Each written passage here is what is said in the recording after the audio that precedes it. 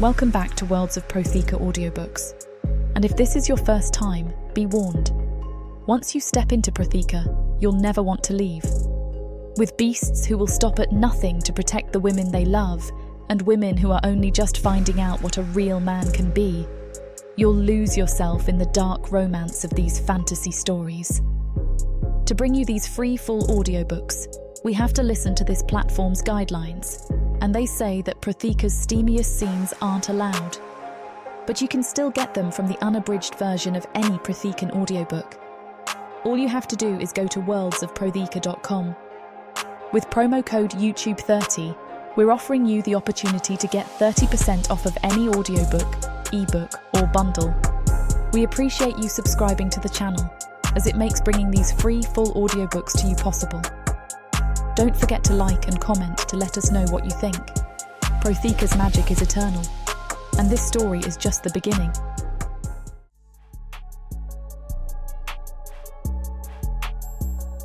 Chapter 11. Lysandra.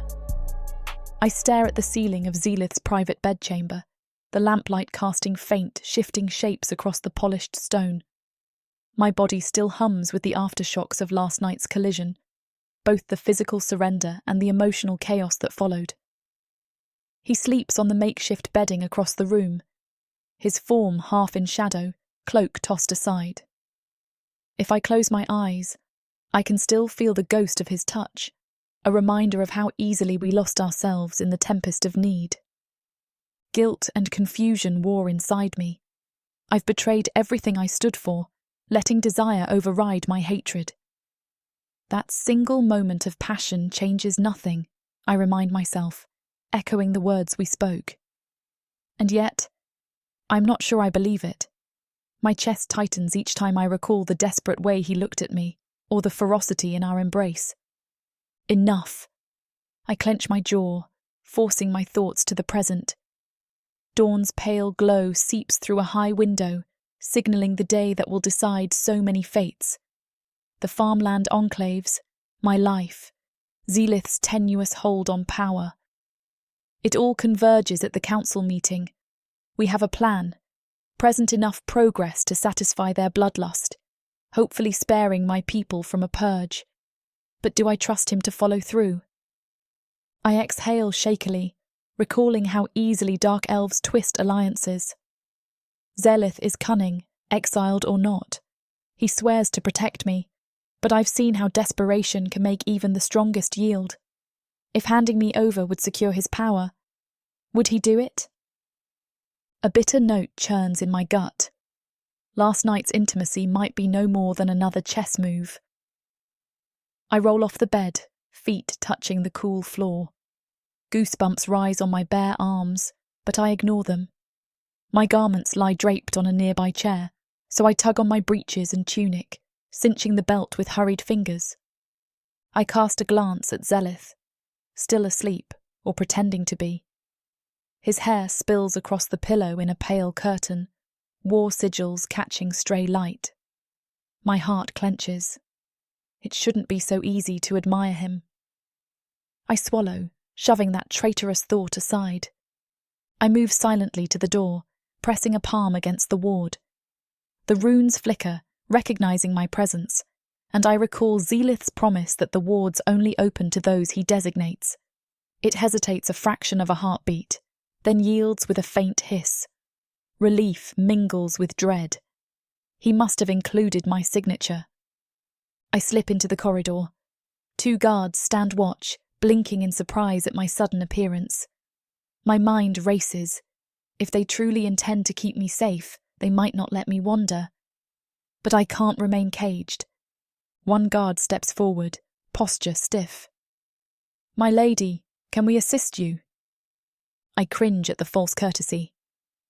"I need air," I say curtly, keeping my chin high. "Zelith told me I'm free to walk about, so long as I remain within the warded halls. Are you going to stop me?" He exchanges a wary look with his partner. Of course not. Just keep within the fortress interior. The prince's orders are for your protection." I nod, forcing a faint sneer. "I'll be quick." They stand aside, letting me pass. Fools. They suspect no immediate betrayal. Guilt stings, but I push forward. I have to confirm for myself whether Zelith is truly on my side or just leading me to the slaughter. I move through a series of hallways, following the route we once took to the fortress library. My pulse hammers. If I can slip out of the warded zones, maybe I can find a vantage that overlooks the farmland or locate a messenger route to contact any rebel allies who might be hiding near the city.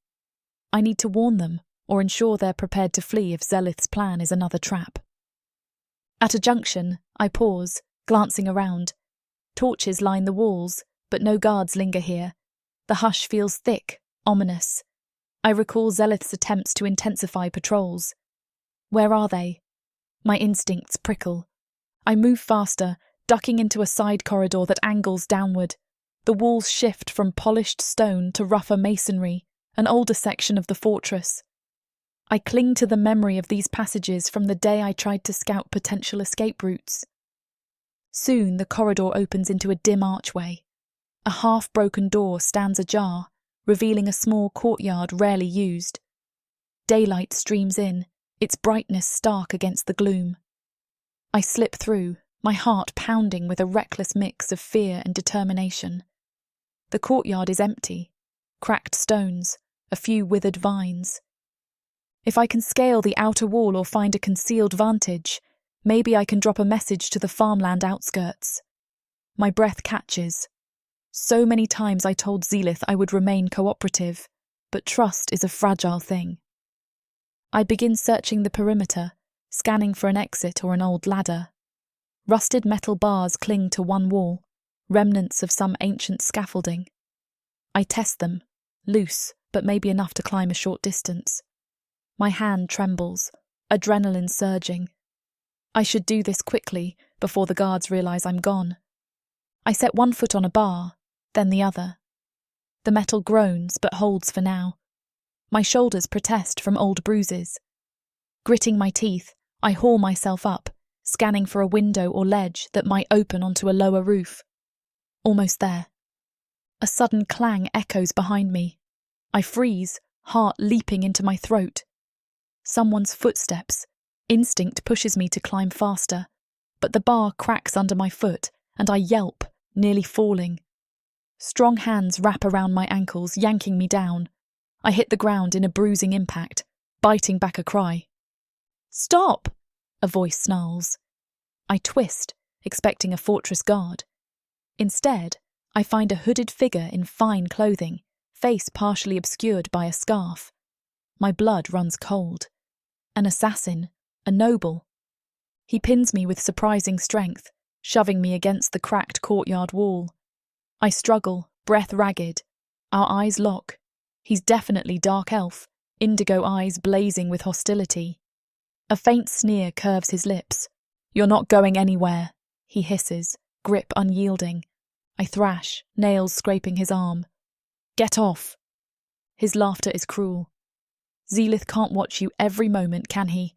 The council grows impatient, dear Lysandra." Terror spikes. This must be the assassin or agent of those nobles who want me dead. My heartbeat pounds in my ears, but I try to gather my wits. Siren blood. Could I enthrall him? But my voice is shaky, and panic closes my throat. A swirl of footsteps approaches. More figures rush into the courtyard, 3 or 4. I can't fight them all. My mind whirls. I open my mouth to attempt a forced enthrallment, but a blade slashes near my throat, silent warning. "Don't speak," one of them growls. "We know about your rumoured illusions." Fear stabs deeper. They know. My voice could be my weapon, but they're prepared to silence me. The first man who pinned me tears a strip of cloth from his cloak, forcing it against my mouth, muffling any potential enthrallment. I thrash wildly, but they yank my arms behind me with brutal efficiency. "We'll deliver her ourselves," someone mutters. "The council can claim the credit, or we can present her to them for a reward." I struggle to breathe around the gag, mind screaming. Zelith. We parted on tense terms, but he has no idea I left the warded halls. They drag me across the courtyard, heading for a half-collapsed gate. My eyes dart around, searching for any opening. If I let them haul me outside the fortress, I might never see daylight again. No, I have to fight. I jerk my torso, forcing a stumble that sends me crashing into one of the men. He curses, losing his grip momentarily. I manage to yank an arm free, hurling an elbow into his ribs. He snarls, blade flashing. Before he can slash me, the gate behind us explodes with motion. A swirl of black cloak, silver hair, Zelith. He moves like a storm, daggers drawn. I freeze, relief warring with shock. How did he find me so fast? His face is a mask of rage, war sigils gleaming under the morning light. The men turn to face him, brandishing weapons, but Zelith is faster. A slash of steel, a spray of blood. One goes down with a strangled cry. The man restraining me tries to pivot, hauling me as a shield, but Zelith meets him with lethal grace. Their blades clash in a burst of sparks. I stumble free, wincing at the raw burn around my wrists. Another attacker tries to seize me, but Zelith knocks him aside. The courtyard erupts in a frenzy of steel and curses. This is a full-blown fight. Breath ragged, I tear the gag from my mouth. For a second, I consider enthralling them, but Zelith's a blur of lethal motion. He doesn't need illusions. He's every inch the warrior prince. The men fall back, outnumbered by the sudden arrival of fortress guards who flood in behind Zelith. A ring of drawn weapons surrounds the would-be assassins. Swords clang one more time. Then 2 assassins drop to their knees, surrendering. The third lies motionless. The fourth, pinned by a soldier, spits curses. I sag against the wall, adrenaline crashing, every muscle trembling. Zelith spins, searching the courtyard. When his gaze lands on me, his expression twists with fury and something akin to betrayal. "What were you thinking?" he demands, voice raw. He strides over, grabbing my shoulders. "Why the hells did you leave the warded corridors?" My eyes burn with unshed tears. I needed to see if I could contact someone, gather my own intel. I didn't trust. He presses a hand to my mouth, silencing me. I realise the guards are watching. My cheeks flush. With a muttered incantation, he signals them to handle the captives. Then he all but drags me back through the archway, footsteps echoing in an ominous rhythm. We navigate twisted halls until we reach a private storeroom. He shoves the door open and yanks me inside, wards flaring to life behind us. The space is cramped, piles of supplies stacked around. The musty scent of burlap and dried herbs fills the air. He slams the door, turning on me with eyes blazing. "You risked everything. The council meets in hours, and you nearly got yourself killed." Anger flares in me, fueled by my own guilt. "I had to confirm if I could trust you not to lead me into another cage." My voice quivers. "You keep me locked away, saying it's for my safety, but how can I be sure you aren't planning to hand me over the moment it benefits you?" His expression darkens dangerously. "After everything, you still think I'd do that? I just fought off assassins for you." I laugh bitterly, tears threatening. "Fought them or secured me for your own ends.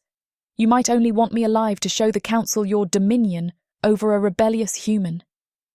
He curses under his breath, stepping closer. "I gave you free access to my domain. Let the wards recognise you. We formed a plan together to spare the farmland. I risk open rebellion with my own people to keep you safe, and you repay me by sneaking away." My throat tightens. I see the flicker of genuine hurt beneath his anger, and it pierces me. But fear and pride surge again. Because I can't rely on your good graces alone. My life, my people's lives, are at stake. He rakes a hand through his silver hair, war sigils stark on his forearms. "Damn it, Lysandra. If you'd succeeded in leaving the fortress or contacting your rebel allies behind my back, the council would clamp down. They'd label you a traitor." I bristle. "I already am a traitor in their eyes." His voice lowers to a rough edge. "You have no idea how close they are to discovering your siren blood, If they see you defying me, they'll start asking questions, pushing for interrogations. One slip, and we're both undone." His words cut deep. I recall the illusions, the enthrallment, the secret we share. He's not just protecting me from an assassin. He's protecting me from the entire dark elf system that hunts sirens. Trembling, I drop my gaze. I couldn't just sit idle. My allies might suspect I've joined you willingly, that I sold them out. If they try to fight back, more blood is spilled. A pained silence descends. He inhales sharply, wrestling with his temper. Finally, he nods, just once. "I understand your desperation, but you must see that running off like this endangers everything we've built." I exhale, tears threatening again. "I'm sorry." It's a whisper, a concession that pains me. "I was reckless." He steps closer, still bristling with anger, but it's tempered by concern. "Yes, you were. That doesn't make me any less furious." I swallow hard, meeting his gaze. "You're furious? I nearly died out there." He flinches as though struck, a raw emotion flickering in his eyes. "Exactly. If I'd arrived a moment later..." He trails off, voice catching. "You'd be gone." My heart twists. For a moment we stand locked in this tension, both breathing fast.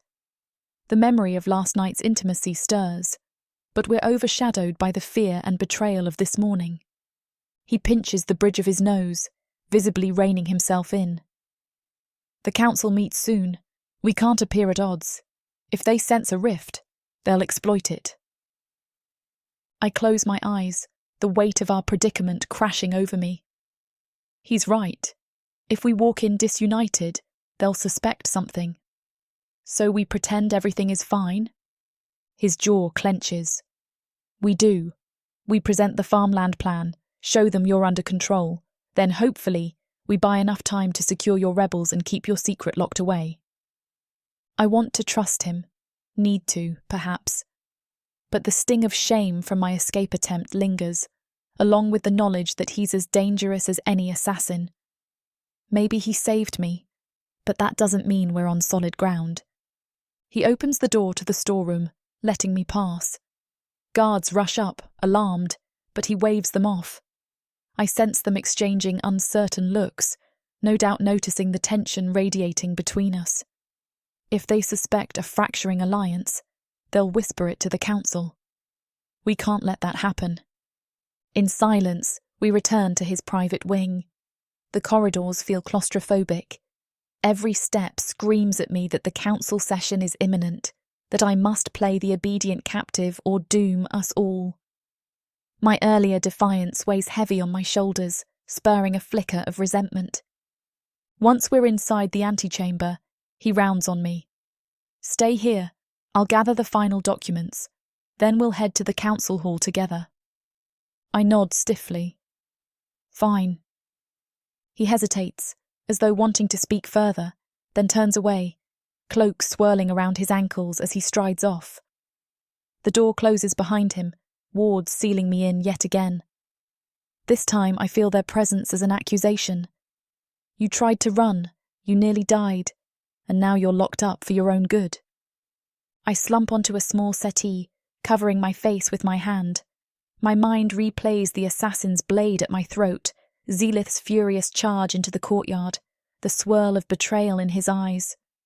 Why does it hurt so much to see him disappointed? Time crawls. Eventually the door opens. He re-enters, expression composed but distant, documents clutched under one arm. It's time. I rise, swallowing a surge of dread. "All right, I'll follow your lead." He nods, but the warmth from last night is gone. We step into the corridor where a contingent of guards awaits. They form a protective ring, guiding us through the fortress's winding passages. My heart pounds. If we fail, I'll be handed over or executed.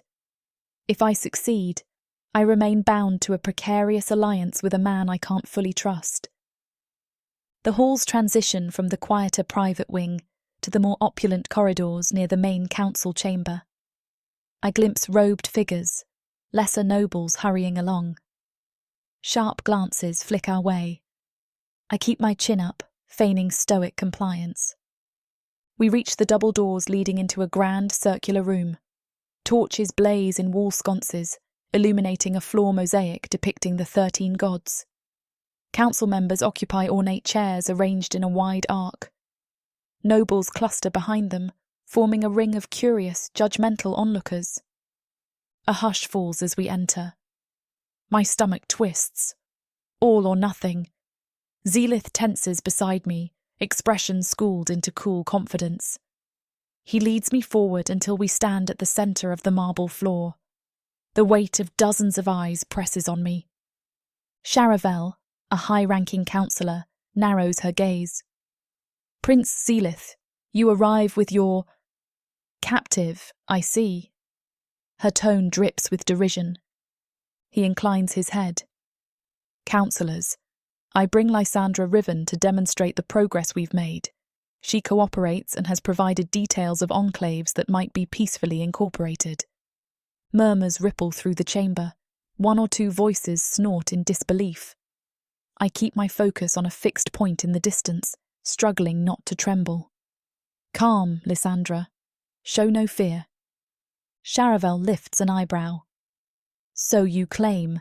We demand specifics, evidence that your lenience is not foolish. Speak, rebel, if you indeed have turned from your misguided cause. A flicker of anger stirs, but I recall the plan. Act subdued.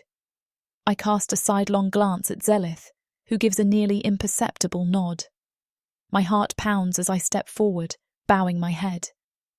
I have seen the folly of open revolt, I say, forcing a subdued tone. I've offered Prince Zelith the names of certain enclaves willing to lay down arms, if guaranteed improved conditions. Charavel's lips curl. Improved conditions? You overreach, human. Better to accept your place than bargain. My jaw tightens. We do not bargain, we only hope to avoid unnecessary bloodshed. Lord Calthos, another council member, interjects, scanning the documents Zealith presents.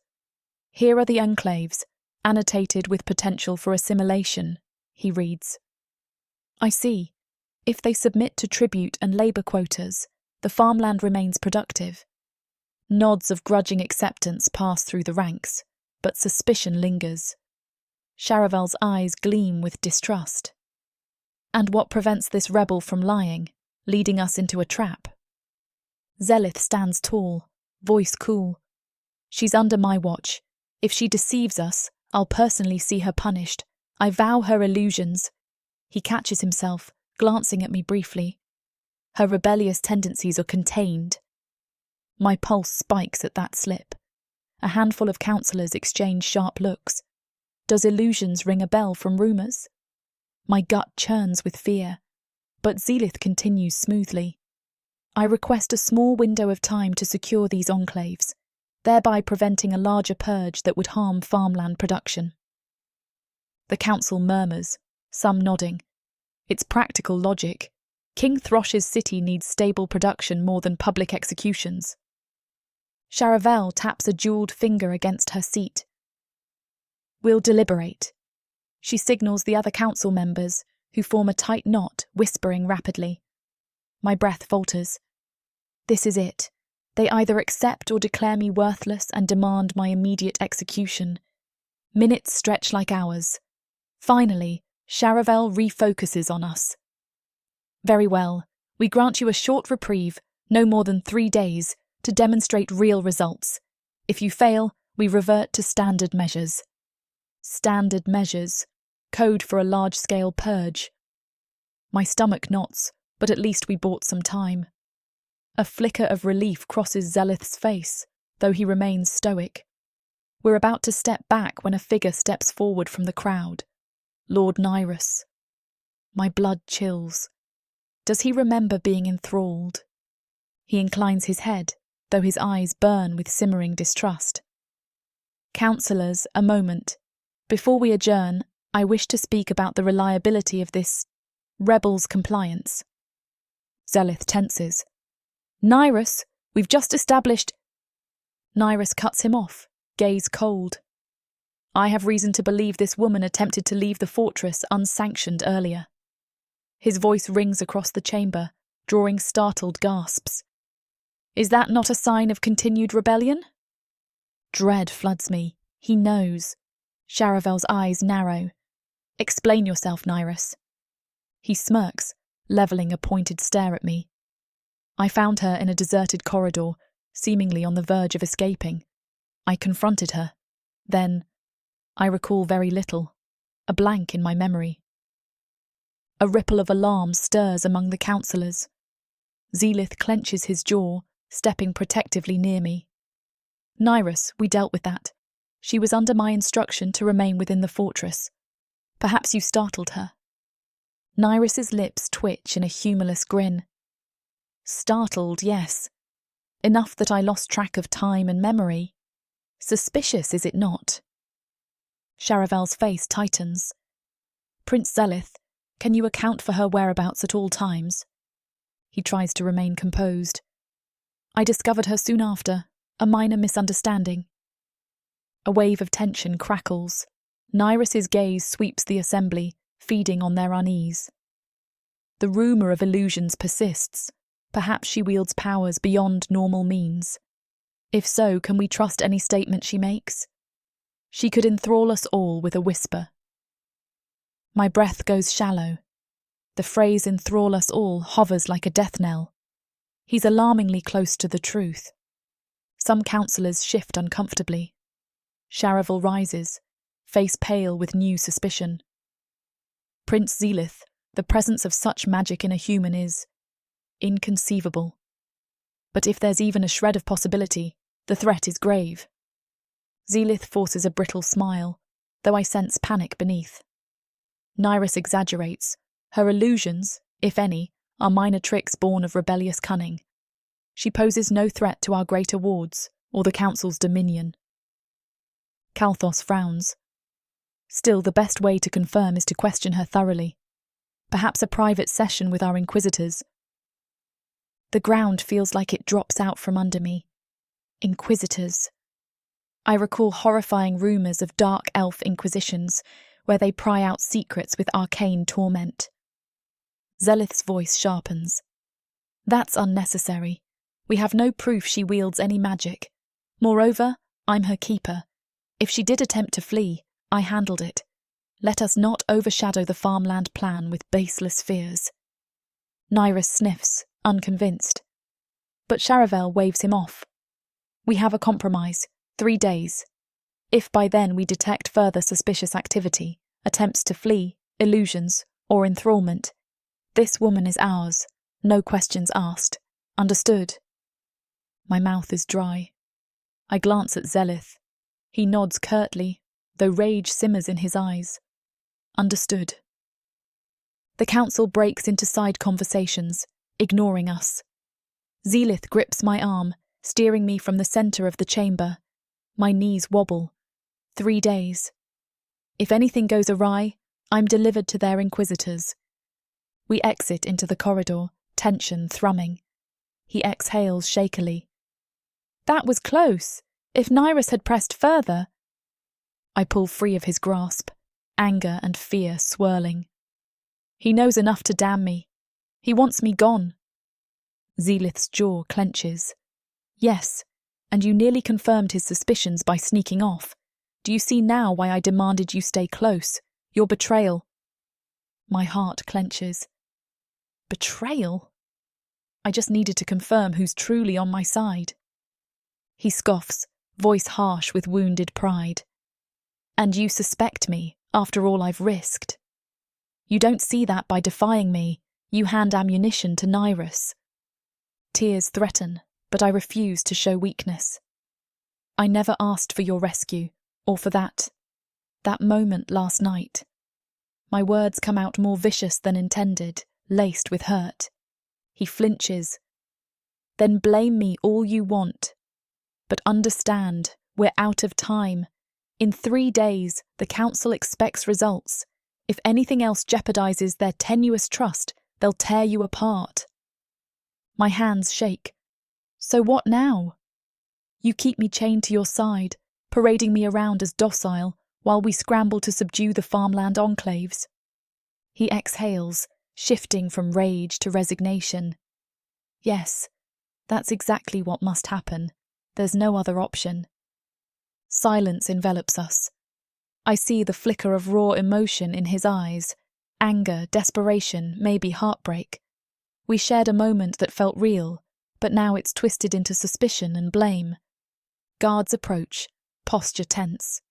One announces that the farmland arrangement is set to begin by tomorrow, requiring Zelith's direct oversight. He nods, ordering them to start mobilizing. Then he looks at me with a weary expression. Come on, let's return to my wing. I want to scream that he can't confine me again. But a part of me knows it might be the only safe place. My attempt to leave ended with an assassin's blade at my throat. And now the council practically wants me gagged. We walk in taut silence, passing lords and courtiers who eye us warily. My chest feels hollow. All is lost. The fragile bond we forged, through that desperate intimacy, seems shattered. He views my attempt to leave as a betrayal. I see his iron grip as a threat to my freedom.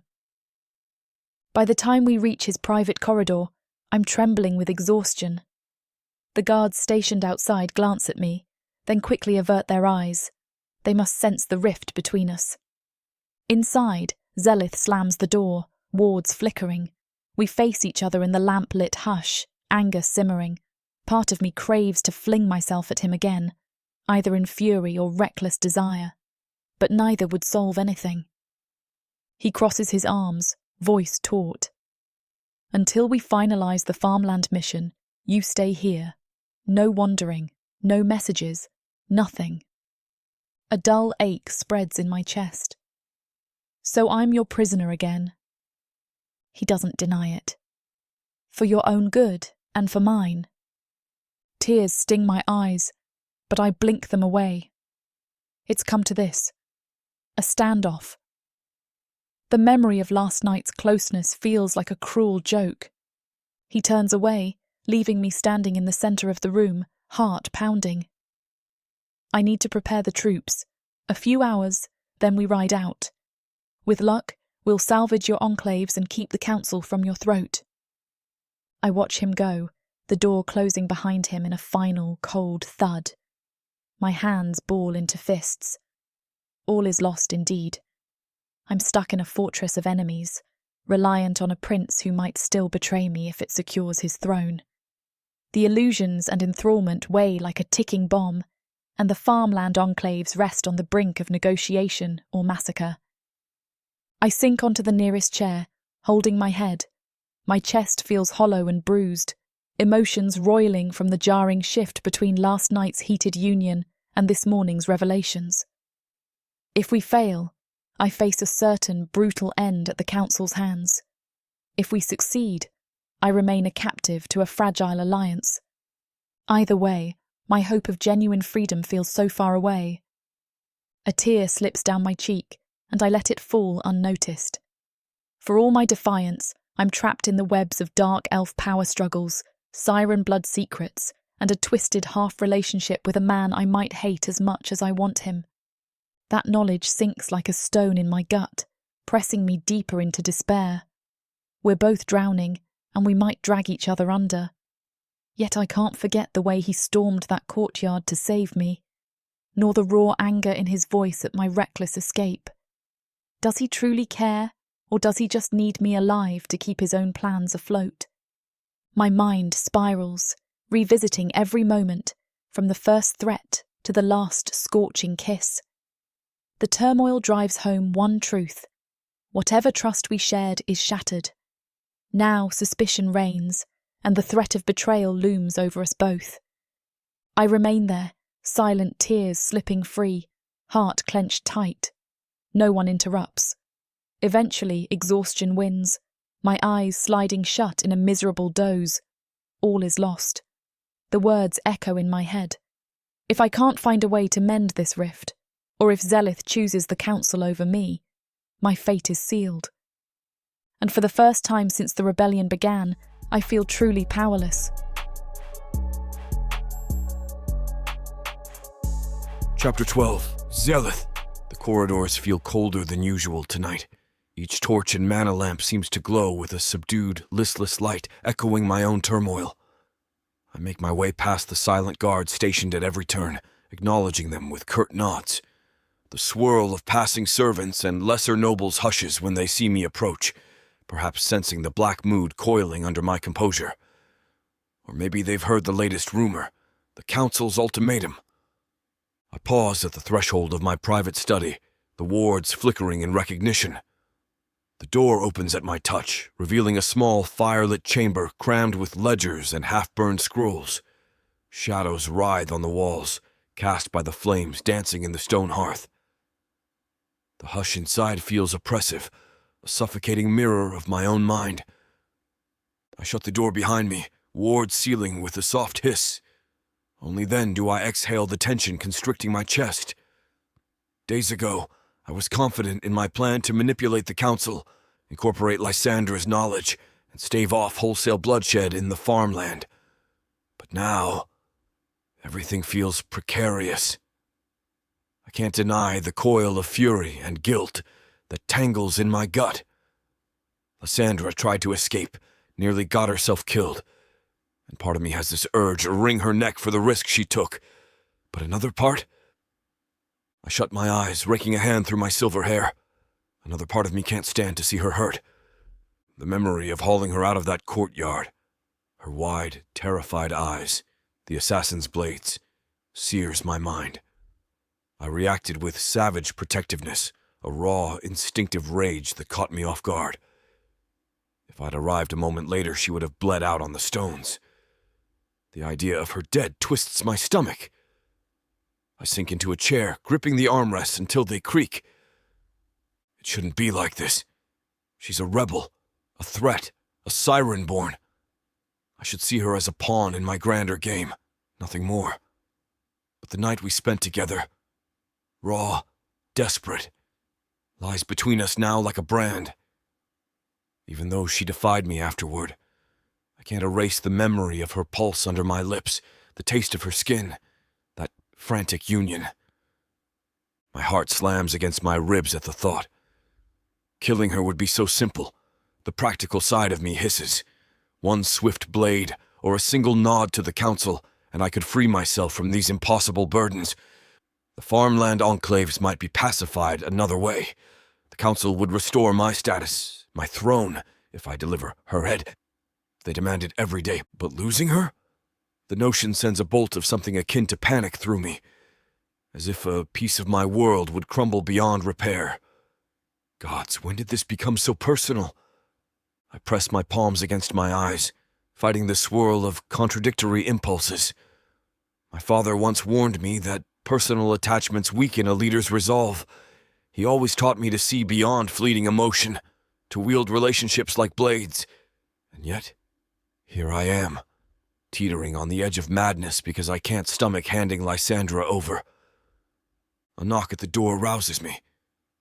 "Enter," I say sharply, schooling my face into neutrality. Razian steps in, bowing low.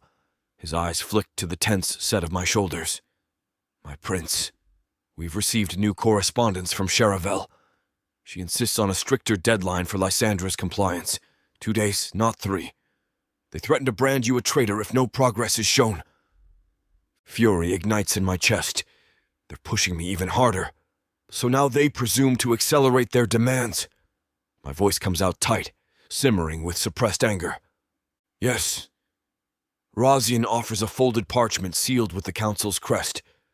They mention conflict near the farmland enclaves, minor skirmishes. They blame Lysandra for inciting it. I snap open the parchment, skimming the neat lines of acidic prose. Indeed, Charavel declares that Lysandra's presence in the fortress is undermining the council's authority, fueling rebellious hope. The final lines threaten open war with my supporters if I fail to produce Lysandra for execution or mind-breaking interrogation. My teeth grind. They want her head on a pike, and they want it soon. Reason nods grimly. Yes, my prince. They also mention that any illusions or enthrallments used by Lysandra will be grounds for immediate condemnation. A cold sweat dots my brow. If the council uncovers her siren blood, they'll do worse than kill her. They'll likely dissect every last nuance of her power, leaving her a broken husk. I can't allow that. Rosian shifts. What do we do? The farmland enclaves you plan to absorb remain only partially subdued. Lysandra's partial intel wasn't enough to quell them. If the council sees no improvement, they'll act. I rise from my chair, pacing to the hearth. Flames flicker, casting sinuous reflections on the floor. The choice weighs heavier than any I've faced. Deliver Lysandra to the council or defy them and face potential civil war. We continue our attempt to unify the enclaves, I say, voice low. But the council's timeline is impossible. They want results in 2 days, or they brand me a traitor. That would unravel all I've tried to accomplish. Rosian stands silent, tension etched on his features. He served me loyally, but even he must question if I'm prioritizing Lysandra's life over my own ambition. Any sign of further assassin activity? I ask, changing topics abruptly. He shakes his head. Nothing conclusive. But the men we captured remain silent, refusing to name who hired them. Probably members of the lower nobility, orchestrated by Nyrus or another. I suspect there are more in waiting. A bitter laugh escapes me. They see me as compromised, enthralled by a human's wiles. They'd strike the moment they sense a clear chance. Rosian hesitates. If you complied with the council's demand, handing Lysandra over, those assassination attempts would cease. It might restore your position. His words stab like a blade, handing her over. The simplest route. My entire body rebels at the notion. I recall the flash of her eyes, the tremor in her voice, the taste of her. The thought of giving her up to Sharavel's inquisitors makes me feel physically ill. No, I manage, voice tight. I won't do that. He inclines his head, though uncertainty lingers in his eyes. I wave him off, needing solitude. With another bow, he departs, leaving me alone with my roiling thoughts. I lean against the hearth, heat from the flames warming my face but not reaching the chill in my chest. Guilt grips me. I'm responsible for Lysandra's predicament. I claimed her, used her, entangled her in a plan that might never succeed. Now the council demands her death, and she no longer trusts me enough to stay hidden. She tried to flee, nearly died in the attempt. And I can't even blame her. Raising my hand, I stare at the faint lines of old scars across my palm. Scars from my youth, from duels fought to secure my place as a prince. My entire life has been about proving my worth to a court that never truly respected me. Now I stand at a crossroads. If I relinquish Lysandra, I secure my future among them. If I refuse, they'll treat me as a traitor. Could I survive that? Could I gather enough loyalists to wage war on the council? My father's memory haunts me. He was ruthless, never let empathy cloud his decisions. But each time I consider handing Lysandra over, my pulse flares with revulsion. She's siren-born, yes, but also... she's become more to me than a mere captive. Something deeper stirs whenever she's near, a sense of belonging I've never felt with anyone else. The night we shared burned that truth into my bones. How was that possible? I was so sure my interest was shallow curiosity, or lust tinted with danger. But now the thought of her lifeless eyes, her voice silenced, unmoors me. I can't bear to lose her, but I also can't see a path forward that doesn't end in destruction. Agony knots my gut. I slump into the chair again, burying my face in my hands. If I were a simpler man, I'd kill her myself, end this madness. Or if I were purely rebellious, I'd gather an army and tear the council down. But my resources are finite. The farmland enclaves are scattered. And Lysandra's illusions, her enthrallment, can't single-handedly overthrow an entire city's worth of dark elf might. I hear a rustle at the door. "Stay out," I snap, not in the mood for more company. The wards must have recognized someone. A hesitant voice replies, "Zelith?" It's Irorin. Her footsteps hush across the threshold. She's one of the few who can pass the wards, having served as a lesser noble in my retinue. I don't bother sitting up. "What is it, Irorin?" She moves closer, the swish of robes audible. I won't intrude long, but the council's ultimatum spreads through the halls. They say you have 2 days to produce Lysandra's head or face open censure. "I know," I grumble, lifting my face from my hands. She hesitates, eyes flicking over my drawn expression. "I see the toll this takes on you, my prince. If you want my counsel, now's the time." A muscle twitches in my jaw. I have precious little faith in counsel these days. She dips her head, unwavering. "All the same, consider the bigger picture. You risk civil unrest by defying the council. They hold the majority support. If you become an open traitor, the farmland might crumble and your enemies multiply." My tone turns sharp. "Are you suggesting I deliver Lysandra?" Irorin sighs, shoulders tensing. "I'm suggesting you weigh the cost, Zelith. One woman's life, even if she's special, against the entire city. Is she worth your potential downfall?" Those words slice deep. My chest tightens, recalling how easily I could end this by sacrificing her. Yet an inner voice howls at the mere suggestion. "I refuse," I say softly, "to make that trade." She studies me, eyes narrowing. "Then you must find a new path, perhaps an alternative plan that satisfies the council without killing her. But the farmland operation has stalled. The enclaves aren't unified under your banner yet. Sharavel and Kalthos demand blood."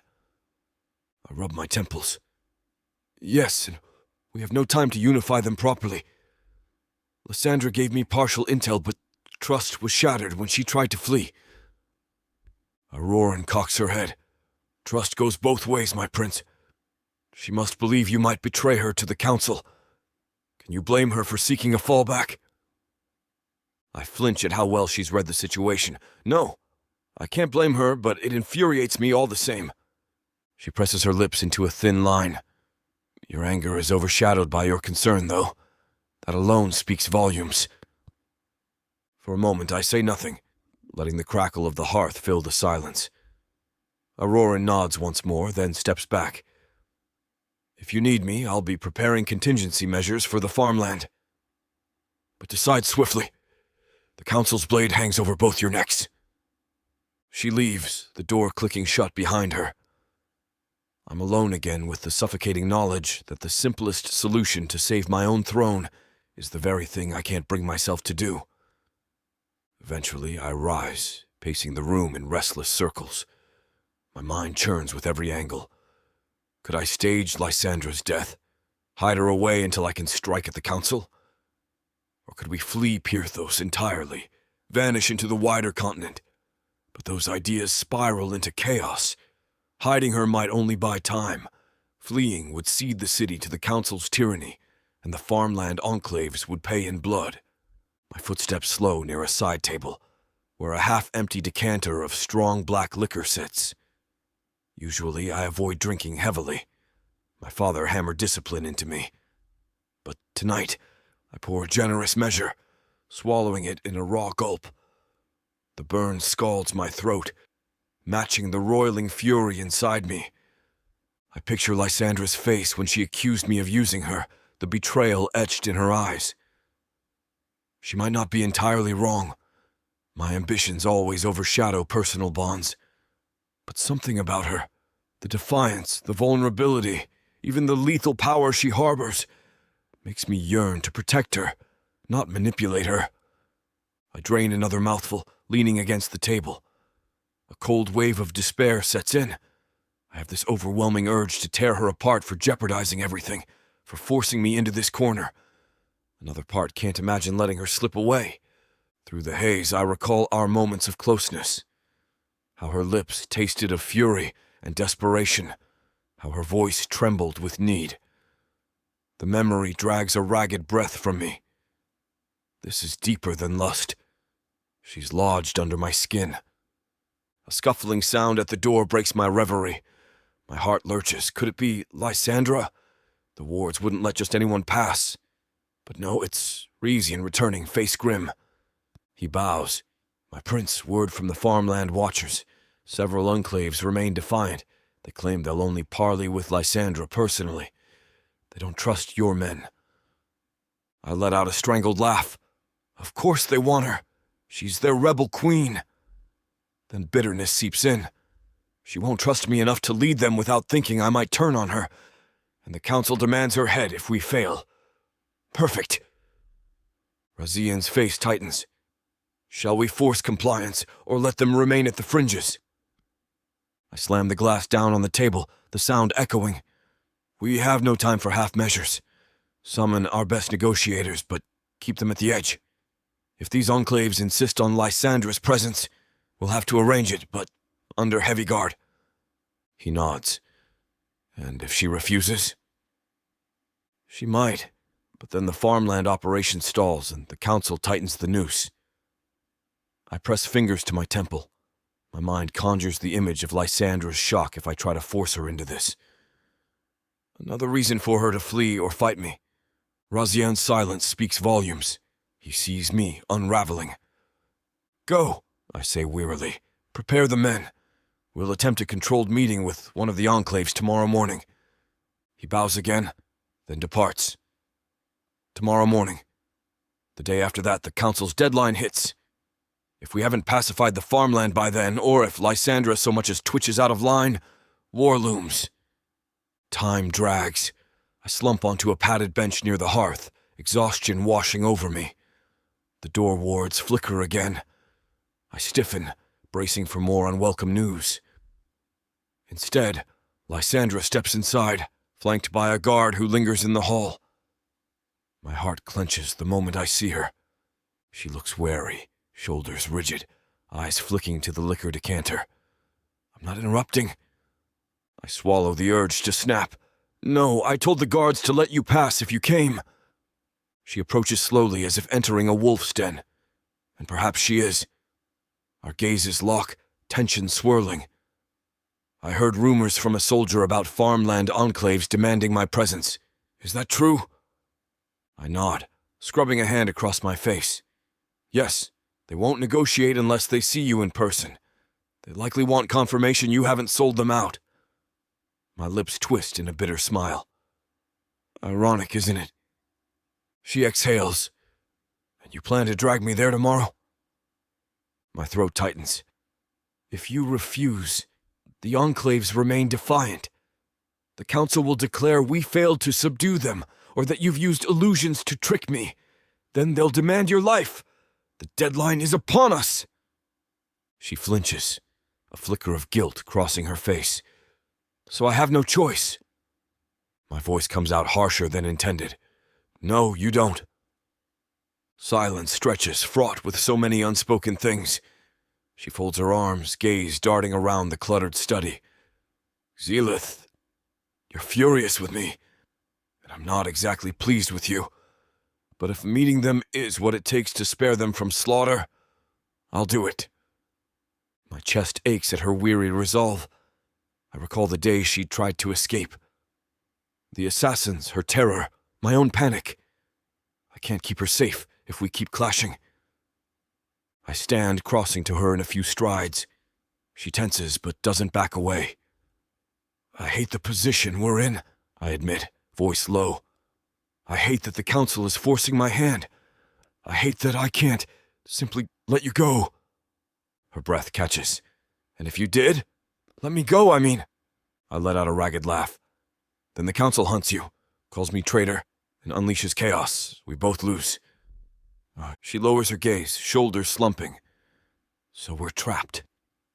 I reach out hesitantly, fingers brushing the side of her arm. The contact sends a faint tremor through me.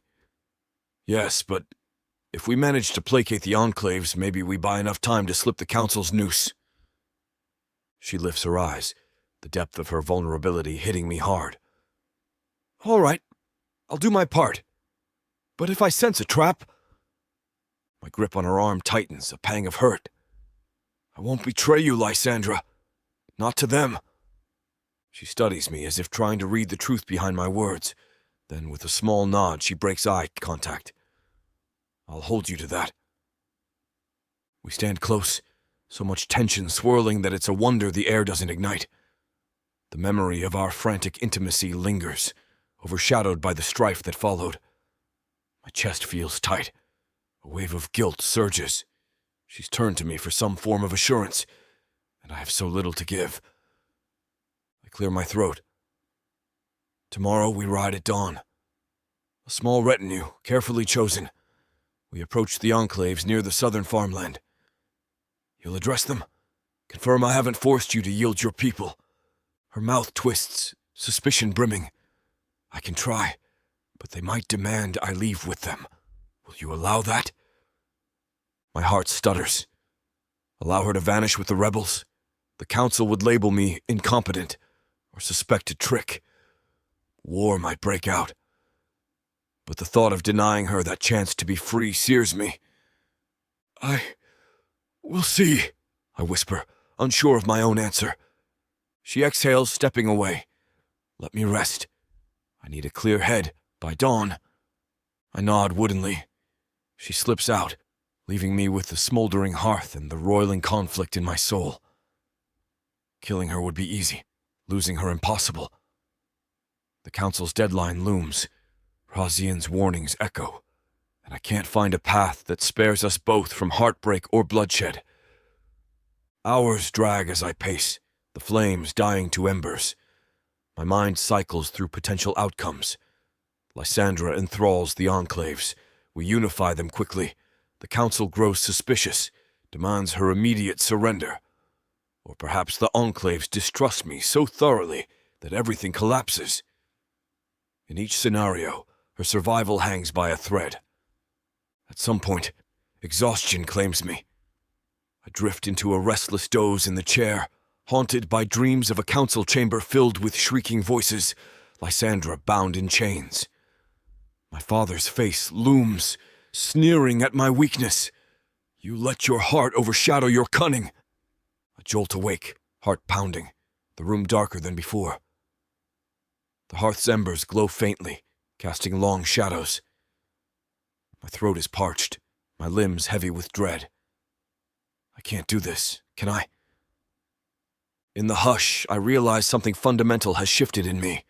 The knowledge of Lysandra's siren blood, her rebellious spirit, her vulnerability. Somehow it's torn down my barriers. I want more than just to wield her as a tool. I want her to stand beside me, forging a path that defies the council's tyranny. And that, ironically, might seal our doom. Sighing, my face sinks in my hands. The weight of guilt, fury, and an impossible longing presses in. This is my dark night of the soul. The moment I realize I've stepped beyond rational ambition into something deeply personal. If the council demands her death, part of me wonders if I'd burn Pirthos to the ground to keep her safe. A quiet knock sounds at the door. My heart lurches. "Enter," I rasp. Auroran peeks in, looking subdued. She glances at my haggard state with concern. "It's nearly dawn, my prince. You said you'd ride to the farmland." I stiffen, forcing myself upright. Dawn already. "Right. Thank you." She hesitates. "I see your turmoil. Whatever happens, I stand with you." A flicker of empathy warms her voice. I offer a curt nod, unable to voice gratitude. She steps out, leaving me alone once more. The time has come to face the farmland enclaves, try to satisfy the council's demands. Lysandra will accompany me. We'll walk a razor's edge. Any misstep, and the council's deadline becomes my condemnation. As I rise, the half-empty liquor decanter catches my eye. For a moment, I consider drowning my fear in another swallow. Yet I force the feeling down. I need a clear mind. My fingers brush the hilt of a dagger sheathed at my belt. Killing her is easy, losing her impossible. The refrain repeats. A bitter chuckle escapes me. I can't decide which path is more dangerous. Swallowing the knot in my throat, I steel myself. No more hesitation. If I must defy the council to spare Lysandra, so be it. I'll gather what allies remain, fight if necessary. The alternative, delivering her head on a silver platter, is unthinkable.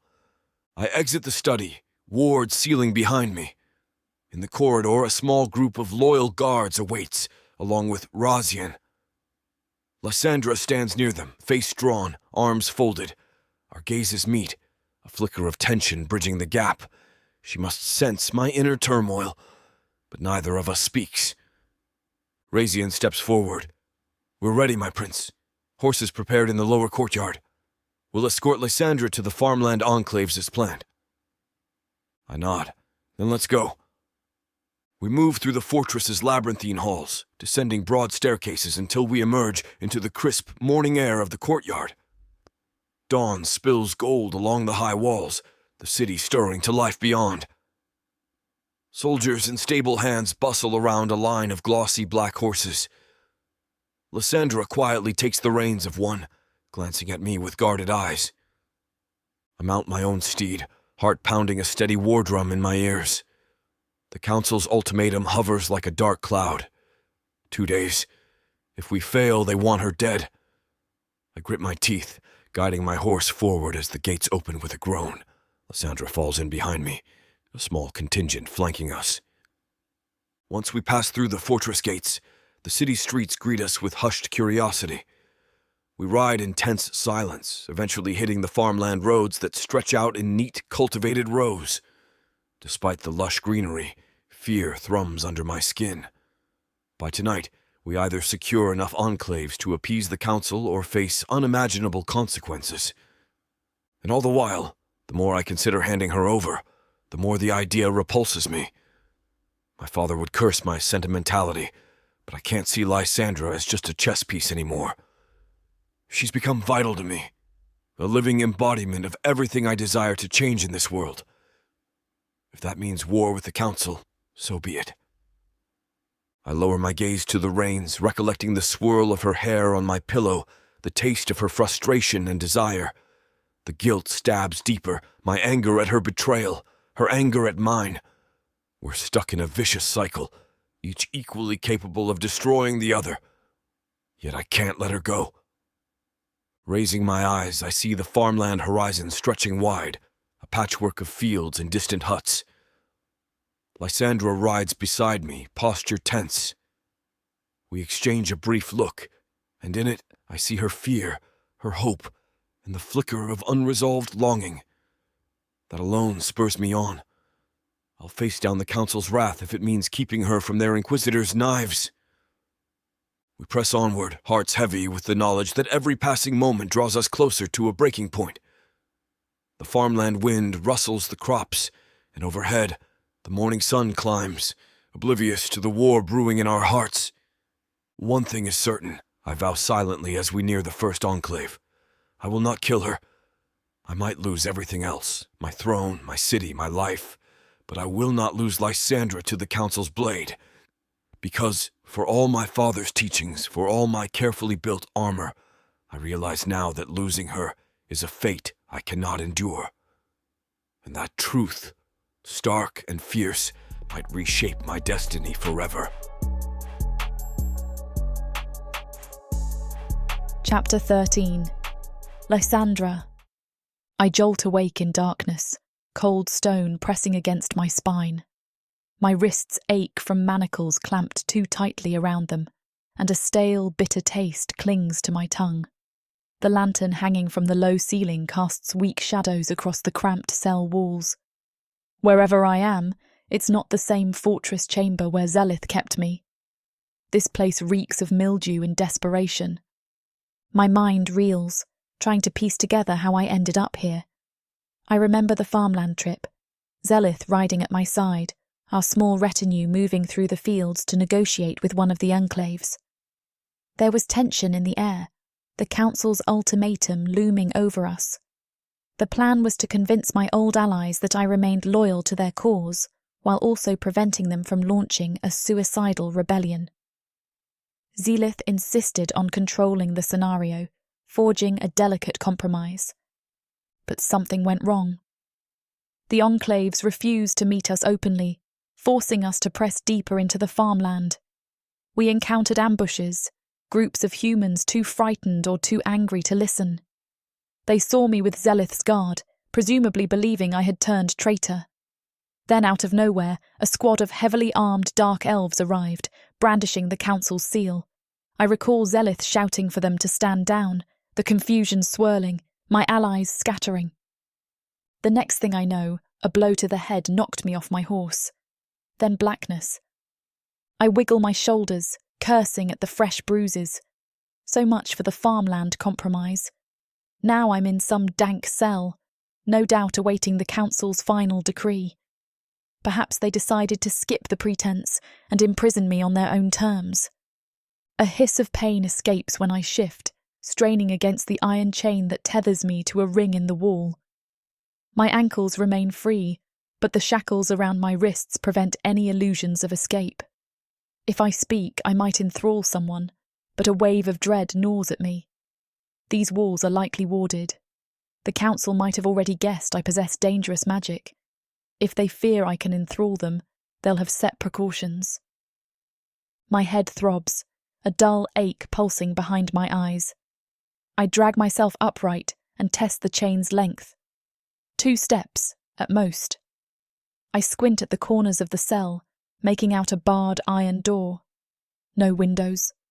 Only a single lantern flickers overhead, the flames sputtering in stale air. Perfect for an interrogation. A swirl of raw anger gathers in my chest. Where is Zelith? The last I saw, he was trying to defuse the standoff. Did the council's forces overpower him? Did he let them drag me away, deciding it wasn't worth the fight? Or is he bound somewhere else, forced to watch? The questions stab like a blade. I slump against the wall, the cold seeping into my bones. If Zelith truly has cast me aside, then all is lost. The farmland enclaves will revolt or be slaughtered. The council gains its prize, my head on a pike. He said he wouldn't betray me. But I recall the doubt in his eyes, the tension that's plagued us since my escape attempt. Maybe he weighed his throne against me and chose the simpler path. My fists clench. I won't die passively. If Zelith doesn't come, I'll make a final stand. I can enthrall guards or orchestrate a desperate rescue. My illusions are unreliable, but my siren voice might unravel their minds, at least enough to carve a path out of here. I exhale shakily, pressing my forehead to the rough stone. The risk is massive. If I enthrall the wrong person, the entire fortress might realise I'm siren-born. That could trigger an even more vicious crackdown on humans. But time's up. I can feel it in my pulse. The council gave Zelith a deadline, and I must assume it's nearly here. If I wait meekly, I'll end up on the execution block or in an inquisitor's chamber. Outside, footsteps echo, jolting me from dark thoughts. I lift my head. The door's hinges screech, and I squint against the sudden influx of brighter torchlight. A guard steps inside, a tall dark elf in plain leathers, face hard as granite. Another guard waits behind him, crossbow levelled at me. They're not taking chances. "On your feet!" the first guard orders, voice rough. I manage a derisive laugh, rattling the chain at my wrists. Bit difficult, but I'll try. He scowls. With a snap of his fingers, he yanks a key from his belt and moves closer, crossbow guard covering him. I weigh the odds of enthralling them both. My heart thunders, but the memory of Zelith's warnings rings in my head. Illusions might be warded against, and if I fail, they'll shoot me where I stand. The guard unlocks the chain from the wall but leaves the manacles on my wrists. He pulls me upright, grip bruising my arm. "Don't struggle," he growls. "We've orders to bring you before Lord Calthos." I swallow. So they've chosen my fate.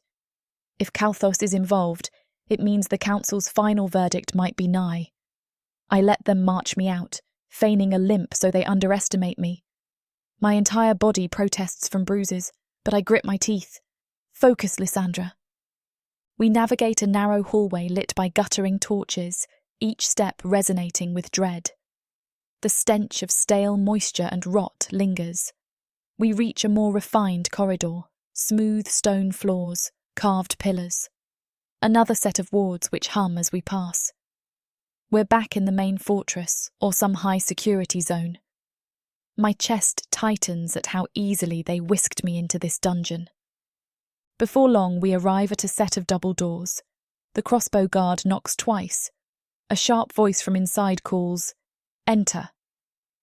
The door opens to reveal a small, opulent receiving room. Velvet drapes frame high windows, a table in the centre bearing decanters of wine. 2 dark elves stand near it, tension etched into their postures. One is Lord Calthos, dressed in regal finery, hawk-like gaze flicking over me. The other is Nyrus, my old tormentor, the one I enthralled. A flash of cold fear runs through me.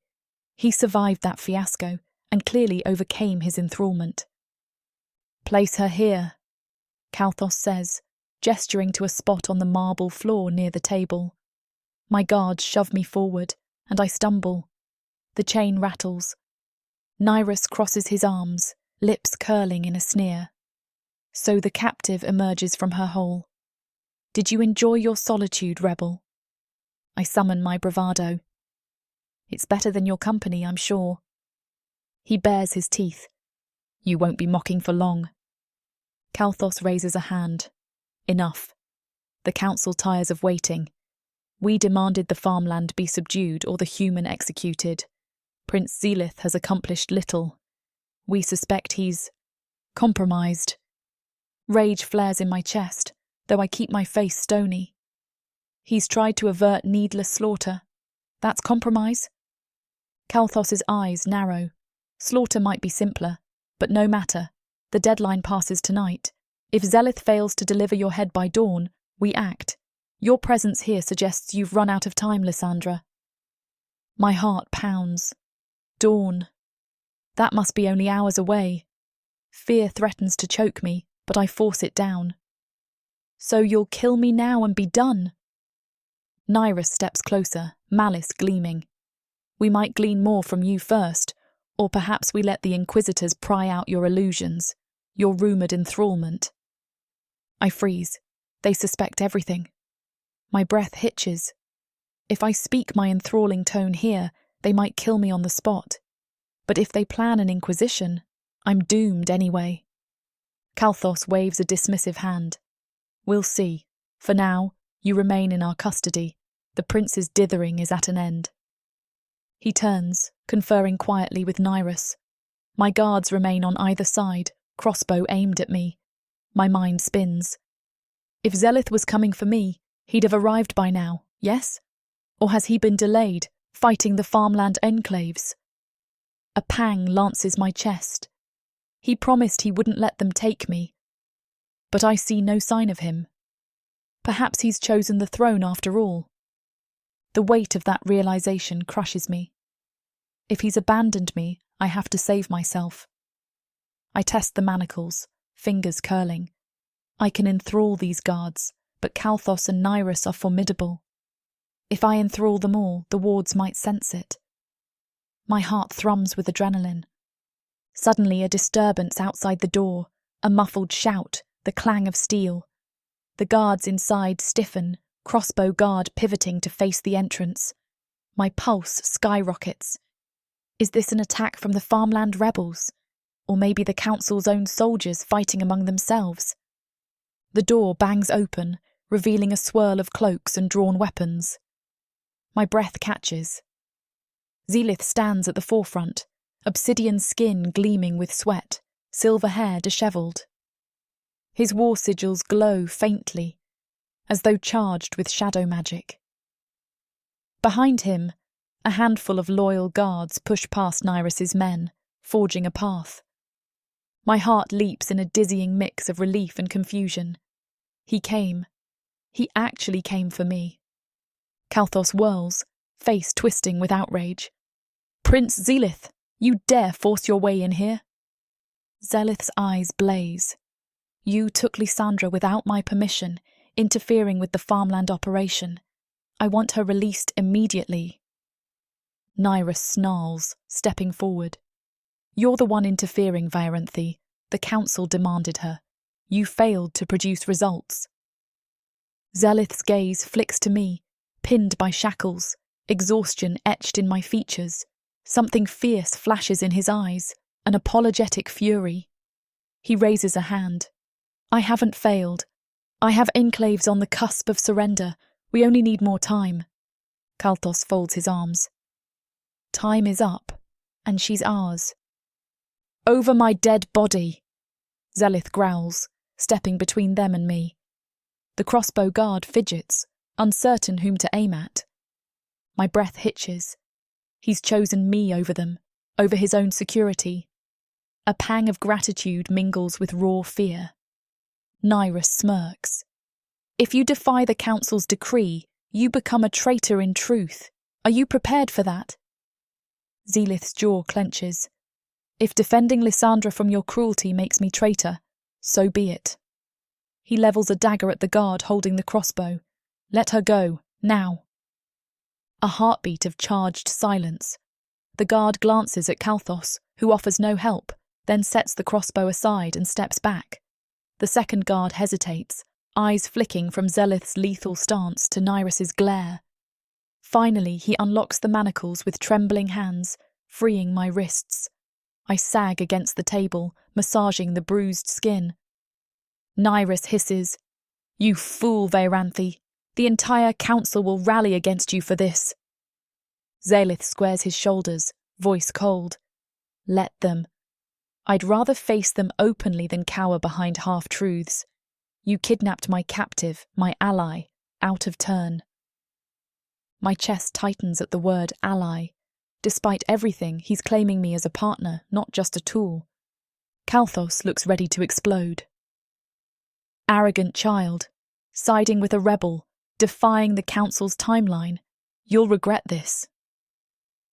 Zelith doesn't reply, but his posture bristles with unyielding resolve. I glance at him, emotion clogging my throat. He truly came. No half measures, no hidden ploy. He's risking his status, maybe his life. I push away from the table, stepping beside him. My body trembles, but I straighten my spine. "You want to fight, Kalthos, or do you want to let us walk out of here?" My voice remains tight, controlled. If I slip into enthrallment mode, they might all turn on me at once. Nyrus curses, hand inching toward a blade. Kalthos looks prepared to unleash magical wards. Tension crackles, each side coiled for combat. Zelith's men shift behind him, waiting for a signal. My heart pounds. We need to escape before the entire fortress converges. Zelith, reading the same danger, murmurs to me, "Stay close. We'll carve a path out." I nod. Our eyes meet, a silent confirmation that we're in this together now, truly. My chest aches with an odd mixture of relief and longing.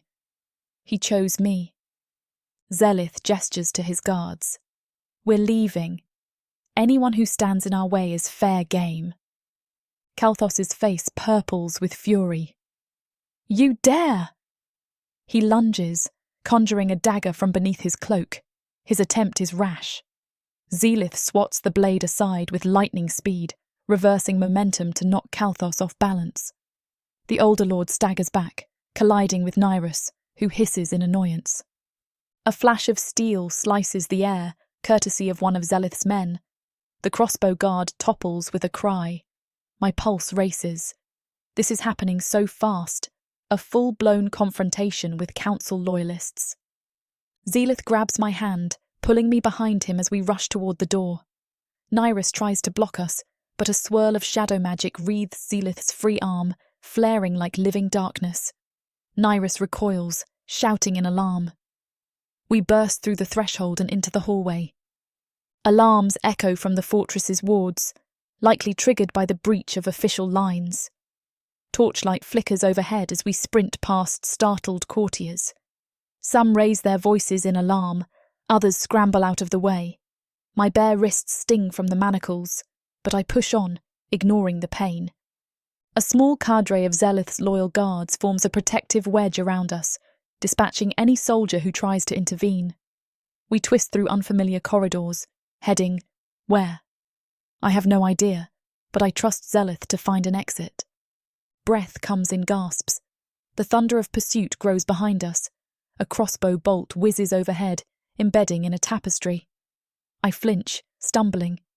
Zelith yanks me upright, determination etched on his face. Not much farther, he mutters. We round a corner, encountering a set of wide double doors. Wards flicker. Zelith mutters an incantation, pressing his hand against the runes. The doors groan open, revealing a side courtyard with stables. The crisp night air hits me, stinging my sweat-damp skin. Night. I must have been unconscious for a day or more. Stable hands gawk as we race in, brandishing weapons. One of Zelith's guards yells, "Make way for the prince!" The stable hands balk, uncertain. Zelith seizes a horse's reins, tossing me up with a swift motion. He mounts another, barking orders for the rest of his men to follow. Hooves clatter on cobblestones as we gallop out of the courtyard, a swirl of yells echoing behind us. My heart pounds, realization dawning that we're truly fleeing the fortress now, forging an alliance that defies the entire council. Zelith is choosing open rebellion. We thunder through the side gate, the wards sputtering in protest. A few crossbow-wielding guards attempt to stop us, but Zelith's loyalists scatter them. Beyond the gate, the city sprawls under starry skies, torches marking major thoroughfares. Shouts ring out as we dash by confused night patrols, hoofbeats echoing in cramped alleys. At last, we break free into the outskirts, the farmland's silhouette rising in the moonlight. Only once we're miles beyond the city walls does Zelith slow the pace, guiding the horses onto a dim side track. My lungs burn, every muscle thrumming with adrenaline. We halt near a copse of twisted trees. The night air hums with insects and distant farm creatures. Zelith dismounts, breath ragged. I slide off my horse, knees shaky. A swirl of conflicting emotions hits me. Disbelief, relief, a wild surge of gratitude. He came. He risked everything. Loyal guards cluster around, equally out of breath. One says, "My prince, we've lost 2 men in the escape." The rest followed the direct route. Zelith closes his eyes, pain flickering across his face. We'll honour them. For now, we must keep moving. I step forward, voice hoarse. "Thank you." The words feel inadequate. "I truly thought you'd abandon me when they took me." His gaze meets mine, silver eyes reflecting the moonlight. "I nearly lost track of you. The council orchestrated that farce in the farmland, capturing you while my men fought. I had to track you through half the fortress." His voice cracks with suppressed anger. "I wasn't sure I'd reach you in time." Emotion surges. My chest tightens, tears threatening. "You still came. Why?" He exhales, stepping closer, ignoring the curious gazes of his guards. "Because I can't let them have you," he admits, low and intense. "Not after everything. Not after this." A flicker of vulnerability shows, referencing the bond we can't deny, our raw alliance, the nights of forced proximity, and that single desperate intimacy. My heart clenches painfully. "But your throne, your status with the council." He shakes his head, features taut with resignation. "I choose you over that wretched seat." The words hang, stunning me. I might lose everything, but I refuse to deliver you to their inquisition. Tremors shake my hands. I stare at him, this proud, calculating dark elf prince who now stands on the brink of betraying his entire system for me. A siren-born human rebel. The weight of it steals my breath. Slowly, I lift a trembling hand, brushing fingertips against his cheek. He leans into the touch, eyes closing briefly. So we run. We gather any loyalists who remain, maybe attempt to unify the farmland enclaves against the council's eventual retaliation. But there's no turning back. A swirl of relief and fear churns in me. So we truly break with them. He nods, stepping so close I feel the warmth of his breath. Yes, Lysandra, after tonight, the council labels me a traitor. We're fugitives in our own land. I release a shaky laugh. I never imagined forging an alliance with a dark elf royal on the run. A wry smile curves his lips. Nor did I imagine risking everything for a rebel siren who set half my fortress ablaze with illusions. Despite the darkness, a flicker of humour threads between us, momentarily easing the tension. Then reality crashes back. We have no home, no formal allies. The farmland enclaves might not accept Zelith, and the council hunts us with lethal determination. One of his guards clears his throat. My prince, we can't linger. If the council dispatches a cavalry, they'll find us. Zelith inclines his head, still holding my gaze. Let's move. He raises his voice to address the group, about a dozen soldiers left. We head south to the deeper farmland. We'll rally those enclaves. If they see Lysandra truly free and allied with me, maybe we can forge a better stand. A murmur of agreement, some uncertain, some resolute. We mount up again. This time, Zelith pulls me onto his horse in front of him, arms bracketing me. My cheeks warm at the closeness, but no one comments. The group rides off, hooves pounding softly on a secluded dirt path that leads away from the city's glow. As the fortress lights vanish behind us, a potent wave of emotion wells in my chest. I'm free of that dungeon, free from the council's immediate grasp. The chain is gone, replaced by the strong circle of Zelith's arms. My head spins with everything we face next. But for now, I let myself savour the relief of this moment. We travel for an hour or more, the farmland unfolding under moonlit fields.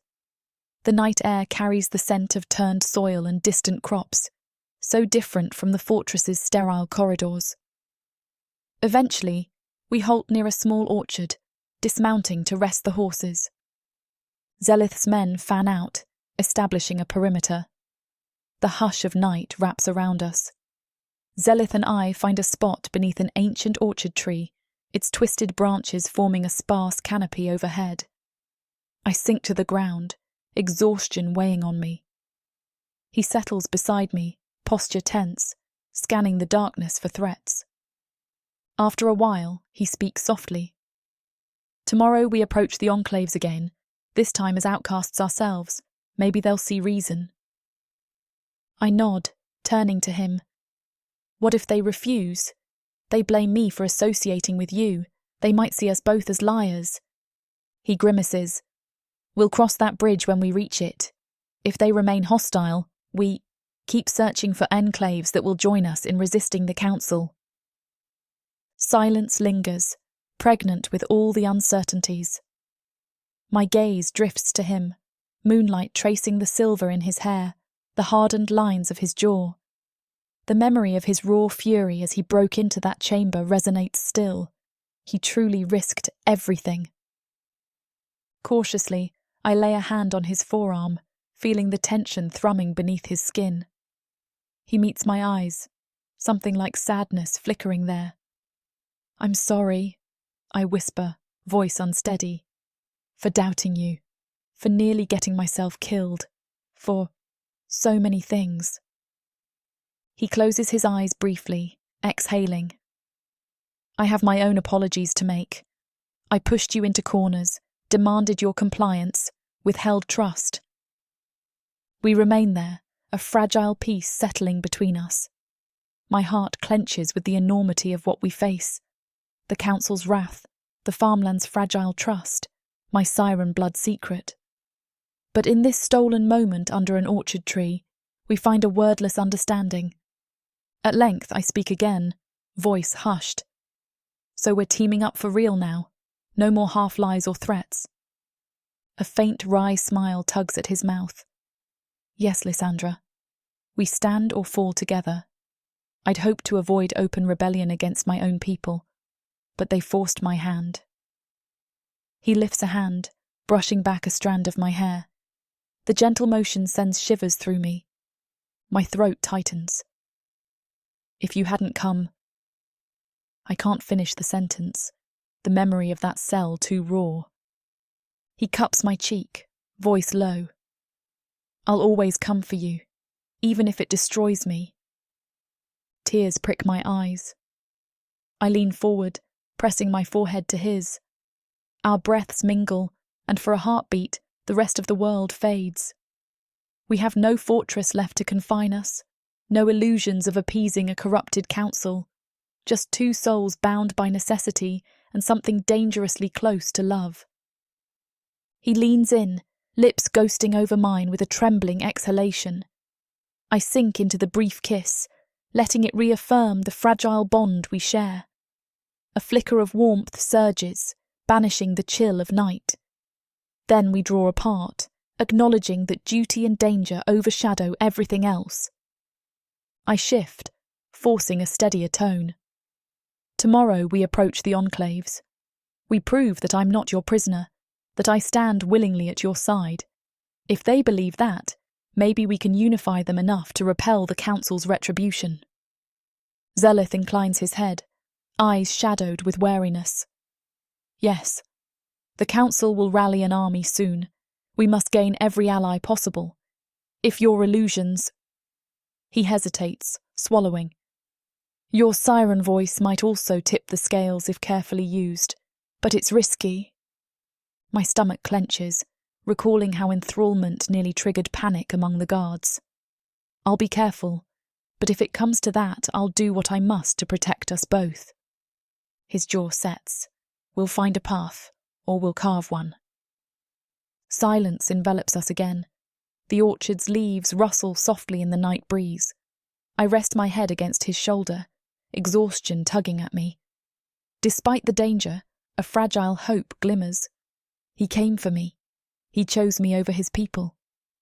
Now we stand on the precipice of forging a new fate. Eventually, he helps me stand, guiding me to where his men set up a makeshift camp. They greet me with guarded respect, some uneasy, some acknowledging my role. We're all outcasts now.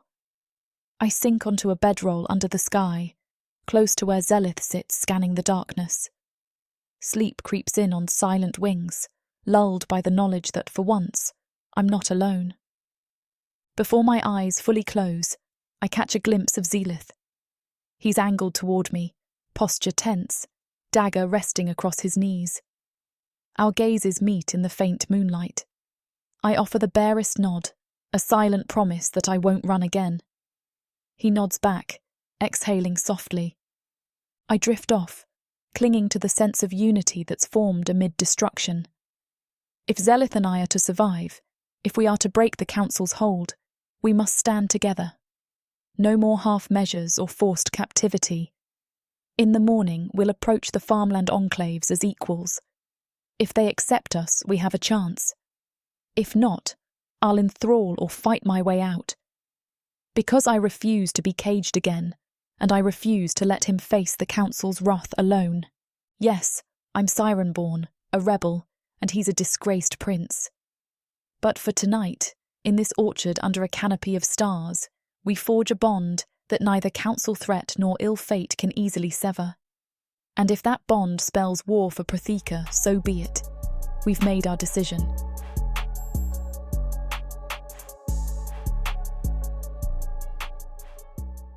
Earth is pretty much a desolate wasteland since the orcs came over from Protheka, and being a woman, the best you can hope is to be someone's property.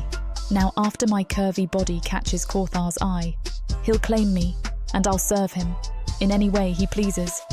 You're mine now. Listen to this story and more. when you get the complete Orc Warriors of Prothika audiobook and ebook bundle. 40 books, 19 audiobooks, 19 ebooks. You even get 1 free novella and 1 free audiobook. All for a shocking 90% off.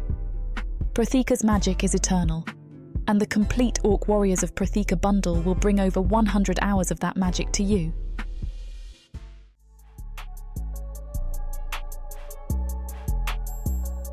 Chapter 14.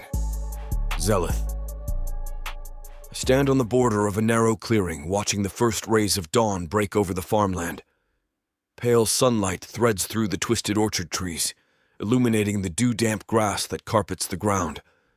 Behind me, a small band of loyal soldiers and a few wary human rebels gather in cautious alliance, nursing wounds and exhaustion after our midnight flight from the fortress.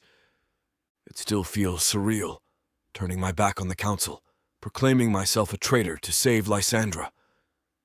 I can sense the tension rippling through both groups. The dark elves in my retinue have always served me, but now they're uncertain, estranged from the fortress they once called home. The humans are likewise uneasy, unsure how much faith to put in a dark elf prince. However many times I've defied my kin, yet in the midst of all that friction we share a singular focus: survival against the council's impending wrath. We can't remain in the open for long. Rumors swirl that the council might dispatch an entire battalion to capture or kill us. We've found temporary refuge in this remote orchard clearing, a vantage point that offers concealment while we plan our next steps. I rake my fingers through my hair, scanning the horizon. A flicker of movement catches my eye.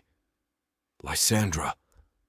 She emerges from the orchard's edge, walking carefully around a broken fence post. My pulse quickens at the sight of her.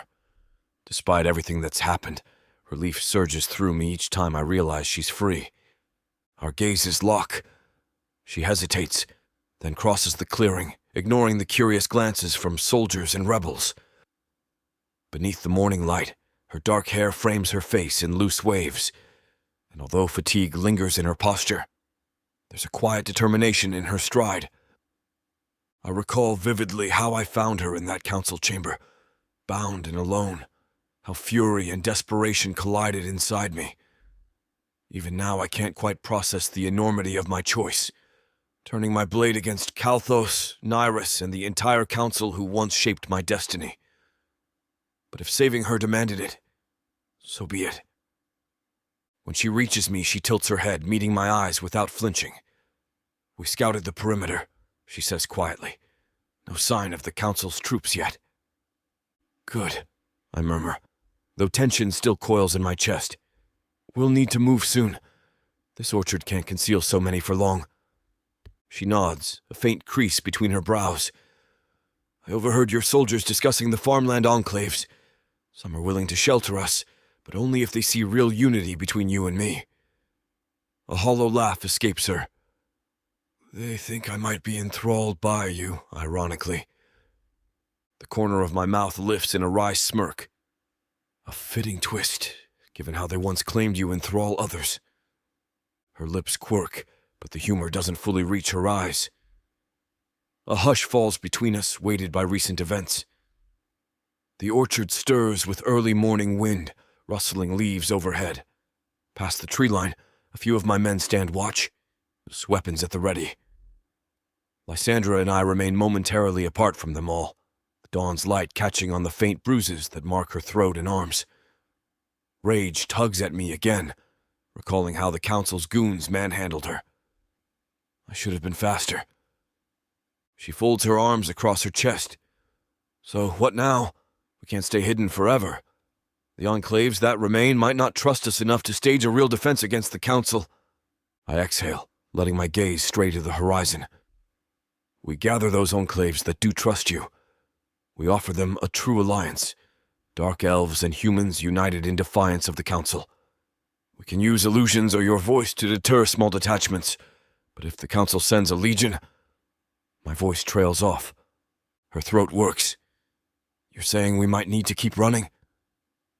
I grimace, the admission searing me. "Possibly, unless we muster enough force to hold a position. but our numbers are pitiful right now. She studies me, then lifts her chin, stepping closer. You risked everything for me, she says quietly. I've spent so long doubting you, thinking you'd hand me over if it benefited you. But you didn't. A pang resonates in my chest. I couldn't, I admit, voice low. Not after.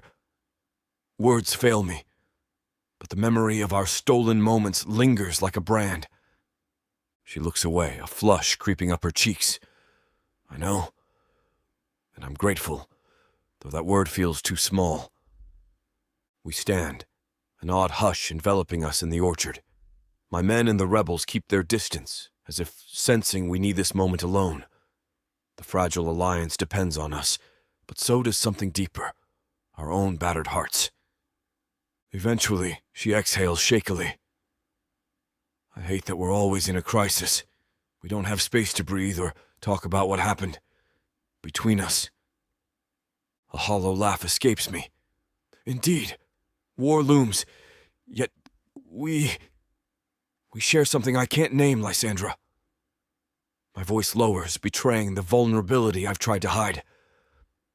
You vex me like no other. You push me to the brink of madness, yet I can't imagine letting you go. Her eyes glimmer, tension layering her posture. She swallows, glancing around at the orchard's sunlit edges. We need to finalize a plan soon, but maybe... She hesitates, as if summoning courage. We can talk somewhere more private? Just for a moment? Relief mingles with yearning in my chest. I nod, gesturing for one of my guards to keep watch and to ensure no immediate threats close in. Then I guide Lysandra behind a dense cluster of orchard trees, away from prying gazes. The hush deepens, the morning breeze rustling overhead.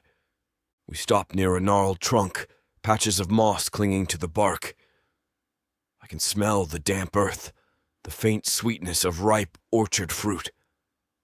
She shifts, arms tense at her sides, as if uncertain how to begin. It's been madness, she finally says, voice trembling slightly. And we haven't had a chance to... I step forward, unable to contain the surge of emotion any longer. My hand lifts to gently brush a lock of hair from her face.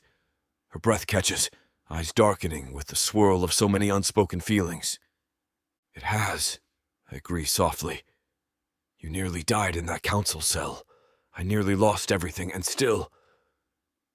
She exhales, shoulders slumping as though letting down a shield. Her voice is ragged, raw. I can't stop thinking about that night we... gave in? I told myself it meant nothing, that we were just desperate. But now... My heart thuds, remembering the frantic heat, the anger and need that bound us together. My thumb grazes her jaw, and she leans into the touch, half-lighted eyes betraying the flicker of longing. It feels like a lifetime since we shared that closeness. She bites her lip. I don't want to regret it, she whispers. But with everything, your people, my people, the illusions, the council, we barely know how to talk without biting each other's heads off. A soft laugh escapes me. True, but maybe that's who we are, caught between conflict and this unstoppable draw. She shifts closer, the orchard's dappled sunlight casting shifting patterns across her cheeks. I can't resist. I slip my hand in her midsection, pulling her carefully against me. She exhales, pressing a palm to my chest. The tension melts into an aching tenderness that floods my veins. Zylith, she murmurs, voice trembling. If we do this again, I need to know it's real. My chest tightens. It is. Despite the madness, it's the only thing that feels real right now. A shiver runs through her. Then she surges up on her toes, lips finding mine with a desperate urgency. A groan tears from my throat. Her fingers curl into my hair, breath mingling with mine as we taste each other's frustration and relief. The orchard fades, replaced by the pounding of our hearts. I back her against the broad trunk of the tree, mindful of the bruises that still mark her body. Our mouths meld hungrily, releasing the pent-up tension coiled in us for days. She kisses me as though I'm her lifeline, nails scraping lightly over my shoulders. My pulse thunders, responding with a fierce need that overtakes all caution. A ragged moan escapes her when my hand slides down to cup her hip, drawing her flush against me. The closeness reignites memories of that night, how we clung to each other like the world was ending. Maybe it was. Maybe it still is. But right now, here we have one sliver of solace. We break apart momentarily, gasping for air. Her storm-gray eyes burn with an intensity that steals my breath. "I hate that I want this so badly," she whispers, voice trembling with suppressed emotion. "But I can't deny it anymore."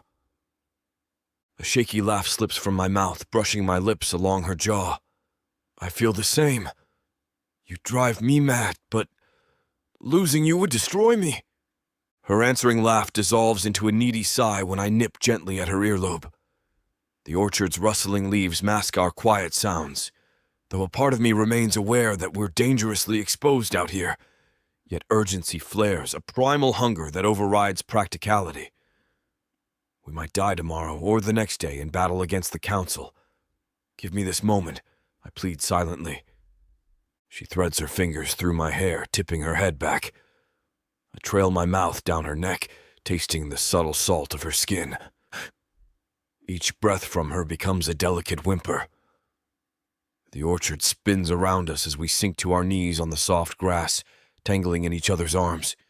Her tunic rides up under my searching hands, revealing bruises and scars that make my chest tighten with both anger and admiration. She's so resilient, so strong. I want to worship every inch of her, to show her that for all the chaos we face, here in my arms she's cherished. As much as Samara and I want to finish what these two characters have started, it looks like this chapter is about to get too hot for this platform to handle. Unfortunately, we have to pause here because their guidelines won't allow us to reveal the spiciest details. They keep bringing you these free audiobooks. We have to follow their rules. But don't worry. You can experience the full, unabridged version over at worldsofprothika.com, where the boundaries of passion and fantasy collide. Use code YouTube30 for 30% off any of our unabridged audiobooks set in the rich and immersive worlds of Prothika. Prothika's magic is eternal. With these scenes, it will be unforgettable. Eventually, I gently ease away, smoothing her hair from her damp forehead. We exchange a shaky laugh tinged with relief. She tugs her tunic back into place, cheeks flushed. My own face burns with the intensity of what we've just shared. This is more than just lust. It's a reaffirmation that we stand as one, beyond the realm of betrayal and doubt. She rests her head on my shoulder, exhaling softly. "We should get back. They'll wonder if a scouting party found us." I nod, pressing a kiss to her temple. "Yes, and we have preparations to finalize. The council won't rest. We can't either." We help each other straighten our rumpled clothing, pulse still unsteady. The orchard's breeze cools the sheen of sweat from my skin. When we're presentable enough, we stand, lingering a moment, hands still joined. A swarm of emotions buzzes in my chest. Fierce protectiveness, a surprising tenderness, and renewed determination. If we survive the battles ahead, it'll be because we forged this unity together. We step from behind the trees, rejoining the clearing. My guards and her rebel allies avert their gazes politely, though I catch a few smirks. Lysandra's cheeks color, but she lifts her chin, resolute. I do the same, ignoring any snide remarks that might come. One of my most trusted soldiers, Takar, approaches with an air of urgency. "My prince," he says, saluting, "we've scouted further south. There's a sizable farmland enclave that's agreed to meet with you, under Lysandra's guarantee, but they warn that the council's outriders have been sighted nearby." I exchange a glance with Lysandra. She nods, face smoothing into resolve. We can't let them slip away. If we can rally that enclave, we might form a real base of resistance. I turn to Takar. Then gather everyone. We leave within the hour. If the Council's outriders attempt to intercept us, we'll deal with it. He salutes and hurries off. Lysandra exhales, scanning the orchard. I just hope they trust me enough to stand down. If they see you, a dark elf prince, leading an armed band, they might panic. I thread my fingers through hers, drawing her gaze back to me. We have no choice but to try. Our alliance is the only chance we have. She squeezes my hand, giving me a faint, determined smile. Then let's do it. Within the hour, we mount our horses, some borrowed from farmland stables, others carried over from the fortress escape. Our combined force is a motley crew of a dozen dark elf soldiers loyal to me, plus about half that number of humans who followed Lysandra, or at least trust her enough to see reason. The orchard behind us recedes as we set off under the rising sun. We ride in a tight formation, scanning the horizon for any sign of pursuit. My thoughts drift to the second we shared behind those trees. My body still hums from her touch, a fierce reminder that whatever fate awaits us, we won't face it alone. At midday, we crest a low hill and spot the farmland enclave in the distance, a sprawling cluster of huts and makeshift barricades. Figures pace the perimeter, wary of intruders. Lysandra signals for us to halt a short distance away. She dismounts, calling out to them in a clear, confident voice. "It's me, Lysandra Riven!" The tension in our group spikes, but she stands tall, ignoring the anxious glances from my men. I come with a dark elf prince who's turned against the council. We want a parley. For a heartbeat, I sense the hush of the farmland. Then a single figure emerges from behind the barricade, an older man with a scar across his cheek. He narrows his eyes at Lysandra, then at me. "Riven," he mutters. "We heard rumors you joined them. Sold us out." She shakes her head emphatically. "Never. The council wants me dead. Zealith saved my life. He's an outcast now, same as we are. We've come to unite, not conquer." A murmur ripples through the small crowd behind the barricade. The old man eyes me warily. Prince or not, a dark elf's a dark elf. Why should we trust him? I swallow any offense, focusing on calm. Because the council hates me nearly as much as they hate you, I say, letting a wry note slip into my voice. We stand a better chance together than apart. He spits on the ground, still uncertain. Lysandra steps forward, voice steady. "Please, we don't have time to argue. The council's outriders scour the farmland. They'll crush anyone who defies them. Zealith and I can help you fortify or at least relocate somewhere safer." A flicker of doubt clouds the man's features, but Lysandra's words must resonate. He motions for us to come closer, though his people remain armed, lining the barricade. My men bristle at the hostility, but they keep their weapons sheathed. We enter a tense negotiation. Lysandra does most of the talking, explaining how we escaped the fortress, how the council demands her head, how I stand opposed to them. The enclavers remain torn. Some see me as a cunning viper. Others recall Lysandra's old leadership with respect. Gradually, the tide shifts in our favor when she reveals bruises from captivity and relays how the council nearly executed her. "Why would a dark elf prince risk everything for you?" someone asks, suspicion lacing their tone. Lysandra casts me a sidelong look, cheeks faintly coloring. "Because he believes in a different future," she says quietly. "And, well, we have a personal stake in each other's survival." I meet the enclaver's gazes, letting them see my sincerity. The council's tyranny spares no one. I've learned that the hard way. I won't let them continue this cycle of brutality, not if there's another path. At last the enclave's leader, named Jarin, nods grimly. "We'll consider your proposal. Stay the night, prove you aren't leading a hidden ambush. If all seems true, we'll stand with you."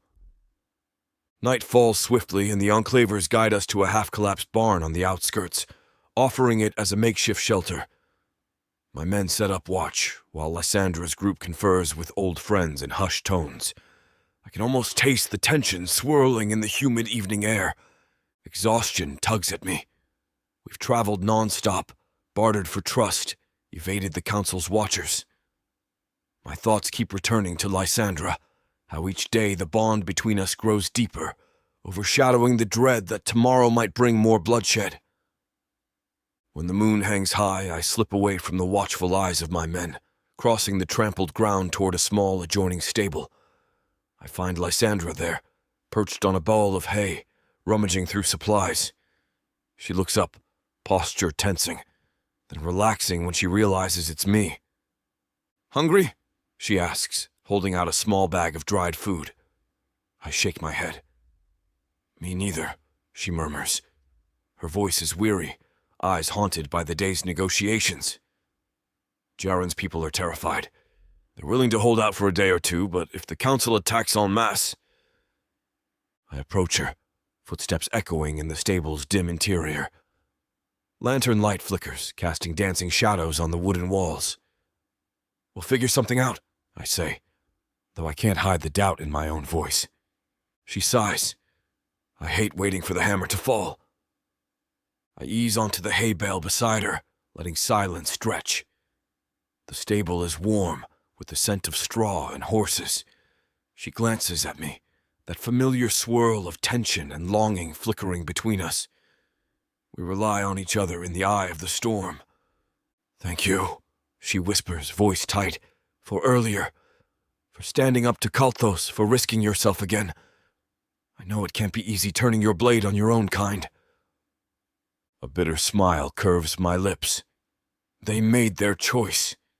If they call themselves my people, they'd never have threatened what's mine. Her breath catches. What's mine? The unspoken claim resonates.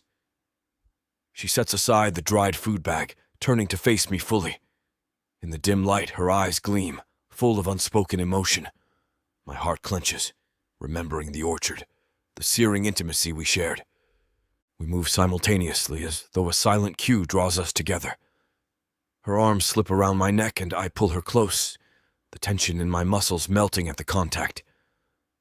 Our lips brush in a tentative kiss, gentler than before, laced with exhaustion and relief. She sighs against my mouth, fingers threading through my hair. The world outside, council threats, farmland enclaves, recedes again, leaving only this fragile space. My chest tightens with gratitude. We found each other amid chaos. I deepen the kiss, letting my hands roam her waist. She arches into me, a soft moan escaping. The warmth of her body against mine sparks that familiar need, but it's tempered by a tenderness that hums in my veins. We're not frantic this time, not fueled by anger or raw desperation. Instead, an undercurrent of trust colors our every touch. Her lips part, and I taste the faint salt of tears she likely refuses to shed otherwise. I groan quietly, wanting to comfort her, to prove we stand as equals now. No more illusions of captivity or betrayal. Her nails curl against my shoulders, each scrape igniting a pleasant shiver. We break apart for a moment, foreheads pressed together. She breathes my name, voice trembling with vulnerability. I'm scared, not of you, but of what's coming. This feels like a lull before a final storm. I cup her cheek, brushing my thumb gently along her jaw. I'm scared too, I confess in a ragged whisper. But as long as we face it together. She answers by capturing my lips again, the kiss turning deeper, more urgent. The taste of her, the press of her body, unravels the tension in my chest. I shift, lowering her onto a bed of straw, mindful of the bruises that still mark her skin. She arches up, welcoming my weight, breath hitching in a stifled moan. Clothes slip away in unspoken consent. Our touches linger with care, exploring bruises that are healing, scars that hold stories of both our rebellions. Each gentle caress ignites a spark of awareness. This might be the last time we share such closeness if the Council's wrath descends. She knots her fingers in my hair, tilting her head back with a breathy exhale. My mouth travels the column of her throat, down to her collarbone, tasting the faint salt of sweat and raw desire. I sense tears at the edge of her voice, not sadness, but the overwhelming intensity of the moment. She's letting me see her fear, her longing. Our bodies align in a slow, reverent rhythm. She gasps, arms clutching me as though I'm her anchor against the world storm. I brush my lips across her cheek, her temple whispering words I never thought I'd speak. Reassurance, devotion, a vow of protection. She answers with quiet moans that vibrate through my chest, fueling the fire that coils between us. Time splinters. I lose myself in every sigh, every arch of her spine. There's urgency, yes, but not the frantic, bruising need from before. Instead, it's laced with emotion so raw it verges on heartbreak. We might have a day, perhaps two, before the council hunts us down. In these stolen hours, we hold on to each other in an act of defiance. When at last we crest that wave of pleasure, she muffles a cry against my shoulder, nails digging into my back. I press my face in the crook of her neck, a low groan escaping. Our hearts pound in unison, sweat-slick bodies trembling with the aftershocks. For a moment, we forget the war overshadowing us, finding solace in each other's arms. Eventually, we collapse onto the straw, breathing ragged. She curls against my chest, eyes glistening with unsaid feelings. I kiss her brow, letting the hush cradle us in an unexpected peace. The stable walls glow faintly and the lanterns flicker, the night shadows playing across her dark hair. We lie there, silent, hearts still drumming. My mind drifts to the orchard, to the fortress, to the council's fury. But Lysandra's presence grounds me, an anchor in the swirling chaos. I allow a shaky exhale, pressing a soft kiss to her temple. She stirs, voice whisper quiet. I've never felt so exposed, or so safe, all at once. I close my eyes, emotion swelling in my chest. I feel the same. We linger in that fragile haven until practicalities intrude. We hear muffled voices outside, some mention of scouting parties. With heavy reluctance, we separate, helping each other rearrange clothing. Our eyes meet, brimming with an unspoken promise. We stand together now, truly. I rise, offering her a hand. She takes it, and I pull her upright. As we steady each other, the hush feels weighted with the knowledge that this might be our final respite before the battles intensify. She brushes straw from her hair, and I can't help a faint smile at the domestic simplicity of the moment. We're an unlikely pair, exiled dark elf prince and siren-born human rebel. Yet here we are. A knock sounds at the stable door, snapping us back to reality. One of my loyal soldiers steps in, clearing his throat awkwardly when he sees our disheveled state. Lysandra flushes, but lifts her chin. "What is it?" I ask, trying to keep my voice steady. He bows quickly. "Apologies, my prince. A messenger from another enclave arrived. They say council outriders are reported near the eastern farmland. They might converge on us by morning." Lysandra and I share a sharp glance. She rubs a hand over her face. "We knew they wouldn't let us rest." I nod grimly. "Assemble, everyone. We need to plan." The soldier salutes and retreats. Lysandra draws a fortifying breath, then steps closer, her fingers brushing mine in a fleeting gesture of comfort. I squeeze her hand back, then lead the way out into the night air.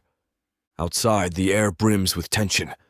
Our combined forces, dark elves and humans, mingle under lanterns, exchanging worried murmurs. We gather them near the barn, where we hastily arrange a circle of crates and barrels as a makeshift table. Lysandra takes her place beside me, shoulders squared. Takar addresses me first, posture stiff. "The messenger says council outriders are combing the farmland. If they discover multiple enclaves uniting under you, they'll strike swiftly." Lysandra clenches her jaw. "That means we can't remain scattered.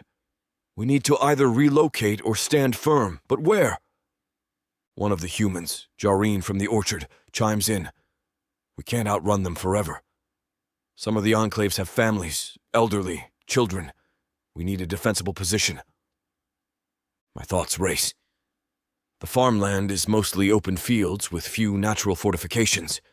The orchard is large enough to conceal a band, but not an entire alliance. And it's too close to the fortress. We must move farther south, I say slowly, recalling maps I studied. There's a series of rocky hills near the southern frontier, sparse settlements, but terrain we can use. The Council's cavalry will have trouble maneuvering there. Lysandra nods, face thoughtful. That might buy time. Enough to unify more enclaves, perhaps. Or even arrange contact with distant regions beyond the Council's usual reach. The group exchanges glances. A ripple of guarded hope passes. Dakar inclines his head. We can start relocating at first light. Council outriders might catch up, but we can stage skirmishes to slow them. Jaren hesitates, then sighs. We're with you. Our farmland can't hold if the Council charges in full force. Better to retreat and consolidate. A hum of agreement spreads. My chest loosens a fraction. Maybe we have a plan. I cast a sidelong glance at Lysandra, recalling the closeness we just shared. She's no longer my captive. She's my partner in every sense. All right, I say. Gather supplies. We leave before sunrise. If the Council outriders approach, we'll form defensive lines, but avoid a pitched battle. The more enclaves we rally, the better chance we have to eventually push back. The meeting disperses, everyone bustling to pack. Lysandra lingers at my side, releasing a slow breath. I guess we have a heading. I nod, glimpsing the worry in her eyes. One day at a time. I brush my knuckles against her arm, a silent promise that I'm here. Her gaze softens, and for a moment, the orchard's intimacy resurfaces in the slight curve of her lips. Then we part ways, each tending to final preparations. Near midnight, the camp hums with low activity, people bundling sacks of grain, quietly dismantling makeshift barricades. We plan to move under cover of darkness to avoid detection. I stand watch near the orchard's edge, scanning the fields. The tension in my shoulders remains coiled, my heart still reeling from the day's revelations and the closeness I shared with Lysandra in the stable. She joins me by the orchard line, arms wrapped around herself against the chill. Everything's set, she murmurs, voice subdued. We'll depart in an hour. I nod, exhaling a cloud of white in the cool air. Good. Silence wraps around us. Then she places a hand on my arm, leaning in so her voice is only for me. I meant what I said. I'm scared. But I trust you now, Zelith. I won't run again. Emotion thickens my throat. I slip an arm around her midsection, drawing her close, ignoring the curious stares of a few watchful soldiers. I won't fail you, I whisper, pressing a gentle kiss to her temple. We fight as one from here on. She nods, eyes gleaming with conviction. The orchard rustles with wind, and under that quiet, star-studded sky, we share a fleeting moment of solace. My mind drifts to the crisis still looming, the battles that might break by dawn or the next day. But in this hush, we're united, our bond tempered by the fire of adversity. No matter what storms the Council unleashes, we'll face it together. I refuse to lose her, I vow silently, even if it costs me everything else. Chapter 15. Lysandra. I stand on the corner of Pirthus's grand courtyard, every muscle coiled with tension. 2 weeks ago, I was just a rebel slipping through shadowed alleys. Now I march at the head of an army, albeit a ragged, uneasy alliance of humans and dark elves.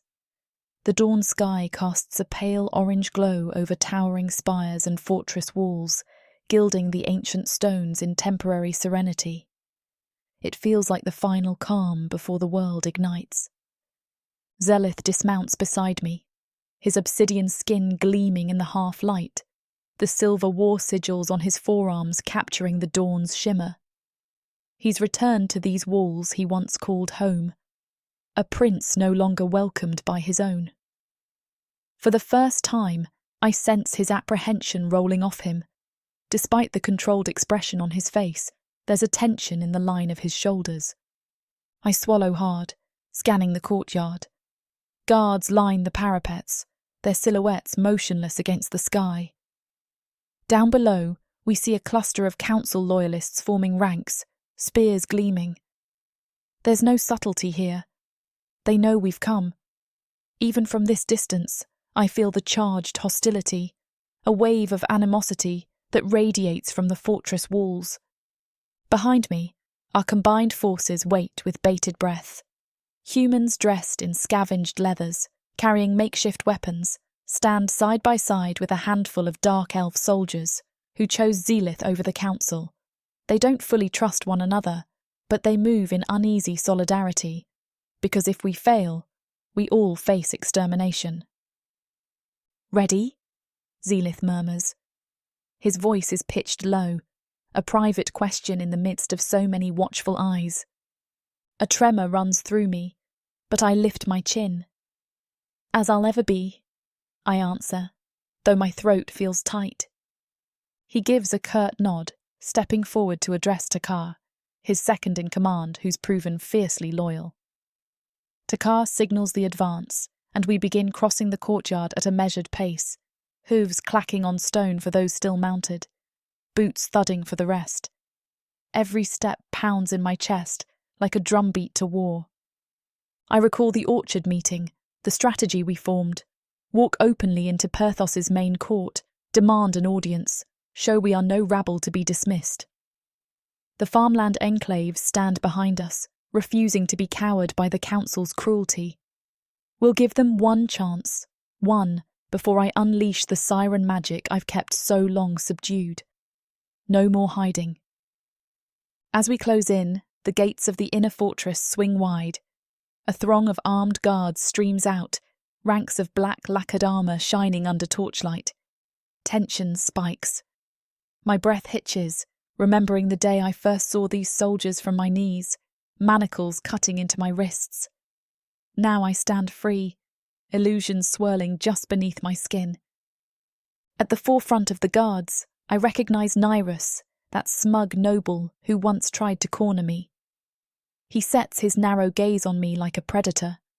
To his right, Lord Kalthos stands, fingers curling around a staff carved with arcane runes. My stomach knots at the memory of him issuing my death sentence. "Prince Zelith," Nyrus calls, voice echoing off the courtyard walls. "You come uninvited, leading rebels. You dare defy the council's commands again." Zelith holds his head high, cloak fluttering in the light breeze. "Uninvited? Hardly. The council has demanded my presence for weeks. Now we arrive with the farmland enclaves, no longer cowering under your decrees." A ripple of unease travels through the guards. I see them shift, glancing at the ragtag but determined force behind us. Kalthos steps forward, staff tapping the stone. "We demanded your surrender," he corrects coldly, "not this display of insolence." And Lysandra Riven, he spits my name with open contempt, was to be handed over for execution. Or did you think we forgot her attempt to enthrall our men? My heart thuds, but I steel my voice. Try as you might, you can't purge an entire farmland that stands against you. We've come to show there is another way. Surrender this fortress, free the humans in your dungeons, or stand aside. It's a bold demand. I catch Takar's startled glance. But I press on. We have one shot. Let's make it count. Nyrus snorts. You delude yourself if you think a handful of peasants can breach Perthos. Zelith's mouth tightens into a grim line. I've seen enough of the council's tyranny. The farmland stands behind us, and if you persist in oppression, we'll raise your seat of power until no stone stands. A collective hush falls. I spot Kalthos scanning the crowd, likely noting how many orchard rebels we have. He must see we're not an overwhelming army, but neither are we helpless. Charavel, robed in regal attire, emerges from behind the guards. Her eyes burn with malice. "You dare speak of raising what remains of your birthright?" she accuses Zelith. "You stoop to a rebel's level, tarnishing Varanthi's noble line." His jaw clenches. Better to tarnish a name that once stood for cruelty than continue living as its pawn. A flicker of genuine rage crosses Charavel's face. "Traitor," she hisses, "your father would be sickened by your weakness." I see Zelith stiffen, a tremor passing through him at the mention of his father, but he stands unyielding. "If protecting those you consider beneath you is weakness, then yes, I'm weak," he retorts. "But we didn't come here to trade barbs. We came to finish this." He casts me a meaningful look, and a cold tingle slides through my veins. This is our cue. My illusions churn inside me, ready to be unleashed. I recall our plan. If the council refuses negotiation, I reveal my siren power openly, fracturing their defences. Kalthos grips his staff, voice raising. "Guards, seize them all, show no mercy." Nyrus echoes the command, and I see the front lines of guards readying weapons. My pulse skyrockets. We tried offering them a chance. They want blood. Zelith's voice rings out. "Stand with the Orchard enclaves, or face the consequence of your cruelty." But the guards surge forward anyway, an armoured tide. Our allied force braces. Takar roars for the Orchard rebels to stand firm, pikes levelled. A clang of steel erupts as the first wave of guards collides with our front line. Fear jabs my gut, but I push it aside, stepping forward to do my part. "Lysandra," Zelith calls, raising an arm as shadow magic swirls around it. "Now." I nod, letting illusions flood my vision. My heart hammers. No more hiding. I focus on the throng of guards racing toward me, powerful, disciplined, certain of the council's supremacy. Summoning a deep breath, I shape illusions across the courtyard. The stone floor ripples, conjured shapes of bristling phantom warriors. Confusion breaks among the guards. Some lunge at phantoms that dissolve into smoke. Others cry out in fear as illusions coil around them, feigning monstrous shapes. It's not real, but it doesn't have to be if it distracts them. Nyrus snarls, slashing a blade at the nearest phantom, only to find empty air. He whips around, gaze landing on me. "Her illusions again! Kill her!" Crossbowmen lift their weapons, taking aim. I grit my teeth, pushing illusions to obscure me, but a volley of bolts streaks overhead. I hear a rebel scream behind me. My blood runs cold. We can't hold illusions forever. We must strike decisively. Zelith steps in, shadows slithering from his arms. A swirl of darkness envelops some archers, yanking crossbows away. He moves with lethal grace, slicing through the confusion. My illusions warp the courtyard, and Zelith's shadow magic exploits that confusion, neutralizing the biggest threats. A guard lunges at me, long spear angled for my throat. I gasp, illusions flickering as I scramble back. Don't falter now. Anger surges. I tap the siren power that simmers beneath my illusions, letting my voice resonate. "Stop," I command, enthralling resonance lacing the word. The guard's eyes glaze for an instant. He falters, weapon dipping. I leap aside, Takar stepping in to knock him unconscious. My illusions shimmer dangerously. My stamina wavers from wielding illusions and enthrallment. But if we fail now, the council will pick us off. Kalthos strides forward, staff radiating arcane power. He hurls a bolt of sizzling energy that rips through my illusions, dispersing some phantasms. I reel, light-headed. Zelith dashes across the courtyard to block Kalthos's second bolt. The air crackles with the collision of shadow and arcane force. "Traitor prince," Kalthos snarls. "We should have executed you long ago." Zelith grimaces, shadows flickering under the barrage. "You had your chance." he rasps, voice fierce.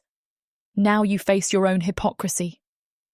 They lock in a deadly dance, swirling magic lighting the courtyard with purple arcs. I try to conjure illusions to aid Zelith, but Charavel intercepts me, chanting a spell that sends a blade of shimmering force careening my way. I fling myself aside, illusions sputtering under the pressure. A flicker at the side caught my eyes. I see orchard rebels clashing with fortress guards. The clang of steel echoes, men shouting, spells sizzling. Fear pulses in my veins. We might be overwhelmed if we can't break the council's nerves soon. Charavel steps closer, a malevolent smile twisting her lips. Your illusions may disorient my men, but I've studied your trickery. I won't fall for it so easily. My stomach knots. She's likely prepared wards, or has the mental fortitude to resist illusions. But I still have enthrallment. My lips part, voice trembling with the siren undertones. Yield, Charavel, I command, weaving enthrallment into each syllable.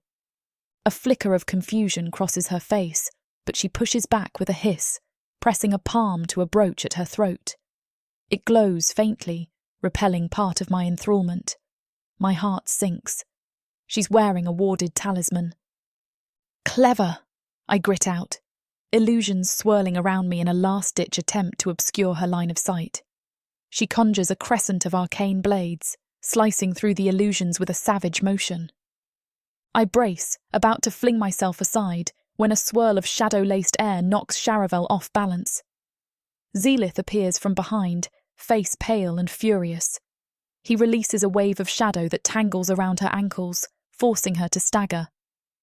Kalthos lunges to defend her, staff raised, but Takar blocks him, sword striking. Relief floods me. Zelith saw I was in trouble. I push illusions again, layering phantasms around the dais, forcing the remaining guards to see monstrous shapes or swirling voids. Some drop their weapons in terror. Others lash out blindly. A wild cheer erupts from the orchard rebels as they gain ground. My heart leaps. We might actually break through. Then a thunderous voice booms from the fortress gates. Archers, fire! I whirl, illusions scattering. A row of archers on the battlements looses a volley of arrows down into the courtyard. Screams pierce the air. My illusions can't stop physical projectiles. Horror clenches my throat as orchard rebels crumble. We need to end this now. Zelith roars an order to his men, shadows coalescing into a protective dome overhead. It's partial, but it intercepts some arrows. Takar shouts for the orchard rebels to fall back into cover behind broken pillars. We're pinned. Nyrus emerges in the midst of the chaos, a sadistic grin on his face. He summons a bolt of arcane lightning, flinging it at Lysandra. At me. I dodge, illusions flickering wildly. But exhaustion weighs heavily on me. My enthrallment saps my energy. Illusions disorient me as much as them. My knees nearly buckle. Lysandra! Zelith cries, rushing to intercept Nyrus's second attack. Shadows lash out, colliding with the arc of lightning. The explosive clash throws them both back. Zelith lands hard, groaning. My heart lurches. I stumble to him, illusions fading. Nyrus laughs, raising his hand for another strike. No, my entire being rebels. Summoning the last reserves of my siren power, I step between Nyrus and Zelith, voice echoing with unstoppable force. Cease! I cry, enthrallment pulsing in every syllable. A wave of invisible pressure ripples across the courtyard. Guards freeze mid-strike. Orchard rebels pause in startled awe. Even Nyrus staggers, arcane energy sputtering in his hands. He fights it, face contorted, but for a moment, he's locked in place. The archers falter, arrows dipping. An eerie hush descends, broken only by ragged breathing. My entire body shakes from the strain of channeling that much enthrallment. My vision tunnels, black spots dancing at the edges. But I hold on, pushing the enthralling cord deeper into my voice. All of you, drop your weapons, I command, heart hammering. Weapons clatter. Some guards collapse to their knees, eyes glazed. Kalthos trembles, staff slipping from his grasp as Takar's blade draws near. Sharavel staggers, pressing a hand to her ward talisman. Nyrus alone grits his teeth, half resisting, though I see his arms shaking violently.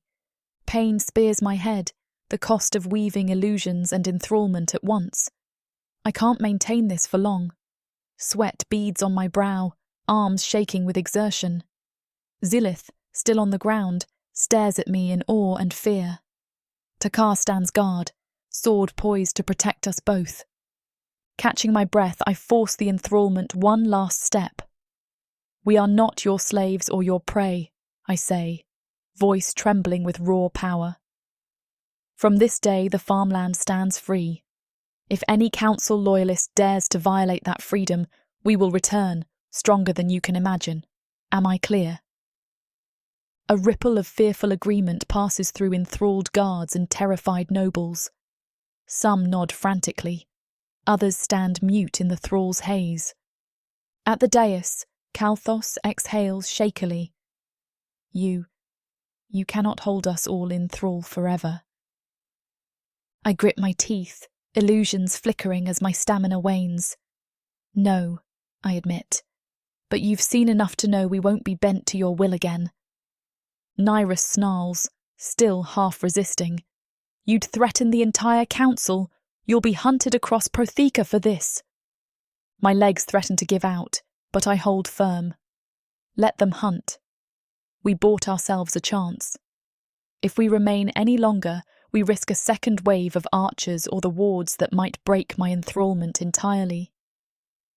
"Fall back," Zelith croaks, pulling himself upright. He staggers, one hand pressed to his ribs, but he regains enough composure to lead. "Everyone, we withdraw! Now!" Takar and the orchard rebels echo the order. We hustle away, stepping over the groaning forms of enthralled guards. My illusions swirl in partial arches overhead, forming a corridor of visual distortions to mask our retreat from any archers who might snap out of the trance. Outside, the courtyard lies in battered ruin, littered with dropped weapons and wounded soldiers. A few orchard rebels help carry their own wounded. We can't do more to save them all, or risk more casualties. We break from the main gate, stepping over rubble. My illusions begin to fade. The enthrallment hum in my throat dwindles. My limbs shake, close to collapse. I sense Zelith at my side, shadows drifting around him in a protective swirl. One final volley of arrows shoots from the ramparts, but Takar's men raise shields, deflecting most. A rebel cries out in pain, but overall, we remain intact enough to flee. We did it. The orchard illusions gutter out, my vision dimming. Gasping for air, I nearly topple. Zelith catches me, arms strong despite his own injuries. "Steady," he murmurs. My mind spins. We forced the council into submission, at least for a moment. We revealed the siren power in full, enthralling half their guard. But this victory tastes bittersweet. We can't hold Perthos, and now we'll be labelled criminals across Protheka. Still, as we limp out of the fortress's reach, a ragged cry of triumph rises from our battered ranks. The farmland enclaves see we are not helpless sheep, that the council's fortress can be breached by illusions and siren blood and unwavering unity. My knees buckle, but Zelith hoists me onto a waiting horse. He swings up behind me, ignoring his own pain. The orchard rebels set a perimeter, scanning for pursuit. The fortress gates remain open, but the enthralled guards are in no shape to chase us. "We'll be hunted," I rasp, leaning against Zelith's chest. Every fibre of my being aches from overextending my magic. He nods, arms wrapping around me. "We will," he agrees softly. "But so long as we stand together, they won't find easy prey." That flicker of reassurance warms me. My eyelids droop, exhaustion claiming me. But I force them open long enough to see the fortress walls receding, the council's vantage slipping away. We proved our point. As our force regroups on the road, Takar relays instructions for a southern march. The orchard enclaves rally around us, cheering Lysandra Riven and Prince Zelith, the two who defied the invincible fortress. I'm too drained to do more than offer a weak smile in return. Zelith presses a gentle kiss to my temple, voice thick with relief. "You were brilliant," he murmurs, "and terrifying." I let out a shaky laugh, hardly believing what we accomplished. The courtyard confrontation might be over, but I know the war is far from done. Still, we live. We hold our freedom. We've shattered the Council's illusion of untouchable might. Night will come, and with it, the first steps of a new era. For humans, for dark elves, for anyone who stands outside the Council's grip. We'll be branded fugitives, traitors. But as I settle against Zelith, allowing him to support my weight, I feel a fierce spark of hope in my chest. Because we confronted them, we revealed my siren power to the world, and Zelith stood with me, brandishing his shadow magic in open defiance. We gave them a taste of what united forces, human and dark elf, can achieve. If they want to hunt us, let them. We'll carve our path across Prathika, forging new alliances, protecting the enclaves still shackled by fear. One battered band of outcasts we may be, but we hold a victory that resonates, that no tyranny is absolute, that illusions, enthrallment and conviction can unseat even the mightiest fortress. And though the Council may mount a grand pursuit, I won't face it alone. I have Zelith, and he has me. The orchard illusions fade, the fortress shrinking behind us as our ragged army presses onward. My eyes slide shut in exhaustion, lulled by the rhythm of the horse's gait and Zelith's steady heartbeat against my back. The final battle is yet to come, but for now we've seized a foothold in a war that once seemed hopeless. And I realise with a surge of fierce gratitude that in my darkest hour I found a partner who'd tear down an empire to keep me free, and I'd do the same for him.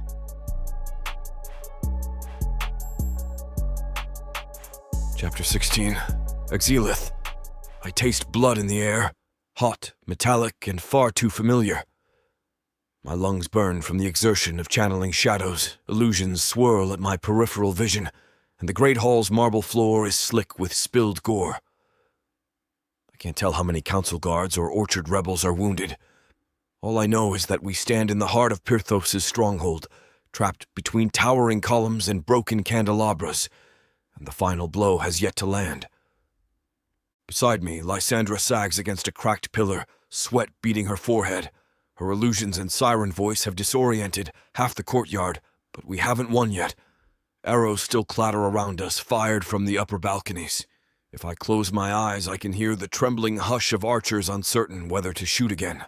One misstep, and they might be enthralled by Lysandra's voice or snared in my shadows. Around us, orchard rebels rally, supporting their wounded, while the last pockets of the council's guard cling to their positions. My stomach twists as I recall how bravely they fought to protect Lysandra and me from the council's worst. We're outnumbered. If the council's reinforcements converge, we'll be buried in a tide of steel. But we came here for a purpose, to break the council's grip on the farmland, to prove we are no longer pawns. Most of all, to ensure Lysandra never again faces their execution orders. My father's old seat of power has become a cage for both humans and dark elves, and we're here to tear open that cage once and for all. A ragged cough draws my attention. I see Takar, my second in command, staggering beneath the dented breastplate. Blood trickles down his temple, but he still clutches his sword, unwavering. He jerks his chin, pointing toward the dais at the far side of the hall. "We have to end it, my prince." His voice echoes in the battered space. I nod, drawing in a steadying breath. If we keep skirmishing with the guard, we'll drown in reinforcements eventually.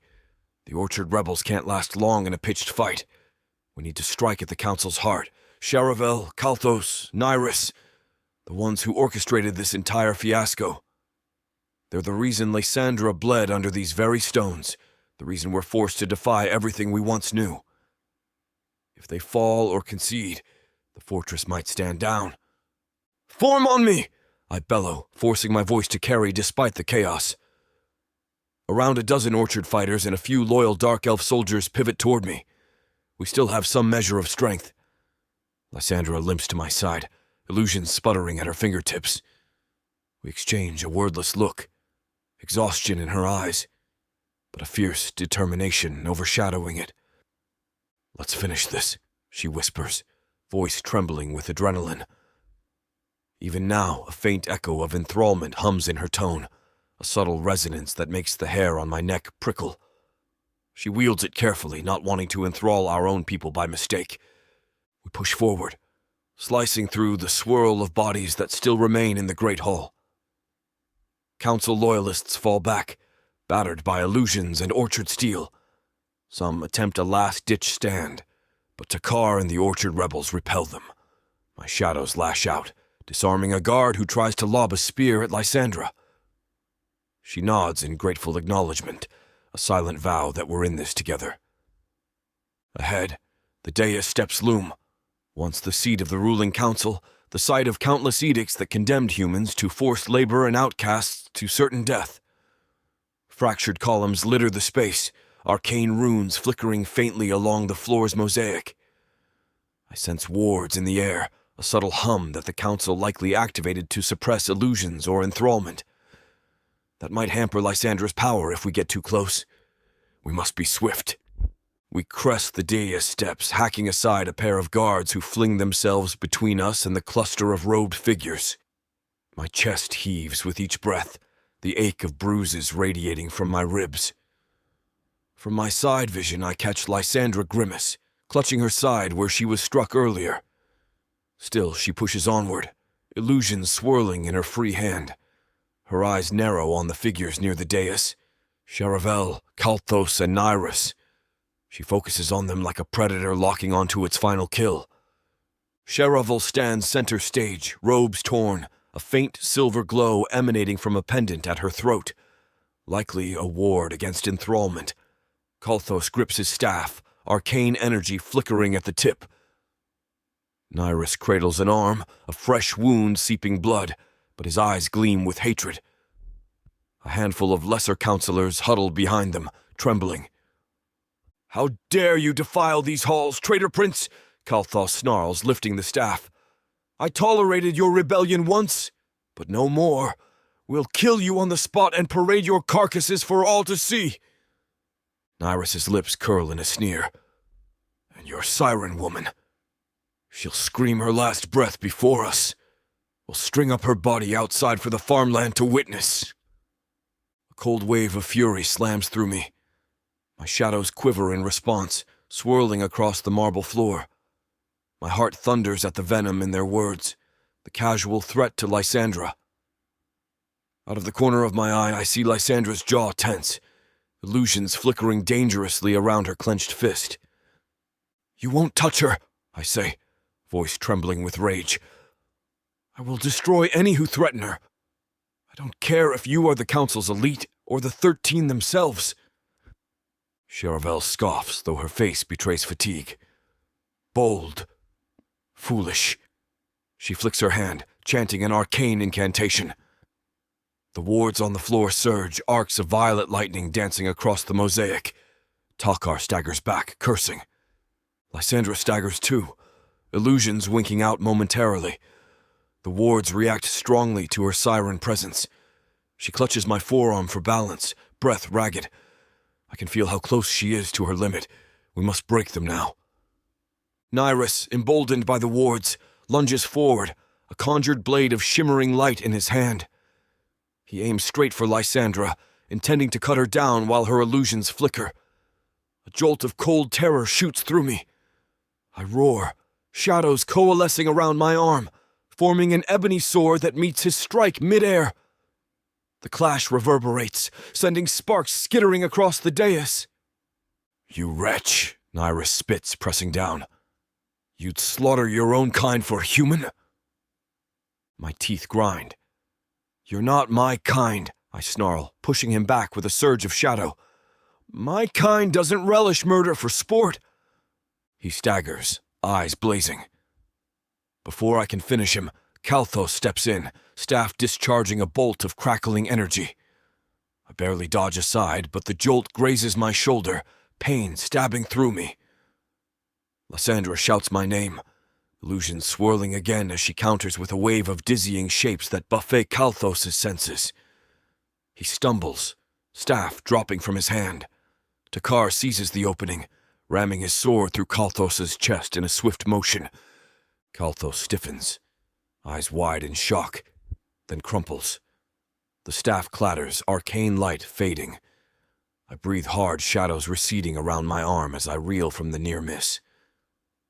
One key noble is down, but the fight isn't done. Charavel utters a sharp cry, lunging to grab the staff. She whirls on me, cloak swirling, mana flaring at her fingertips. "You will pay for Kalthos' blood," she hisses, voice trembling with rage. She flicks the staff in Lysandra's direction, arcane energy roaring to life again. Die, siren filth.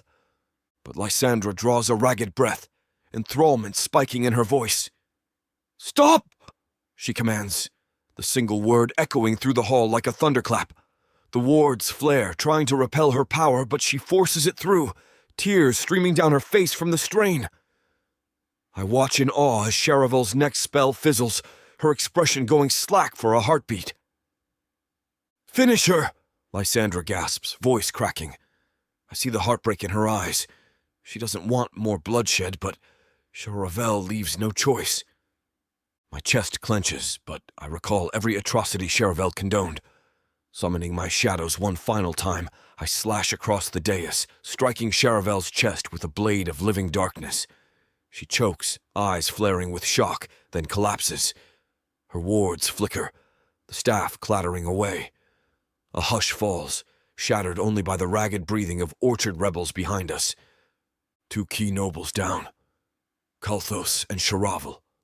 That leaves Nyrus still alive, anger twisting his features. He staggers upright, arcane blade forming again in his hand. "You'll regret this, Varanthi. You and your Siren Queen." The sneer in his voice is laced with pure hatred. He lunges for Lysandra, ignoring the orchard rebels who close in. I force my battered body between them, parrying his blade with a last-second swirl of shadow. My arms ache, sweat stinging my eyes. He's faster than before, desperation fueling him. Our blades clash, sparks dancing around us. Lysandra tries to channel illusions to help, but the wards still flicker, interfering with her power. Her illusions fade as quickly as she summons them, leaving me to hold Nyrus off alone. His blade presses mine down, the magical force crackling. "You'd give up your nobility for a worthless creature," he spits, eyes wild. I bark a hollow laugh, teeth gritted. "She's worth more than your entire council combined," I retort, voice shaking with fury. My shadow blade pulses, but the wards hamper me, siphoning some of my magic. I can't summon a lethal surge without risking meltdown. One final strike. That's all I need.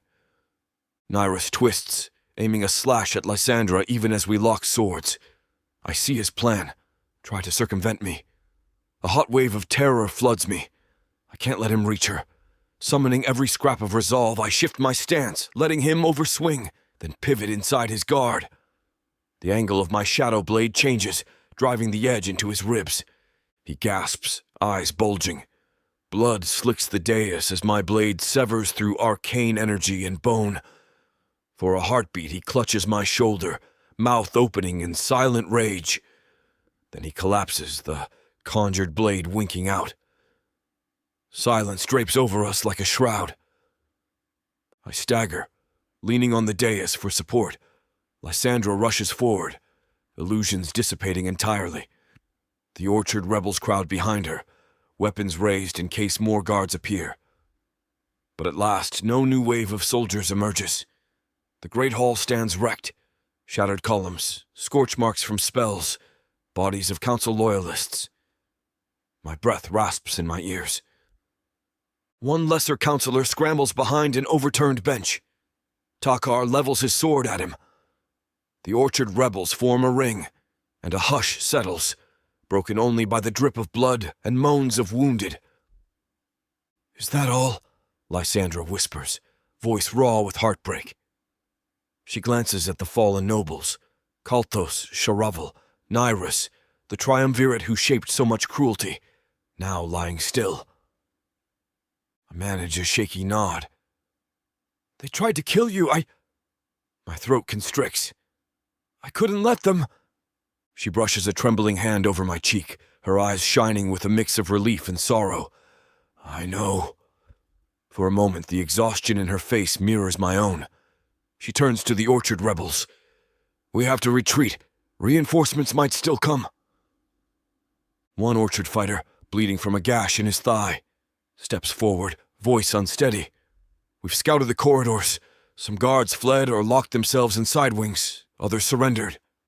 We hold the great hall for the moment, but the fortress is vast." Takar inclines his head. "We can't maintain this position. If the entire garrison regroups, we're doomed." I clench my jaw, scanning the broken hall. We've shattered the central council, but they still have archers, mages, reserves. Lysandra's illusions and enthrallment are spent. My shadows flicker weakly around my hands, nearly drained. We can't fight another wave. "All orchard rebels, gather the wounded. We leave through the main gate," I command, voice echoing. "Anyone who surrenders, let them live. No more needless deaths." We've killed the key nobles who threatened Lysandra. That was enough blood. Amid the wreckage, I spot movement from a council guard pinned under debris, eyes wide with fear. My heart twists in bitterness. This fortress was once my inheritance, but I feel no kinship for these people who served a monstrous regime.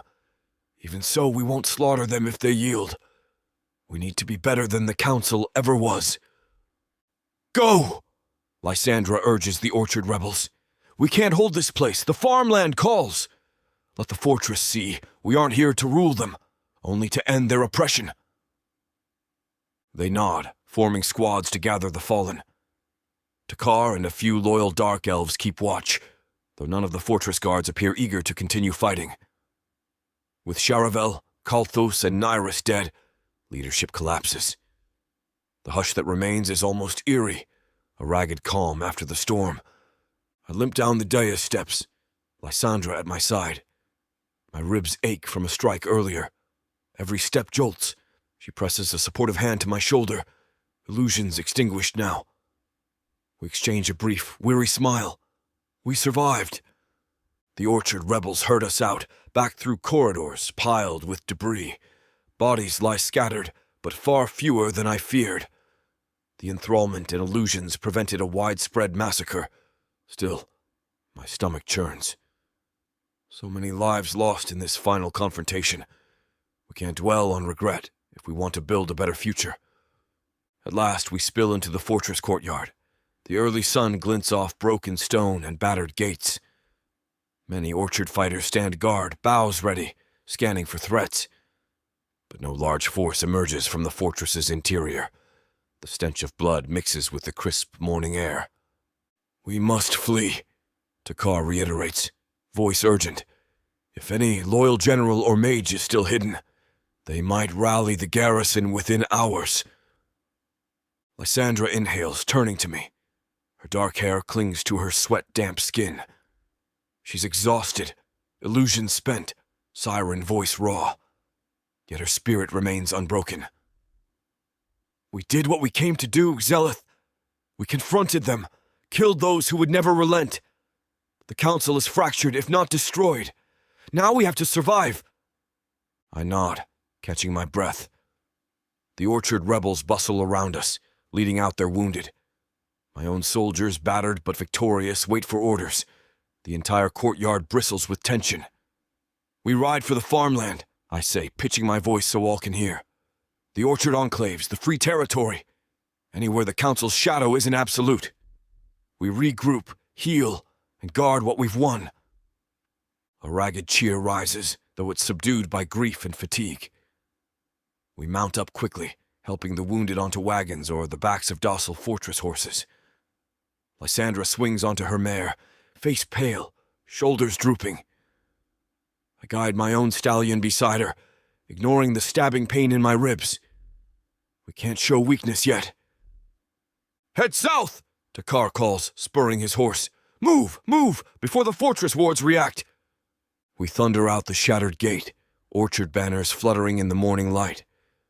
I glance back only once, seeing the fortress doors open wide behind us, motionless guards watching our departure. Perhaps they realize they can't muster a cohesive defense in time, or perhaps they fear Lysandra's illusions and enthrallment too deeply. Either way, we pass from Pyrthos' threshold into the open roads beyond. As soon as we reach a safe distance, the adrenaline that kept me moving begins to wane. My arms feel leaden from channeling so much shadow magic. Lysandra's illusions flicker in her eyes, but she maintains a stoic face. Takar falls in beside me, relief etched in his features. "My prince," he murmurs, bowing his head. "We did it.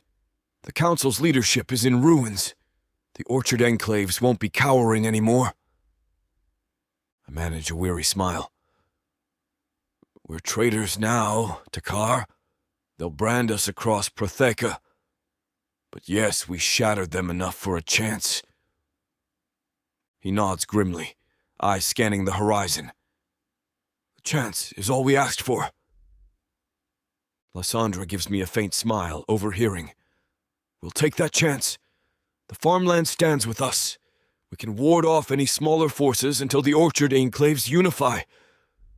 I sense the hush that follows as orchard rebels and dark elf soldiers exchange uncertain glances. They know we're forging a new path, a life on the run, or life standing at the fringes of a war that could engulf Protheca. But we stand firm together. No more illusions that we can simply vanish. Our victory here cements us as enemies of any who side with the old regime.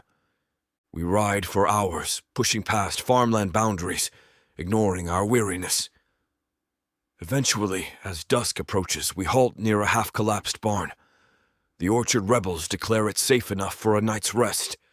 We dismount, men scattering to gather water, treat wounds, and post sentries. I slip off my horse, nearly collapsing from the jolt in my ribs. Lysandra is at my side in an instant, illusions flickering around her fingertips. "You're hurt," she says softly, concern tightening her voice.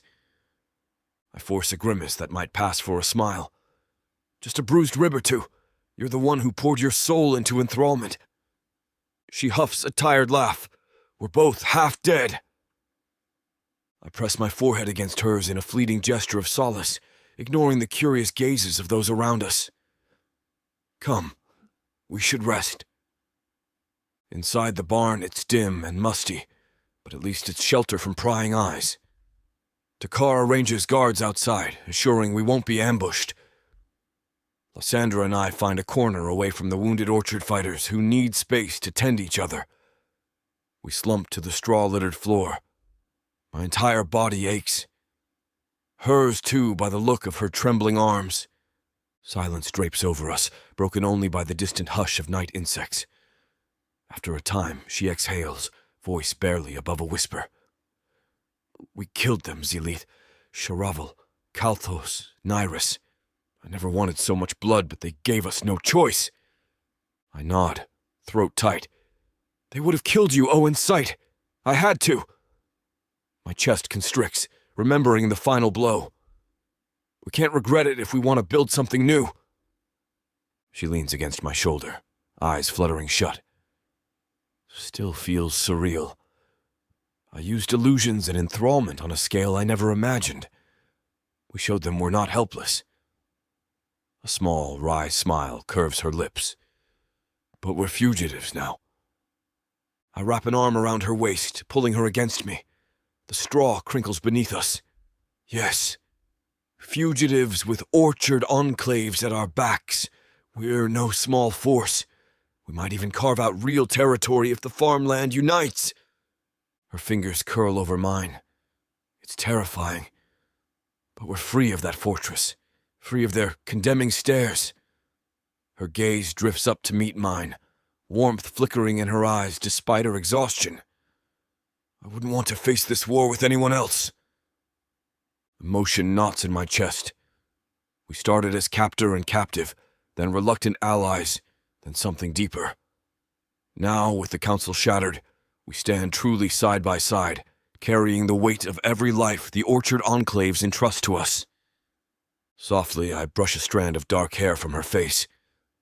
You're not alone anymore, I whisper. Nor am I. She exhales, leaning in until our foreheads touch. In that quiet corner amid dusty straw, we share a moment of gentle, exhausted closeness. Outside, I can hear the Orchard rebels lighting a small fire, cooking meager rations. Our next steps remain uncertain. The threat of pursuit lingers, but we have each other, and that's no small comfort. Eventually, Lysandra's eyes drift shut. She dozes against my shoulder, illusions flickering out entirely as she allows herself a moment of rest. I press a tender kiss to her hair, letting my own eyes close, letting the day's horrors recede. My ribs ache, my magic spent, but I cradle her, a fierce protectiveness thrumming in my veins. No matter what comes next, I won't let her face it alone. By the time the moon hangs overhead, I awake to hushed voices outside the barn. Lysandra still leans against me, breathing steady in sleep. Carefully, I shift her onto a makeshift pallet of hay, wincing at the pain in my ribs. Then I rise, stifling a groan. Takar stands at the barn's doorway, beckoning me with a solemn look. I follow him outside, where a small group of Orchard rebels waits. They hush their conversation as I approach. One of them, an older man with a bandaged arm, steps forward. We've scouted the roads north of here, he says quietly. No sign of immediate pursuit, but we found fresh tracks near the old Orchard Pass. Could be the fortress sending a cavalry detachment. My pulse quickens. How many? He shrugs, mouth grim. At least a score of riders, possibly more. Not enough to wipe us out if we stand our ground, but we're too tired for another pitched battle. I push my hair back with a sigh. We've barely healed from today's confrontation. We should move before dawn. Head deeper into farmland territory. Find better cover.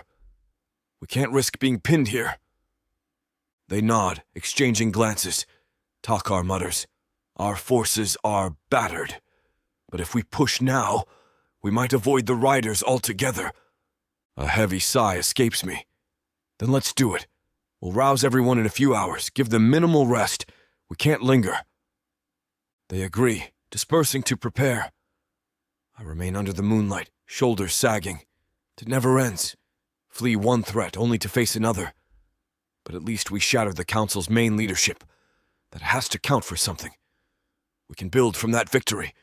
The farmland enclaves might unify, see that we are serious about their freedom. A shuffle behind me draws my attention. I turn to find Lysandra at the barn door, rubbing sleep from her eyes. What's happening? She asks, voice husky. I stride over, guiding her outside. We suspect a cavalry detachment might be closing in. We'll leave before dawn, put more distance between us and Perthos. She exhales, eyes flicking to the starlit horizon. Constant flight, she murmurs, shoulders tightening. Then she meets my gaze, a faint spark of defiance glinting through her fatigue. We'll make it count. We're not running in fear. We're building something the Council can't crush. A wry smile touches my lips. Exactly. I lift a hand to trace the bruise on her cheek. She doesn't flinch, leaning into my touch. That raw vulnerability tugs at me. My thoughts stray to the day's carnage, the final confrontation, the rush of adrenaline as I watched her enthrall or disorient so many. She's unstoppable, yet also heartbreakingly mortal.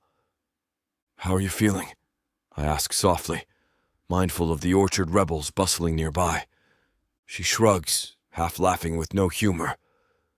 Like I spent every ounce of power, physically and magically. But we're alive. That's enough.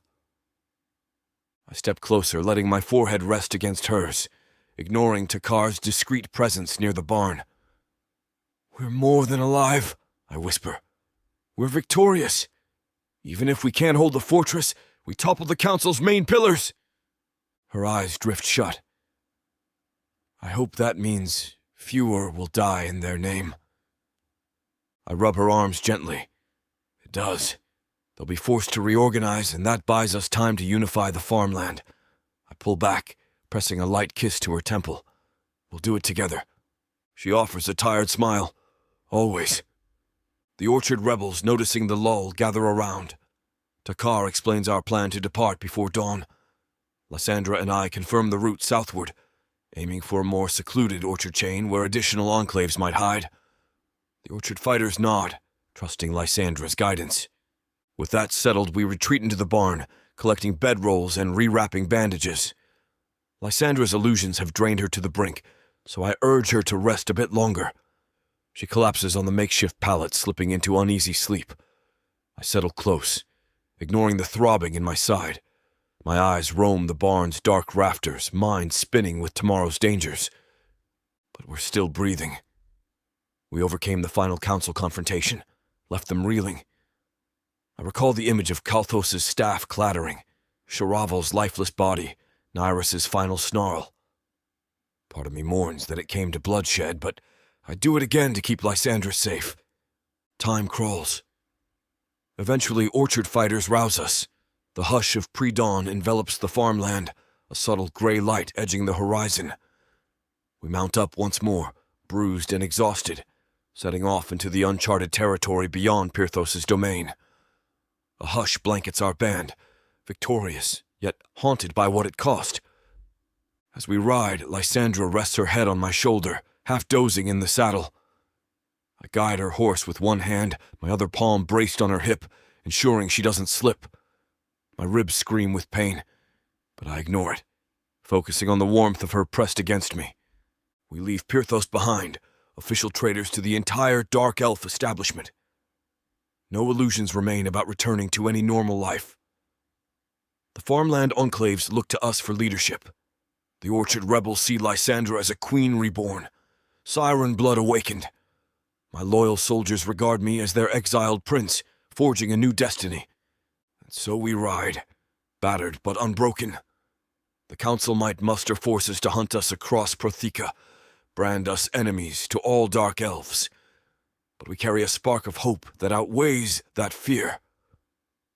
We tore down the fortress door, enthralled their guards, killed the worst of their tyrants, and walked away with our heads held high. Somewhere beyond these fields, we'll find a place to regroup, build alliances, and stand against whatever vengeance the remaining council members unleash.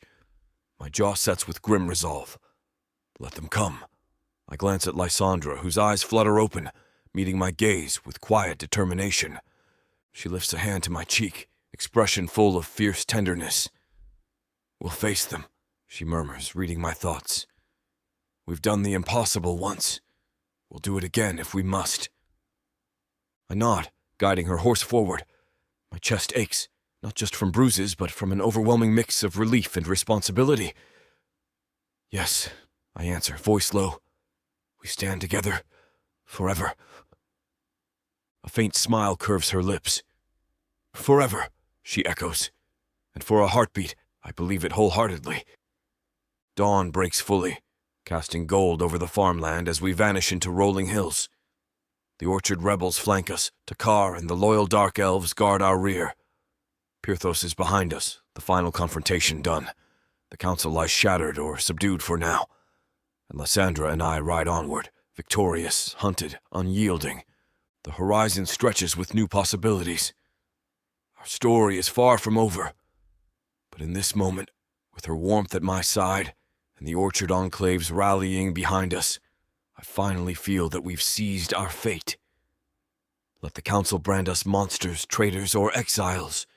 We'll shape Protheka's future in the orchard's name, forging a realm where illusions, enthrallment, and dark shadows serve not tyranny but freedom. So we ride, hearts pounding in unison, forging a new life on the run, unafraid, because we have each other, and that bond is stronger than any fortress's walls. Chapter 17. Lysandra. I never imagined that victory could taste so bittersweet. We fled Perthos under the rosy flush of dawn, the walls and ramparts shrinking behind us with every hoofbeat. Though the great hall confrontation shattered the Dark Elf Council's immediate power, it hasn't freed me from the ghosts whispering in my mind. My illusions have faded, and my siren voice slumbers again, yet their echoes linger, reminding me what I did in that final stand, and how, with a few words, I warped the will of living beings to keep us safe. We ride across rolling farmland, a swath of orchard enclaves and scattered homesteads. The orchard rebels follow in uneven lines behind us. Some limp, wounded from the skirmish. A few carry stretchers, carefully transporting those who fell victim to the council's last onslaught. Dark elf loyalists, Zelith's men, remain at the rear, eyes peeled for any sign of pursuit. The friction between orchard fighters and exiled dark elves simmers, though they no longer glare at each other with open hostility. We've proven we need one another to stand against the council's tyranny. Our blood, spilled on Perthos's marble floors, cements that fragile unity. I clutch my mare's reins, shoulders stiff with fatigue. My illusions earlier drained every reserve I had. My enthrallment left me with a throbbing headache, one that pulses at the base of my skull. Perhaps it's the cost of channeling that raw, forbidden siren blood so fiercely. Each time I recall the blank stares of those enthralled guards, a chill crawls down my spine. I forced them to surrender, to drop their weapons, or they would have killed us. But do I dare accept that moral compromise so easily? A breeze ruffles my hair. Overhead the sun climbs, warming the fields but offering no comfort to my tangled thoughts. I exhale slowly, trying to push aside the guilt that gnaws at my conscience. We had no choice. The council forced my hand. If we had hesitated or balked at the final step, none of us would be alive right now. A rider appears at my side, Tali, an orchard rebel with a bandage across her arm. She and I first crossed paths in a farmland skirmish months ago. Her expression brims with cautious respect. "Lysandra," she begins, voice subdued by exhaustion. "How far do we go before we rest? Some are near collapse." I ease my mare closer, scanning the lines of battered fighters behind us. "A few miles more," I answer quietly. "We can't risk halting too close to Perthos. If the council regroups, we need enough distance to either defend ourselves or vanish." She nods, glancing at the horizon. "All right, I'll pass the word, but hurry if we can." She taps her horse into a trot, heading back along the column to relay instructions. I watch her leave, chest heavy. It's always a balancing act. Push too hard, we lose the wounded. Stop too soon, the council's outriders might catch us unprepared. I guide my horse forward, drifting in the direction where Zelith rides. He's speaking with Takar, his second in command, while half a dozen loyal dark elves keep a perimeter. A pang hits my chest at the sight of him. The memory of our last stand in the great hall flickers across my mind. Him unleashing lethal shadows, me shaping illusions that turned the tide of battle. He's given up everything, his birthright, his people's favour, just to stand by me. He could have surrendered me to them at any point and reclaimed his throne. Instead, he carved his own path, choosing me over all else. I slow as I approach, letting him finish conferring with Takar. The older soldier salutes, then steers his mount back to the rearguard. Zelith notices me, mouth curving in the faintest smile. There's fatigue in the set of his shoulders, bruises marring his obsidian skin, but a fierce glow lingers in his silver eyes. He falls in step beside me, guiding his stallion to match my mare's pace. "How do you feel?" he asks softly, flicking his gaze over my form. "You haven't spoken much since we left the fortress." I release a shaky breath, trying to find words for the tempest roiling in me. I'm tired," I admit, rubbing the back of my neck. "But that's not all. I keep replaying what I did, enthralling those soldiers, forcing them to kneel. I know it saved us, yet it feels wrong to use that power so freely. His expression softens, and he reaches across the narrow gap to briefly squeeze my wrist. We had no choice. They would have killed you, Lysandra.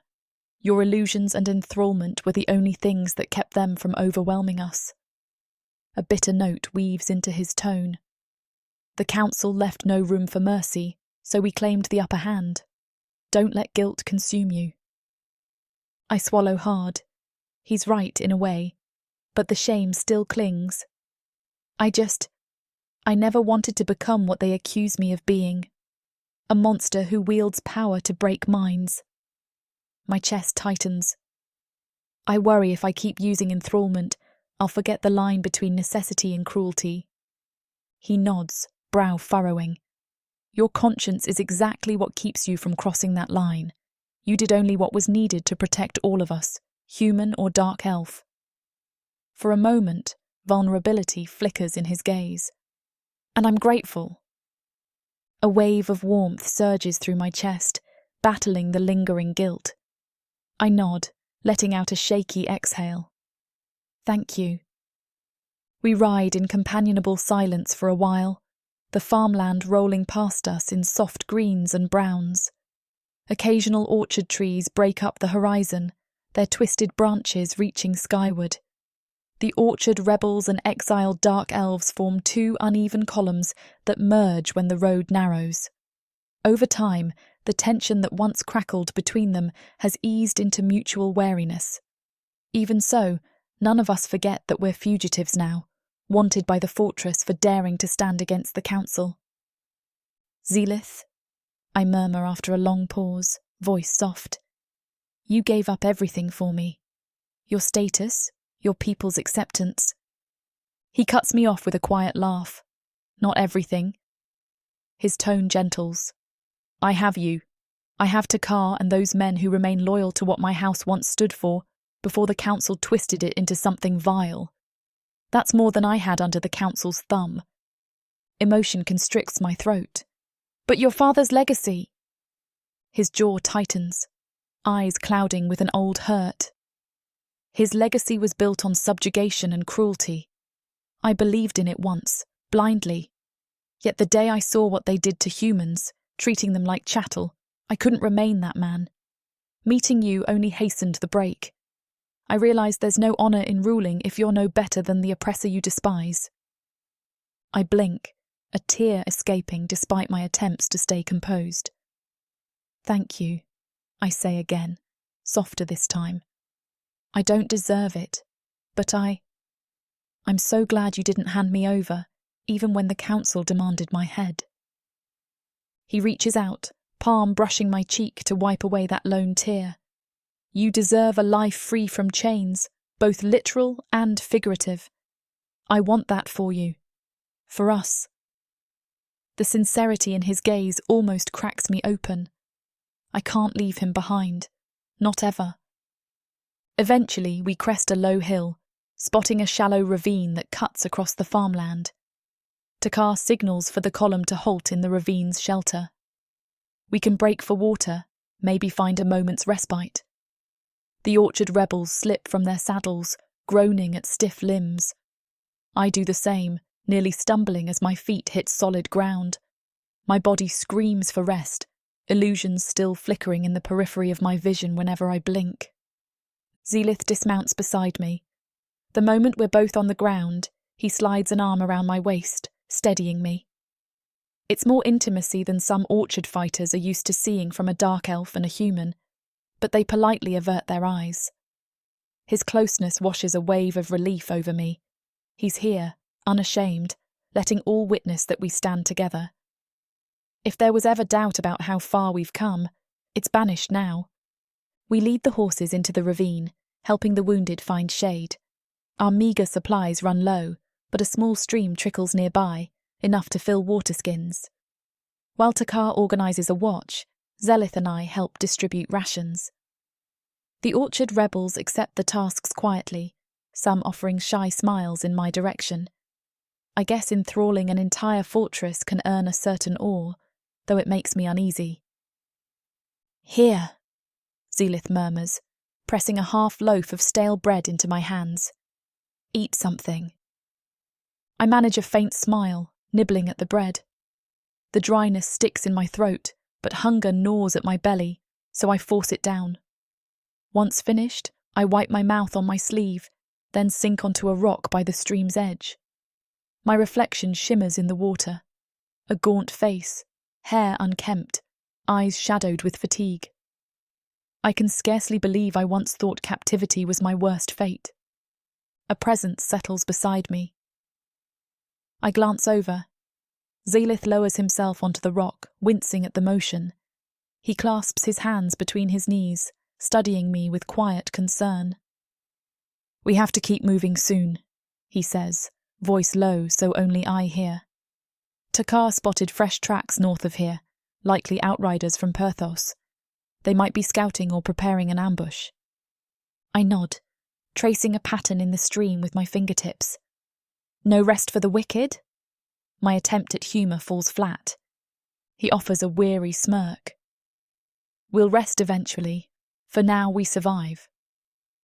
Silence envelops us, broken by the soft murmur of orchard fighters tending their animals.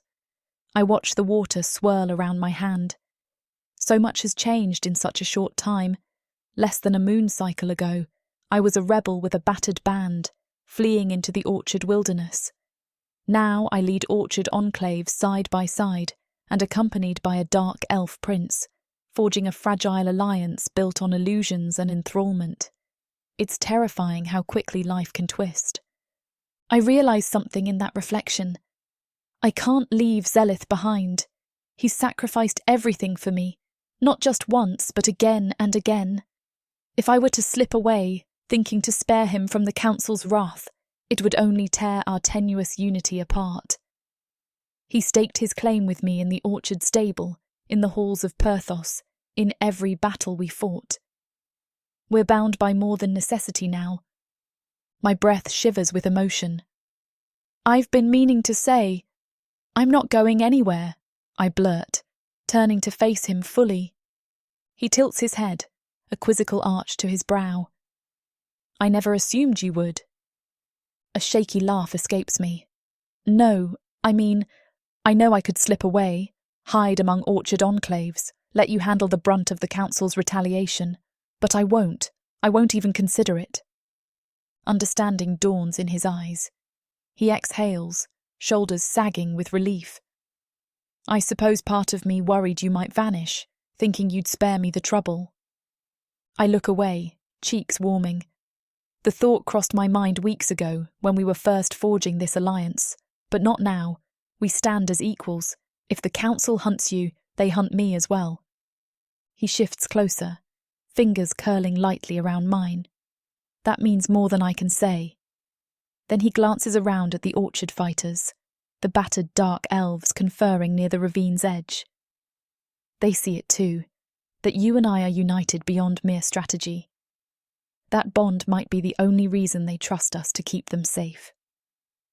A hush falls between us. I let the tension in my spine unwind fractionally, leaning my head on his shoulder. He's warm despite the dusty leathers and the lingering odour of battle. My pulse steadies. I'm not alone.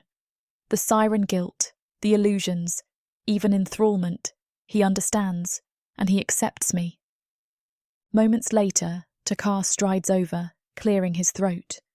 We straighten, though Zelith keeps a reassuring hand on my back. Takar's expression is grim. "My prince, we found fresh footprints. They lead south too, but from the size of them, it might be a scout party from the fortress." Zelith's jaw tightens. "We move immediately then. We can't let them corner us here." He glances at me. "Can you ride?" I manage a curt nod, though my limbs protest. We've no choice. Takar departs, relaying the order to break camp. Within minutes, orchard rebels gather their wounded, loyal dark elves mount up, and we file out of the ravine, forging a winding path deeper into farmland territory. The day blurs into a relentless journey. By noon, the sun beats down mercilessly, gnats swirling in the air.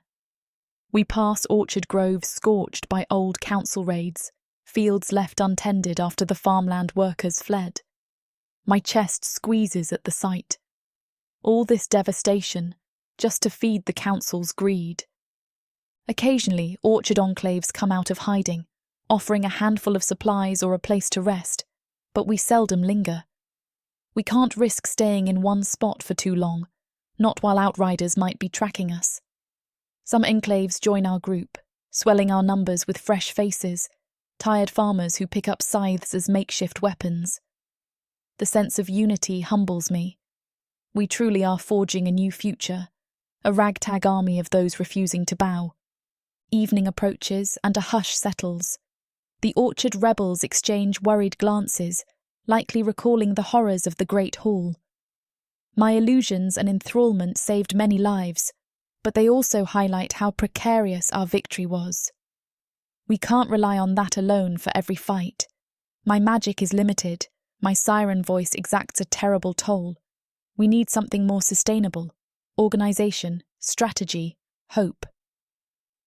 Eventually, Zealith halts the column near a cluster of ancient oaks. Nightfall creeps in, painting the sky a bruised purple. Guards set watch, orchard rebels scrounge for kindling, and we make a small discreet fire in a hollow between root tangles. Flickering flames illuminate the exhausted faces around me, Tali tending a battered orchard fighter, Takar polishing his blade, and a pair of dark elves dividing rations. Zealith stands a short distance away, speaking quietly with a group of orchard elders. I watch him from my spot by the fire, something warm fluttering in my chest. He's orchestrating how best to distribute supplies, ensuring orchard families get enough to eat, that the wounded are not neglected. This man, once an exiled noble prince scornful of humans, is now championing them. My chest tightens with gratitude and a pang of longing. I push to my feet, ignoring the throb in my legs. The orchard elders disperse, leaving Zealith alone. He notices me approaching, a faint, tired smile lighting his features. "How are you holding up?" he asks, tone laced with concern. "Better than I was," I admit, voice soft. "Though I might collapse if we push another day like this without rest." He nods, scanning the orchard fighters. "We'll set a proper camp soon, one we can defend. If the outriders come, we'll be ready." A hush envelops us, broken only by the crackle of the small fire. For a moment, I study his face, bruised cheek, shadows under his eyes, war sigils partially obscured by grime. My heart thrums with a mix of empathy and raw affection. He sacrificed everything: throne, comfort, safety, to stand with me. I recall the orchard stable, the orchard illusions, how he never faltered. I step closer, reaching out to rest a hand on his forearm. "Zealith," I begin, voice trembling with suppressed emotion. "I don't know if I ever truly thanked you for refusing to hand me over to the council when it would have been so easy, for standing by me, even when it cost you your inheritance." He lifts his free hand, covering mine. The warmth of his touch seeps through me. "We stand or fall together," he murmurs, repeating the oath we've shared 100 times. Then, voice tight with feeling, he adds, "I'm certain of that." A swirl of fierce protectiveness and love surges in me, almost overwhelming. I want to fling my arms around him, bury my face in his chest, let the orchard rebels see that we are more than allies. But I hold back. We have many eyes on us, and though none would truly mind, I sense that Zealith might prefer a moment of privacy for any deeper show of affection. Still, I slip my hand in his, interlocking our fingers. "I won't leave you," I whisper, eyes gleaming with resolve. "Ever. If the entire council hunts us to the edges of Prathika, I'm at your side." He exhales, relief and tenderness softening his features. "I was afraid once that you'd slip away to spare me, or that you'd realise how dangerous it is, staying with me. but hearing you say that, it means everything. I tighten my grip, lips curving in a quiet smile. We face the future as partners, Zelith, nothing less. Satisfied, he dips his head, pressing a brief kiss to my knuckles. Warmth floods my face. Our orchard watchers politely avert their eyes, though I notice a few orchard rebels exchanging subtle smiles. Let them see. This bond is no secret. If we are to unify humans and dark elves, our unity must be visible. Night fully descends, the stars scattered in the velvet sky. Our people eat a meagre supper, settle around the small fire for warmth. The orchard rebels stand closer to the exiled dark elves than I ever thought possible, sharing stories of old farmland battles, cursing the council's tyranny. A fragile camaraderie grows among them, nurtured by the shared victory at Perthos.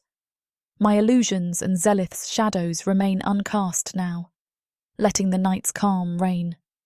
We set a rotation for watch. Takar insists I rest, pointing out how much magic I expended, enthralling the fortress guards. Zelith agrees, guiding me gently to a spot near the fire, where he lays out a cloak as a makeshift bed. My cheeks warm at the gesture, but my body is too drained to protest. I curl up on the cloak, eyes drifting shut. Over the crackle of flames, I hear orchard rebels discussing how different everything feels, how they never thought to see a dark elf noble champion their cause. Another voice wonders if the council will regroup, possibly sending a legion to crush us. A pang of dread ripples through me. We can't dwell on that tonight. I am exhausted. Sleep claims me swiftly. I awaken hours later, the fire reduced to embers. Soft starlight illuminates the orchard clearing. My back aches, and my illusions swirl faintly in my half-asleep mind, vestiges of a dream where I enthrall armies with a single word. I jolt upright, breath catching. It's just a dream. The orchard fighters remain slumbering around me. Takar stands watch on the perimeter, and Zelith is absent. My heart skips. Where is he? Quietly, I push to my feet, padding away from the sleeping forms. I find him a short distance from the clearing, perched on a fallen log, gazing at the moonlit farmland. Shadows swirl faintly around his hands, a sign he's lost in thought or wrestling with emotion. Can't sleep? I ask softly, stepping up behind him. He glances over his shoulder, letting the shadows dissipate. Not really, he admits, voice hoarse with fatigue. Too many ghosts in my head. I settle beside him on the log, knees brushing his. The orchard hushes around us, trees rustling in a midnight breeze. I know what you mean, I confess. I keep seeing the fortress halls, the enthralled guards, the terror in their eyes. He sighs, rubbing a hand over his face. I recall Kalthos's staff, Charavel's final curses.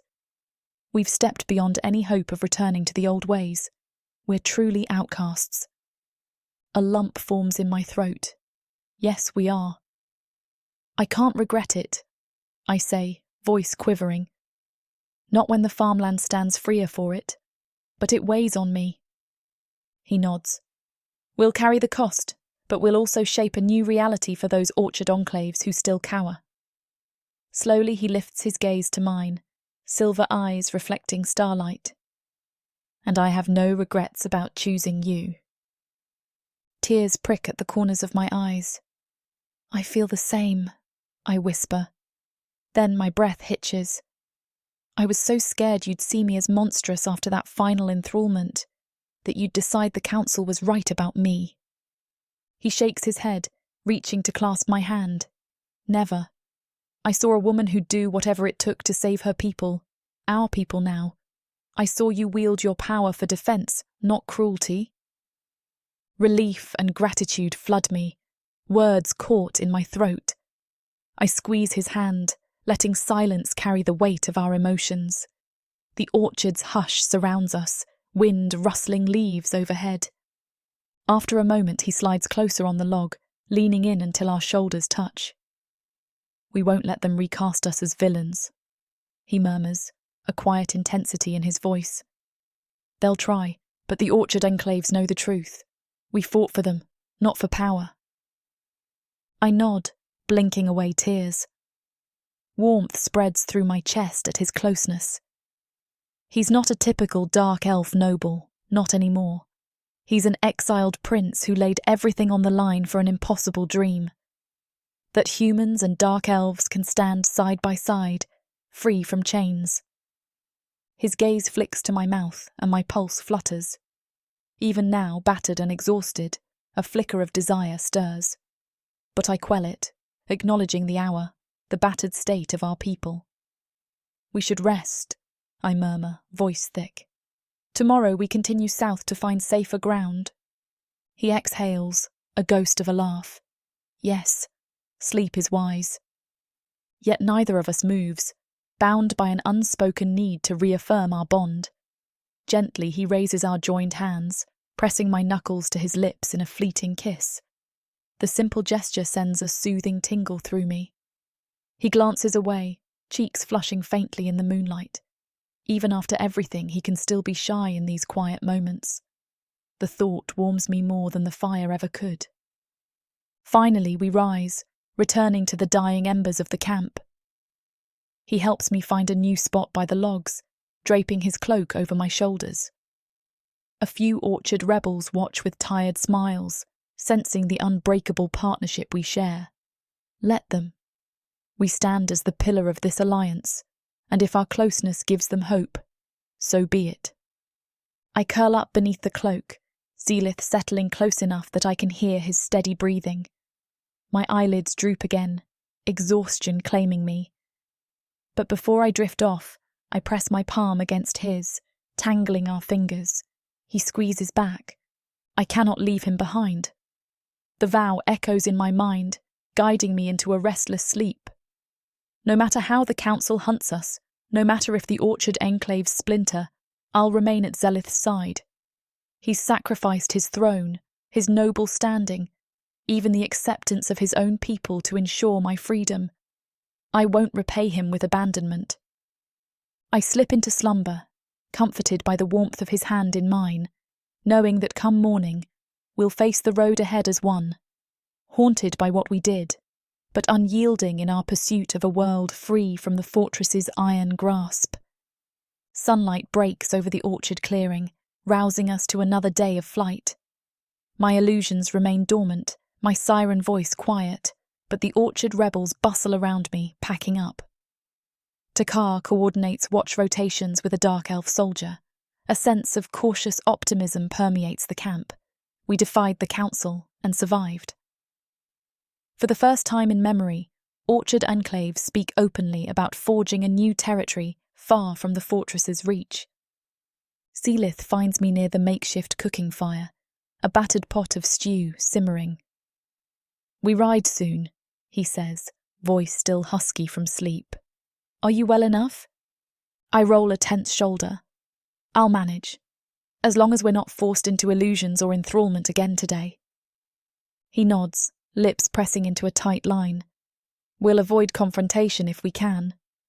We share a bowl of thin stew, quiet under the orchard's rustling leaves. My gaze drifts to the Orchard rebels, noticing the bandaged limbs and the fatigue etched into their faces. We've lost friends in the Great Hall, and many more are wounded. Even so, they muster what courage remains, glancing at me with hesitant respect. Some even smile, murmuring thanks for how illusions and enthrallment turned the tide. The praise feels hollow, but I accept it, aware that it helps keep morale afloat. Once we're ready, Takar signals our departure. Horses whicker, Orchard rebels hoist supplies, and we set off, forging a winding route that keeps us away from main roads. An uneasy hush blankets us, each step reminding us we're fugitives. But the Orchard enclaves follow, spurred by the chance for a freer life. They trust that Zealith and I can lead them to something better than the fortress's tyranny. I ride near Zealith, scanning the horizon for any sign of outriders. The farmland stretches wide, dotted with abandoned farmsteads.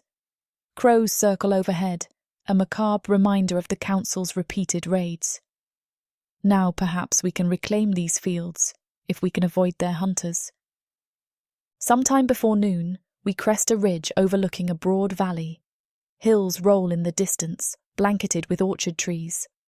A hush falls as orchard rebels gather, marvelling at the expanse. We can see no fortress in sight, no looming spires, just open farmland and the promise of a new life, if we can seize it. This might be where we settle, Zelith murmurs, guiding his horse alongside mine. He's pitched his voice so only I hear. We can send scouting parties, build small fortifications. The council will come eventually, but at least we're not pinned against a fortress wall. I nod, exhaling a soft sigh. It's beautiful, peaceful. My heart aches, thinking of how ephemeral that peace might be. Do you truly think we can keep them from storming in? His gaze hardens with resolve. We can't promise a perfect sanctuary, but we can rally orchard enclaves to defend it. Some orchard rebels suggest building watchtowers, forging alliances with neighbouring territories. They might stand a chance at a life free from constant subjugation. A flicker of hope ignites in me, battling the persistent guilt and exhaustion. Maybe this truly is the start of something beyond endless flight. We overcame the fortress's might. We can carve out a free orchard territory if we hold firm. My thoughts swirl, drawn back to the vow I made last night, not to leave him. I catch myself thinking if he dreams of returning to the fortress, claiming the Veeranthe name once more. But seeing him here, speaking of orchard watchtowers and farmland unity, I realise he's let go of that old life for good. He stands with me, forging a new identity among humans and exiled dark elves. We descend the ridge, orchard rebels fanning out to find water sources, possible camp spots. The orchard's hush grows deeper, the trees' thick canopies sheltering us from the scorching midday sun. At intervals, I hear orchard fighters murmuring about building huts, planting new fields. My chest swells with cautious optimism. Zelith and I dismount near a small stream winding through the orchard floor. We tether our horses, then walk side by side along the bank, the hush laced with birdsong. I recall the stable from weeks past, the orchard illusions we shaped, the stolen intimacy that solidified our bond. Now we stand on the brink of forging a real home for countless souls. As we stroll, my gaze lingers on him. Tall, obsidian-skinned, white-silver hair braided neatly, violet eyes flecked with quiet determination. He senses my attention and turns, a question in his expression. I manage a small smile, though nerves tighten my belly. I just can't believe we're here, I admit softly.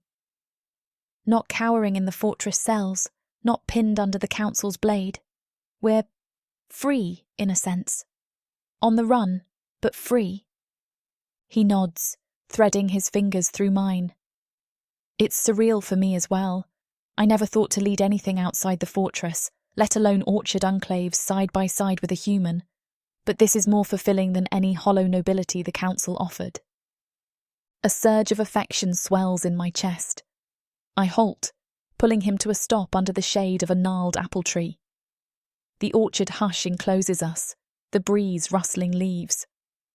Zelith, I murmur, voice trembling with emotion I can't fully name. Thank you. For everything. He lifts our joined hands, pressing a gentle kiss to my knuckles.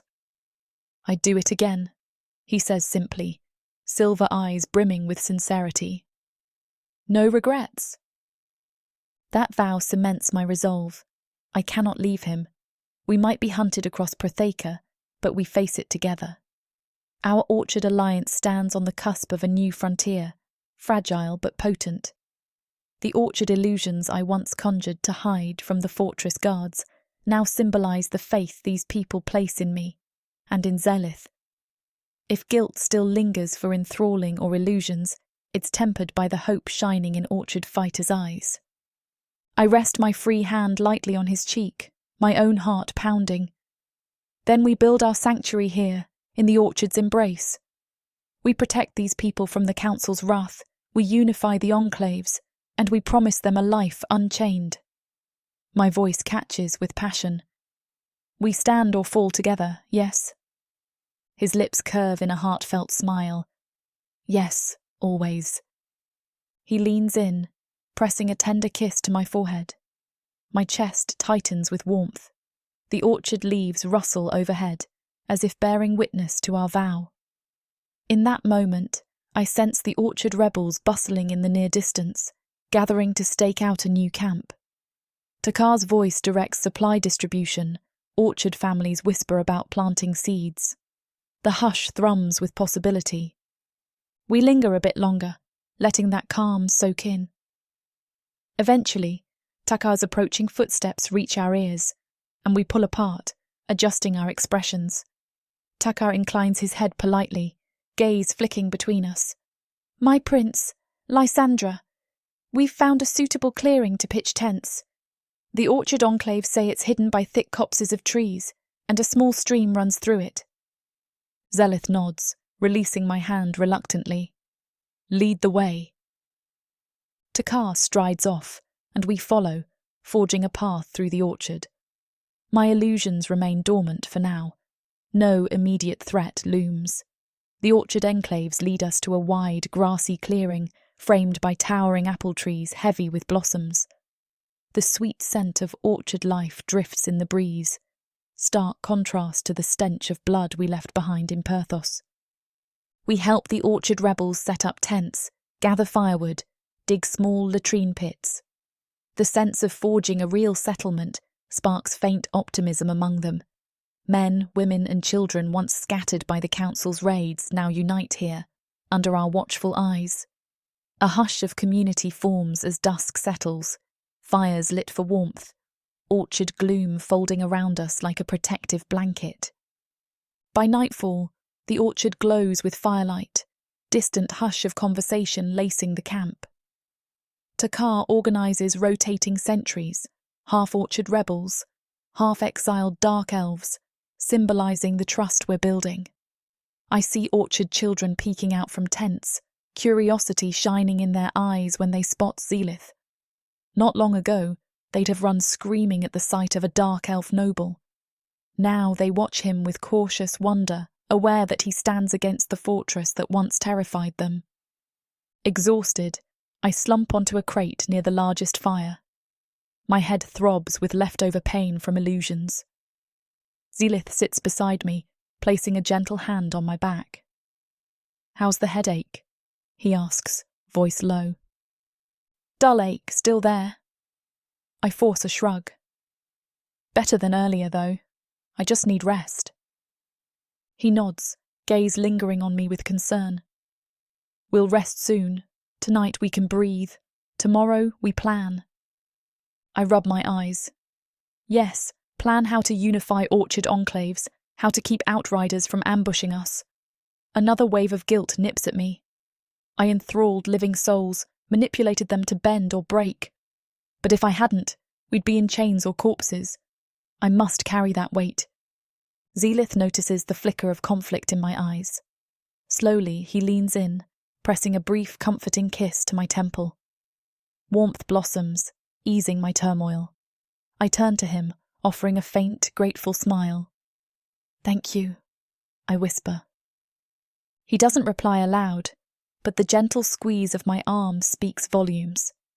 Around us, exiled dark elves and rebels share a meal of roasted roots and dried meat, swapping stories in hushed voices. They glance at me and Zelith occasionally, respect or curiosity in their eyes. Let them see us, the anchored pair at the heart of this fragile alliance. At last, I rise, stifling a yawn. My body begs for real sleep. Zelith helps me find a small shelter, a crude lean-to we hammered together from orchard branches and a spare cloth. The orchard rebels insisted we take some measure of privacy. My cheeks burn with the memory of them seeing us so close, but I sense no judgment. They understand what we risked. Inside the lean-to, Straw piles form a makeshift bedding. The orchard's night wind whispers outside, carrying the faint chirr of insects. Zealith arranges his cloak as a shared blanket. We settle side by side, tension melting from our limbs. My eyes drift shut with weariness, though a faint flutter of anxiety remains in my chest. He shifts, turning so our foreheads nearly touch. "Sleep," he murmurs. "We'll handle tomorrow when it comes." I manage a wry laugh, voice cracking.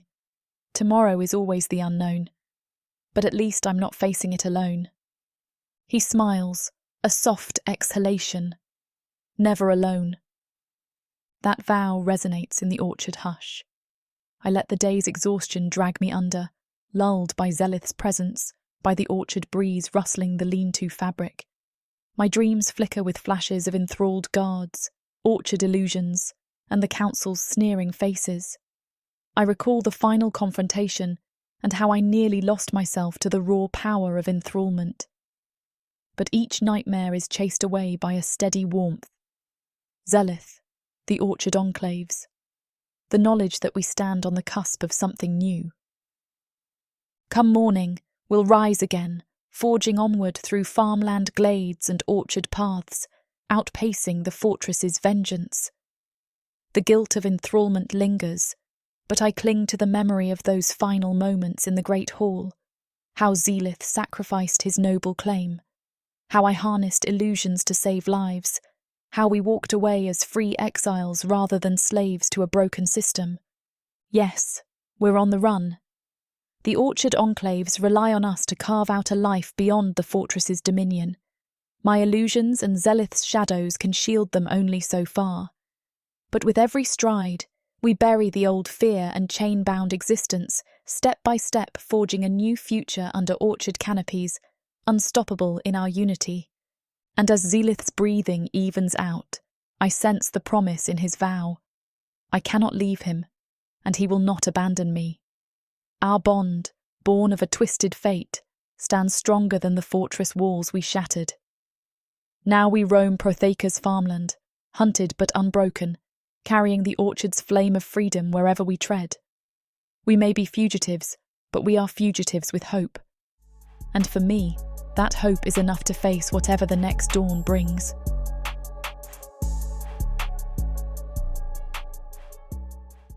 Orcs.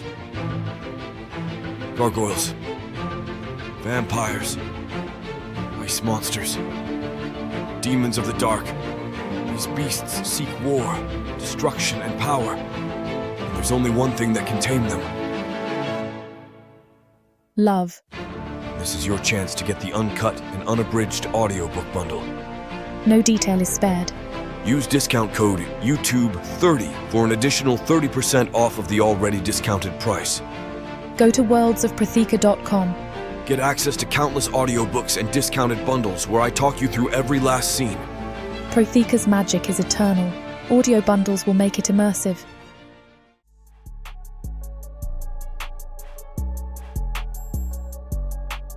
Chapter 18. Zealith. I cradle a torch in my left hand, the flickering flame illuminating ancient stone and creeping moss. The cavern walls loom around me, damp with water that seeps from the cracks overhead, forming tiny rivulets that trickle into shallow pools. Despite the lingering chill, a sense of quiet safety envelops me, something I haven't felt since I abandoned the fortress. This hidden refuge, discovered by our orchard scouts, lies deep beneath a rugged hillside far from Pyrthos. It's no lavish palace, but after weeks of riding, fighting, and fleeing, the dark stillness comforts me. I walk in slow, measured steps, one ear tuned to the echoes of orchard rebels setting up camp in the adjoining chamber. We've carved a modest life down here in the winding cave system, at least for now. A handful of torches line the corridor, revealing niches hollowed out by time. A few orchard folk store provisions in the deeper recesses, away from prying eyes. The low murmur of conversation wafts from the main cavern. Humans and exiled dark elves sharing whatever meager rations we salvaged during the trek. I still can't believe we've come this far.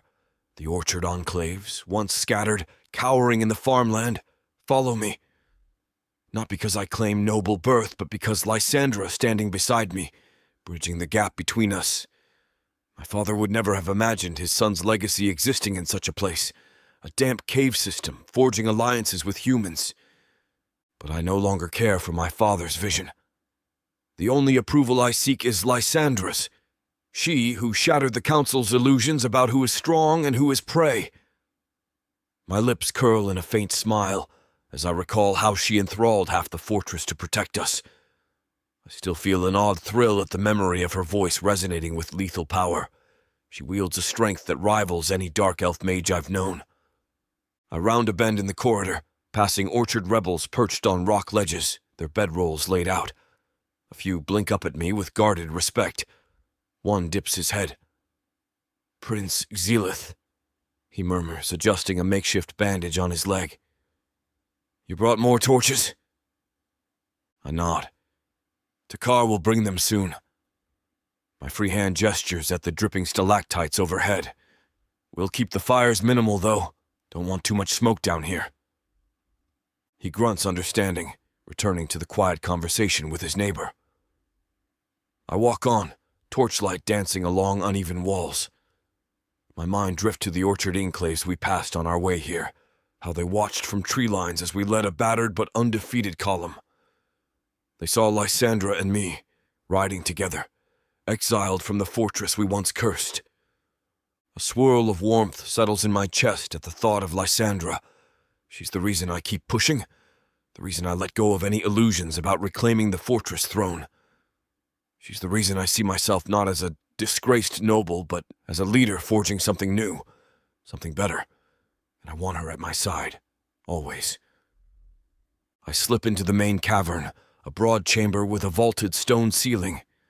Torches ring the periphery, casting shifting shadows on rugged rock. Stalagmites jut from the floor, forming natural partitions where orchard folk have laid out small sleeping areas. Amid them, Takar and a band of exiled dark elves talk quietly, glancing up as I enter. The hush that follows my arrival never sits easily with me. I recall the days when any silence meant cunning or subterfuge in the fortress halls. Here, though, it's more a cautious respect. I step forward, addressing them with a low voice. "Any sign of pursuit?" Takar stands, crossing an arm over his chest in a salute. "None, my prince. Our scouts confirm no outriders within a day's ride. Seems the council is reeling after we stormed Pyrthos. They might regroup, but for now we're safe."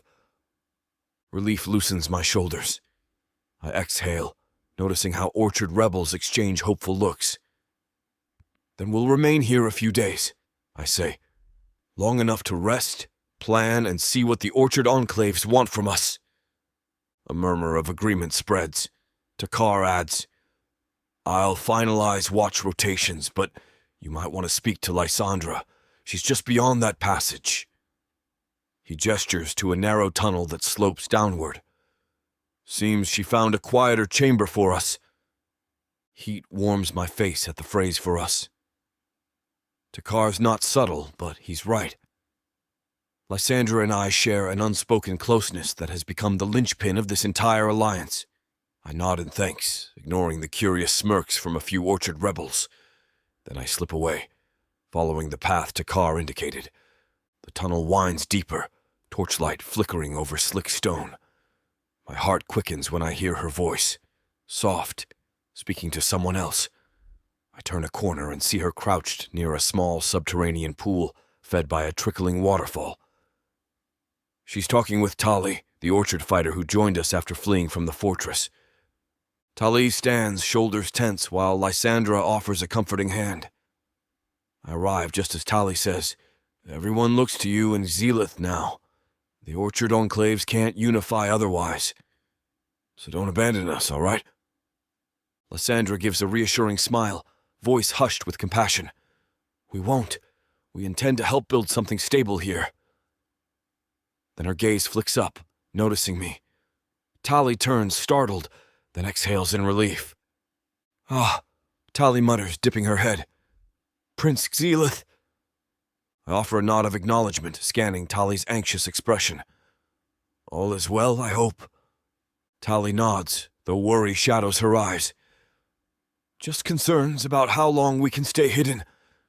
We orchard folk aren't used to living in caves, but I'll share your words. Thank you, Lysandra. She bows lightly, then hurries off, leaving us alone in the quiet chamber. Lysandra stands, brushing dust from her trousers. The subterranean waterfall trickles behind her, the sound oddly soothing. My torchlight glints off the water, painting her face in soft gold. She exhales, meeting my gaze. We're forging a new path, but they're scared. I can't blame them. I approach, snuffing out my torch in the waterfall's basin, letting darkness settle except for the faint glow from a lone lantern behind her. I know, I say, voice low. We can't promise absolute safety, but we can't let them live in constant flight either. She nods, crossing her arms. The hush lengthens, the drip of water a gentle backdrop. I keep thinking about what's next, she admits quietly. We shattered the fortress's leadership, but that doesn't free the farmland entirely. Other fortress lords might rise, or more exiled nobles might try to fill the power vacuum. This alliance we're building is fragile. I study her face, exhaustion and resolve etched into every line. My chest tightens with an inexplicable surge of longing. It is fragile, I concede, stepping nearer. But we have each other. That's no small thing. She looks up at me, and in that glow I see vulnerability mingling with something deeper. Affection, perhaps even love. My breath catches. I recall the orchard stable, the orchard illusions, the stolen moments of intimacy that revealed how entwined we've become. Gently, I slide my hand to her shoulder, the damp air chilling my skin. I've been thinking, I murmur, voice trembling with anticipation. All we have is each other now, truly. The orchard enclaves rely on us, yes, but beyond that, we rely on one another. No fortress court awaits me, no safe harbor for you if we part. We're forging a life from scratch. Her gaze flickers with curiosity, a flush creeping up her cheeks. Yes, she breathes, stepping a fraction closer. I can't imagine going back to the days when we were so distant. When I thought you might kill me, or I might kill you. A hollow laugh escapes her. Now I can't picture facing any threat without you.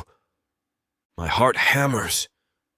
I recall Takar's half-joking mention weeks ago about a spiritual ceremony that ties souls together, an ancient union sometimes practiced among dark elves. Usually reserved for noble houses, forging alliances, it's rumored to merge magical essences. My father once scorned it as archaic, but now it resonates in my mind like a distant drumbeat. Would Lysandra even consider such a bond? Sirens and dark elves forging a magic-laced union? I swallow, nerves twisting in my gut. We're building a life on the run, yes, but we can shape it however we choose, I say, voice husky. I want you as my equal. Not just in battle or as a symbol for orchard enclaves, but truly, in every sense. She draws a soft breath, studying me.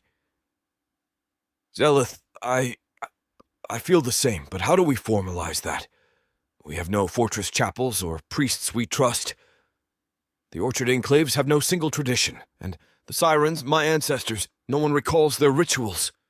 My pulse leaps. She's not rejecting me. Hope flares. Dark elves have an older rite, I venture, words tumbling out. One not used often, especially after the council took power.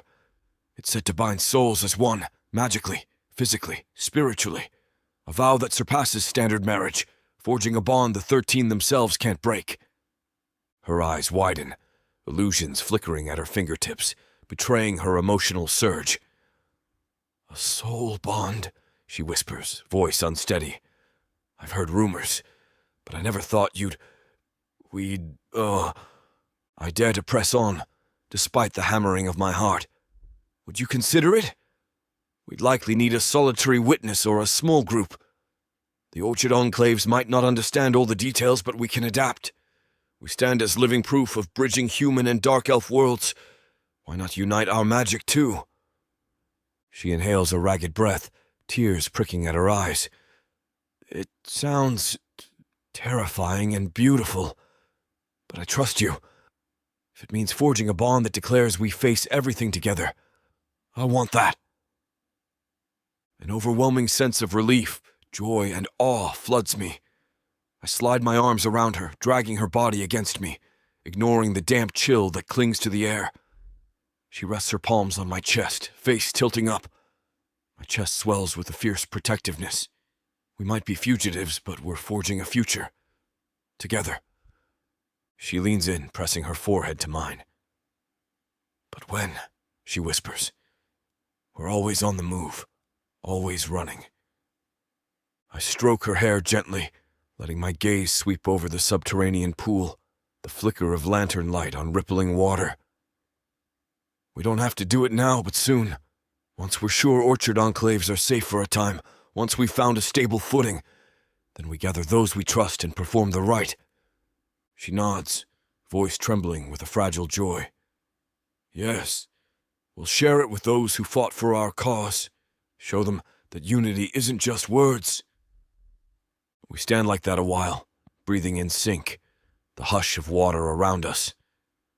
I sense her illusions flicker across my periphery, as if responding to her heightened emotion. Her siren power hums faintly in the resonance of her next breath. Thank you, she murmurs, pulling back enough to meet my gaze. For offering me this, for seeing me as more than an alliance piece or a captured pet, for acknowledging me as your partner, your equal. I brush my thumb along her cheek, heart twisting. You've always been my equal, Lysandra, even when I refused to admit it. Now I do, wholeheartedly. She exhales, a laugh tinged with tears. Then let's plan a future that no fortress or council can tear apart. A surge of fierce optimism courses through me. I bend my head to hers, capturing her lips in a gentle, lingering kiss. She melts into it, illusions dancing at the corners of my vision, casting faint shimmering shapes on the cave walls. It's a quiet testament to how far we've come. Two souls from opposing worlds, forging a bond that defies centuries of hatred.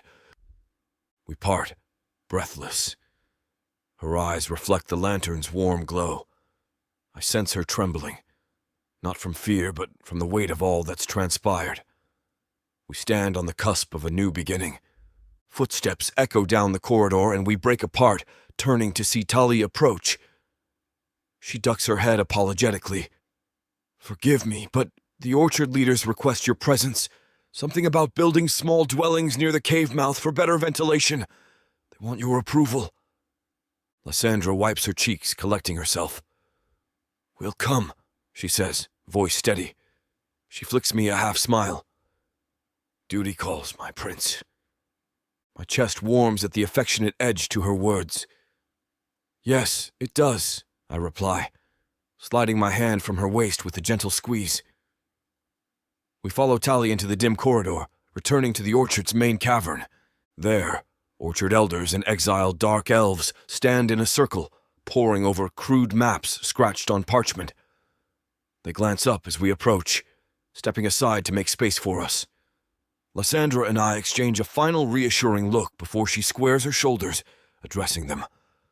All right, she says, voice carrying an undercurrent of confidence. What's the plan for expanding our refuge? One elder, stooped with age, points at the makeshift map. We can hollow out the cave mouth to store supplies, perhaps build partial huts outside for day-to-day living. The deeper tunnels remain for emergencies, in case outriders approach. But we'll need sturdy defenses, spiked barricades, vantage points. I cross my arms, scanning the map. My shadow magic flickers faintly at my fingertips, responding to my agitation. We can spare a few dark elf soldiers to help with construction. They know how to reinforce tunnels, and orchard rebels can gather wood from the southern groves. Tali nods. That's the gist. We're short on nails, but we can improvise. The orchard enclaves have crafters who can shape tools, at least enough for basic fortifications. Dialogue flits around us, practical concerns about ventilation, fresh water sources, the risk of cave-ins. Lysandra offers suggestions, referencing old farmland structures we encountered. I contribute knowledge gleaned from fortress architecture, albeit from memory. The synergy between orchard rebels and exiled dark elves blossoms in real time, forging a communal spirit I once thought impossible. Through it all, a sense of possibility swells in my chest. We're not just surviving. We're building something tangible, something outside the fortress's shadow. And with the talk of expansions and watchtowers, we inch closer to a place we might even call home. Eventually, the meeting disbands, orchard elders dispersing to begin organizing labor crews. Lysandra and I linger, exchanging a look that brims with shared wonder. A new beginning. She steps closer, voice hushed. They all look to us. I used to think that kind of responsibility would suffocate me, but it doesn't. Not when we face it together. Emotion knots in my throat. We lead them, Lysandra, I say quietly. You with illusions and enthrallment to protect them, me with shadows and whatever knowledge I have of fortress defenses. We'll ensure they have a fighting chance. She slips her hand into mine. And one day we'll stand before them, bound by a deeper bond than any council edict can break, she whispers, recalling the idea of a spiritual or magical union. My pulse flutters at the vow in her eyes. Yes, I murmur, voice raw. A bond that transcends race or old grudges, a new tradition for a new era. A hush envelops us, orchard folk moving around, none disturbing our private moment. My chest aches with tenderness, exhaustion, and the faint stir of hope. The flickering torches cast our shadows on the cave walls, merging into a single shape. I lean in, pressing my lips to her forehead, letting that quiet gesture express what words cannot. I see you. I respect you. I want you as my equal in every breath. Her eyes flutter shut, a soft smile curving her lips. Then she tilts her face, meeting my gaze.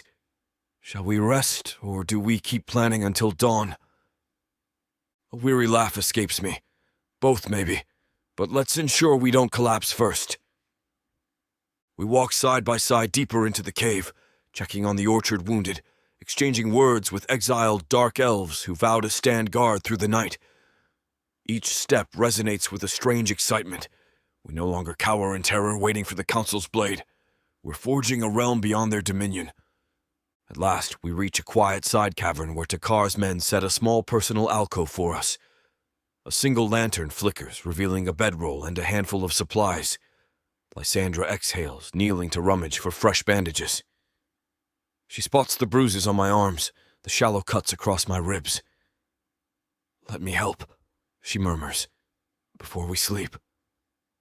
I lower myself to a crouch, letting her clean the wounds with practiced care. The sting makes me wince, but I remain still.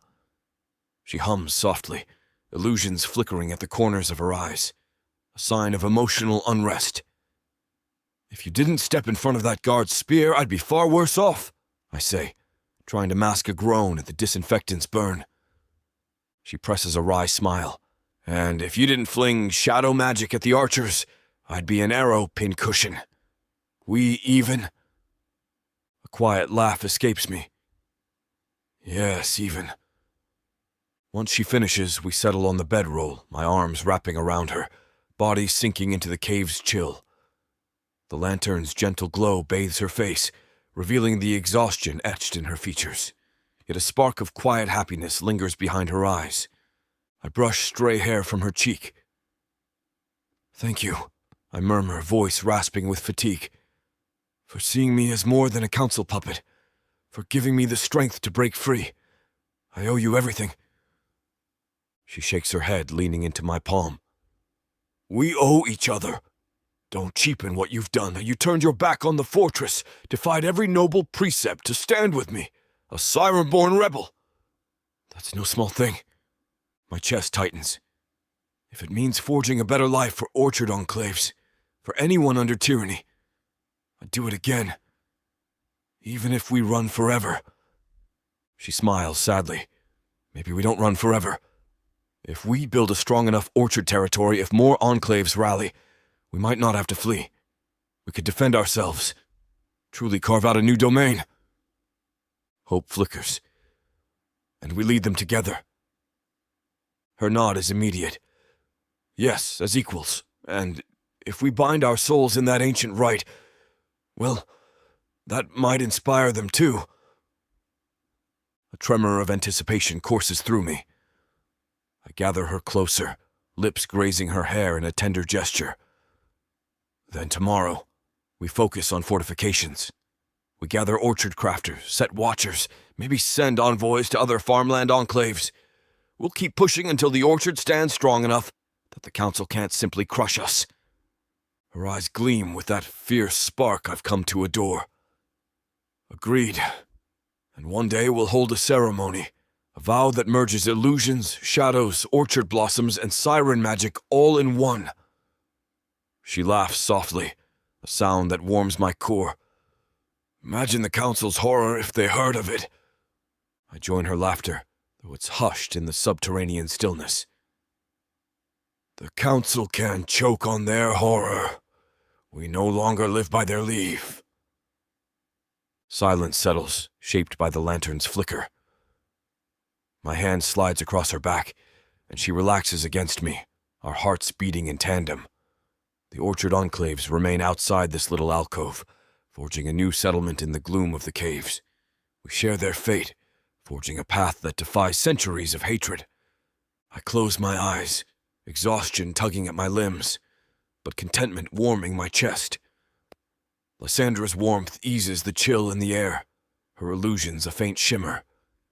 This is no fortress chamber with marble pillars and an audience of sneering nobles. This is a hidden cave. Starlight glimpsed through cracks overhead, orchard rebels standing guard. And in this unassuming darkness I feel more at home than I ever did in the fortress's grand halls. Tomorrow we'll face more trials.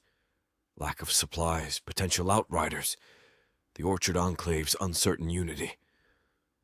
But for now, I hold Lysandra, heart brimming with hope. We've torn down the old illusions of who I was supposed to be. We've cast aside chains that bound us both. We stand on the threshold of a new beginning, building a territory that welcomes humans and dark elves alike, forging a spiritual bond that cements our union beyond mortal contracts. She dozes against me, breath evening out. I let my own eyes drift shut, a smile curving my lips. The orchard hush envelops us, water dripping somewhere deeper in the cave, the faint crackle of distant torches.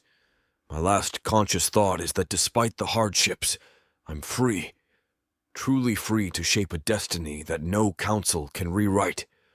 And Lysandra is at my side, an equal partner in every sense, ready to help me carve a world where illusions and shadows protect rather than oppress. That knowledge lulls me to sleep with a sense of peace I haven't felt in a lifetime. We've stepped beyond the fortress's grasp and found a place to begin anew. And in that faint hush of the cave's night, with Lysandra's warmth anchoring me, I let tomorrow's uncertainties fade, secure in the vow we share. We stand together, forging our own path, side by side, forever. Chapter 19. Lysandra. I stand amid a circle of flickering lanterns, heart pounding loud enough to drown out the hushed murmurs of those gathered. The cavern walls around us pulse with dancing shadows, courtesy of the orchard rebels' torches and a few enchanted lamps carried by Zelith's exiled dark elves. The makeshift settlement we've carved from these twisting corridors suddenly feels transformed, transcendent, as though the walls themselves hold their breath for what's about to happen. My pulse thunders, and I press a hand to my chest, drawing in a shaky breath. I never imagined a wedding, much less one like this. It's no grand fortress ceremony with gilded banners, no orchard dais strewn with flowers. Instead, the chamber is cleared of bedding and supplies, leaving open space. A ring of watchers, humans and dark elves alike, hovers at the edges. They stand in silent anticipation, forming a half-lit halo around me and Zelith. He stands a few paces away, draped in dark leathers emblazoned with faint silver runes. I've never seen him look so solemn, nor so radiant. His obsidian skin catches the lantern glow, war sigils shimmering faintly on his forearms. As I swallow another jagged breath, our eyes meet, and a flicker of warmth flickers in his silver gaze.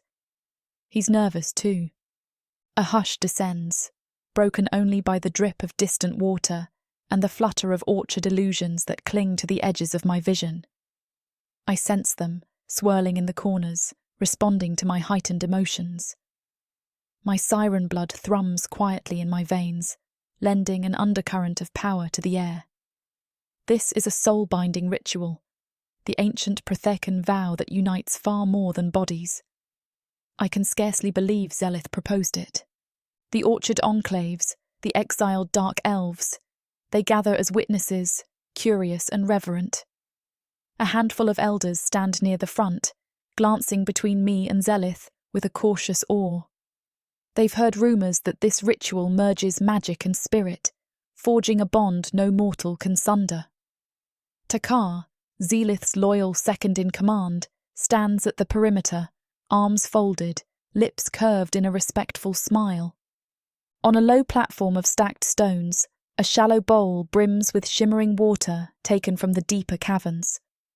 Another bowl holds a swirl of faintly glowing dust, a blend of orchard blossoms ground into powder, mixed with the ashes of warding charms.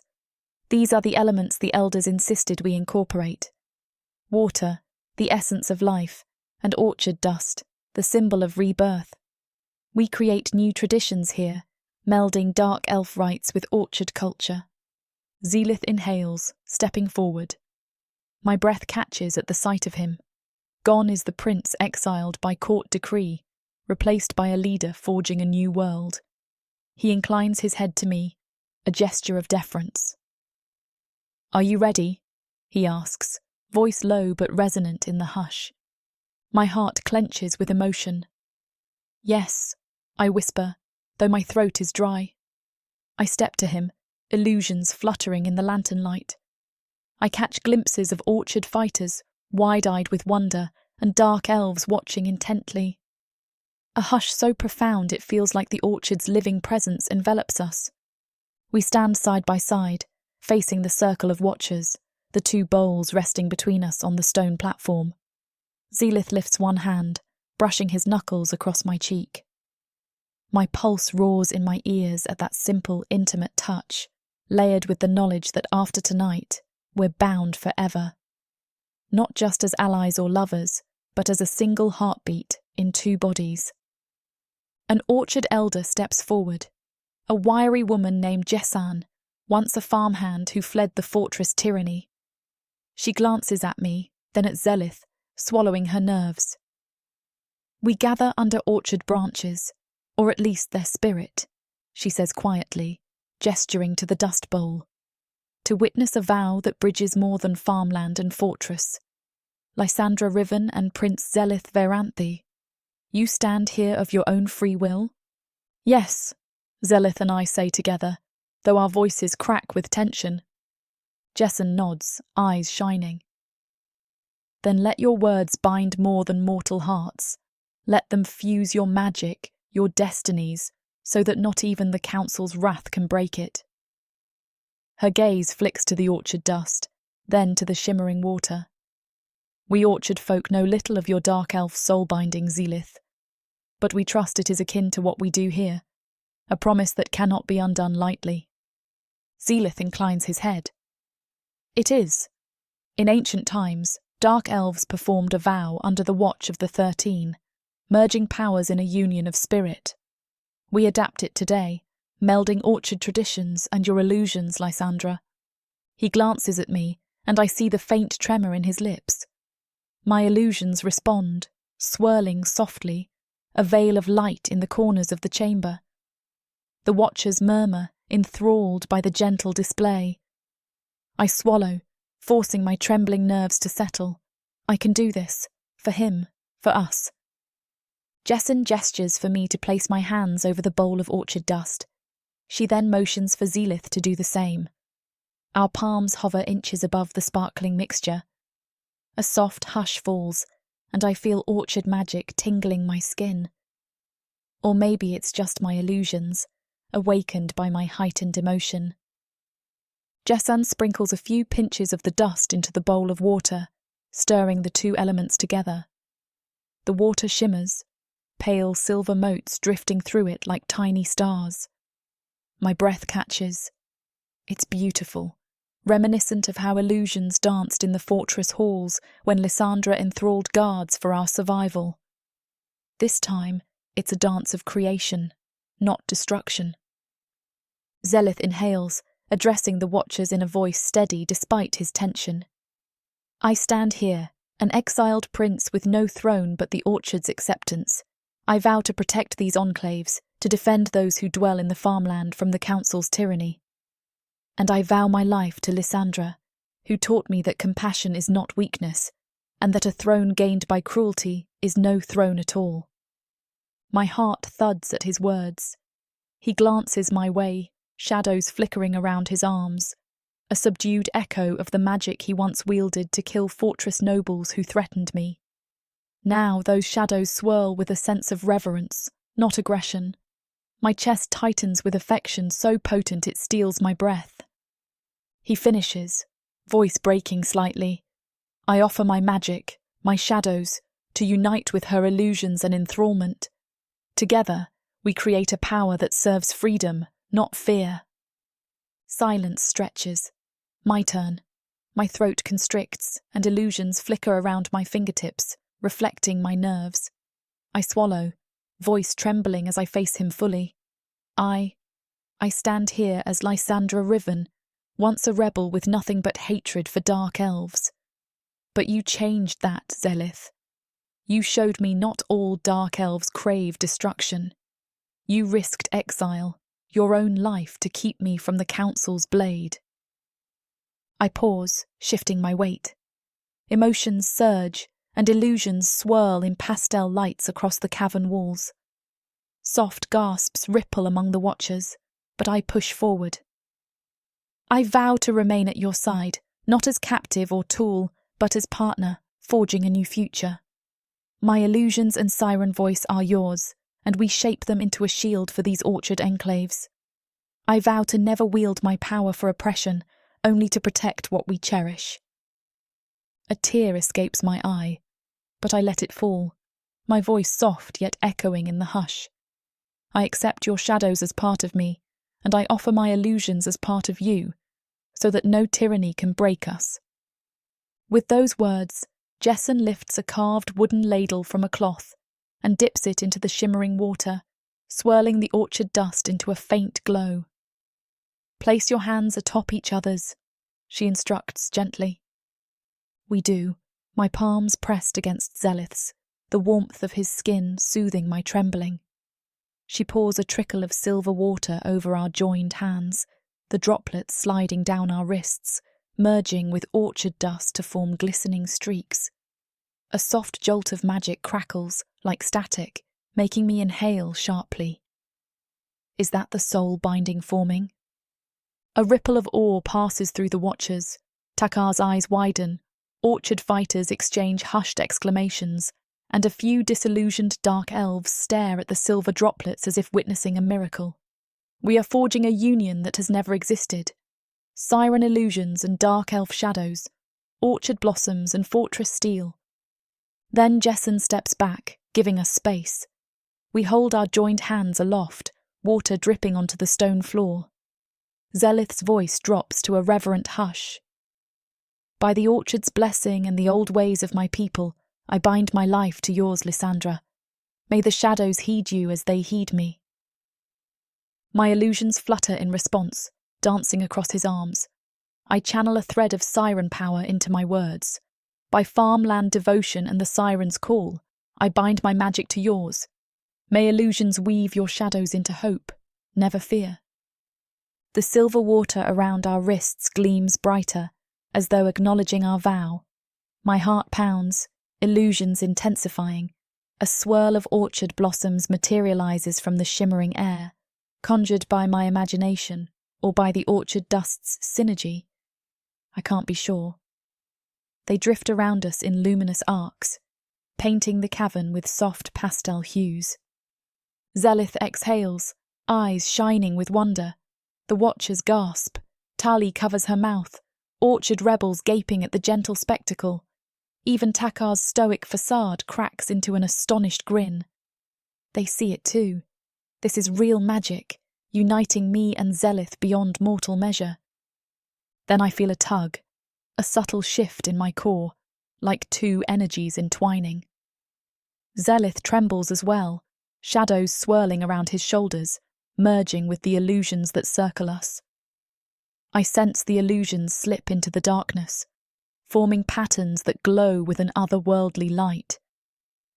It's as though a new magic is being born from our vow, weaving illusions and shadows together in a shimmering tapestry.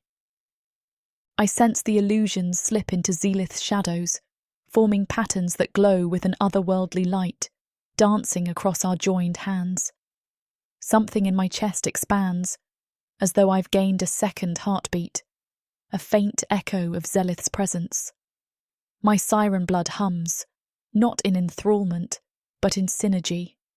I almost collapse from the intensity, yet Zelith's grip steadies me. We hold each other's gaze, the orchard blossoms drifting around us, swirling with gentle splendour.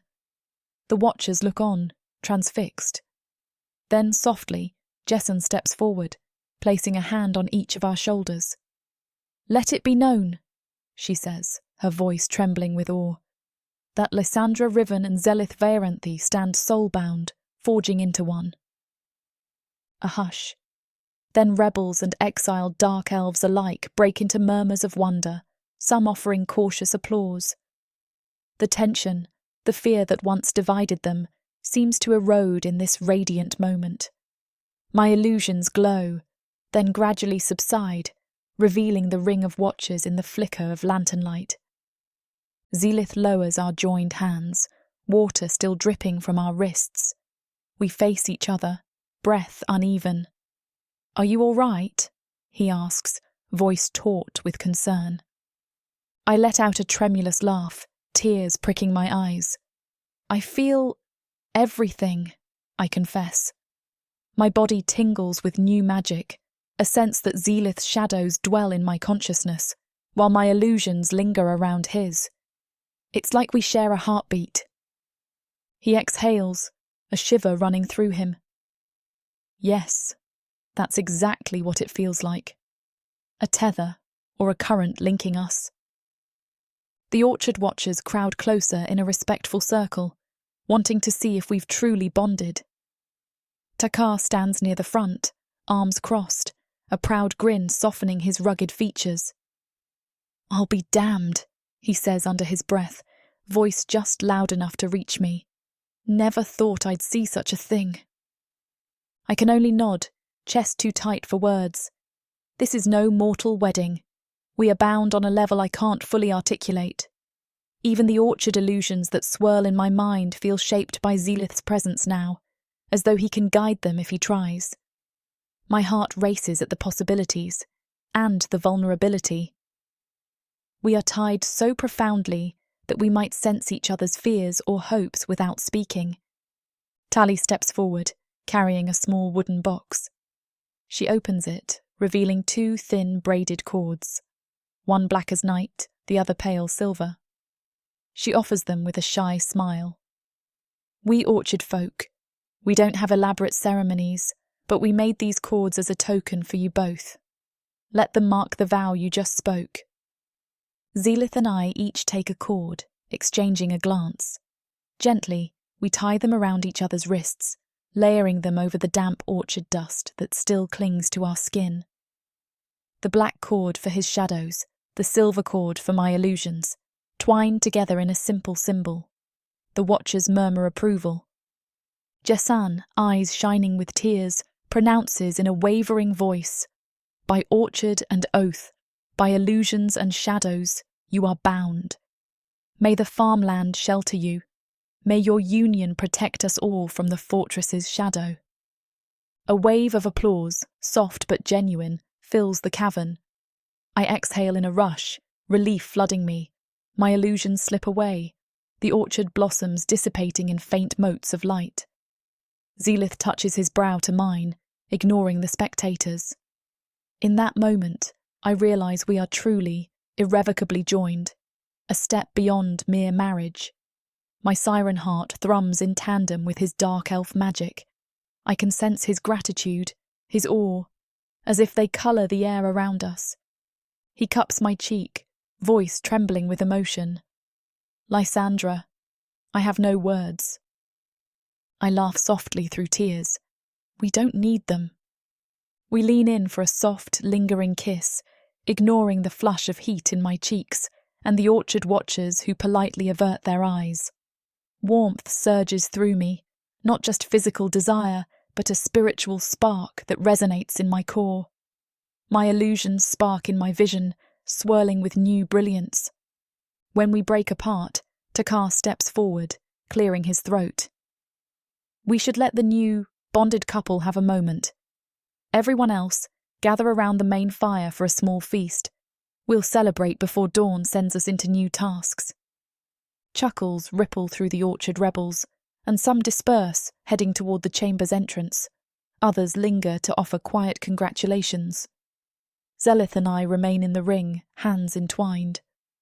As the crowd drifts away, I become keenly aware of the hush settling in the cavern. The orchard illusions retreat, leaving the space dimly lit by a handful of torches. The stone platform where we performed the ritual stands behind us, water droplets shimmering. Zelith traces the braided cords on my wrist with his fingertips, expression soft. You're trembling, he notes gently, stepping closer. Are you all right? I nod, swallowing. Yes, just overwhelmed. It's like I feel your presence in my head, a faint echo of your magic. He exhales, relief and wonder lacing his features.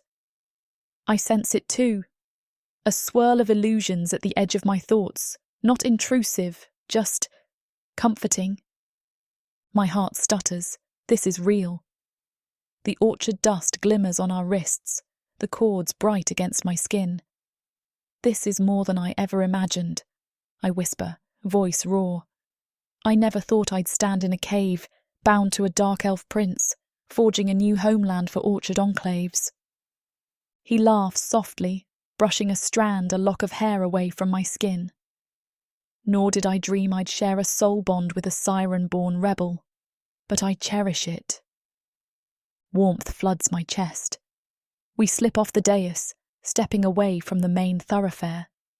A small side alcove beckons, the shadows and orchard illusions concealing us from prying eyes. My pulse quickens with the realization that we can now share a private moment, free from the tension of prying watchers. We duck into the alcove, a natural hollow in the stone.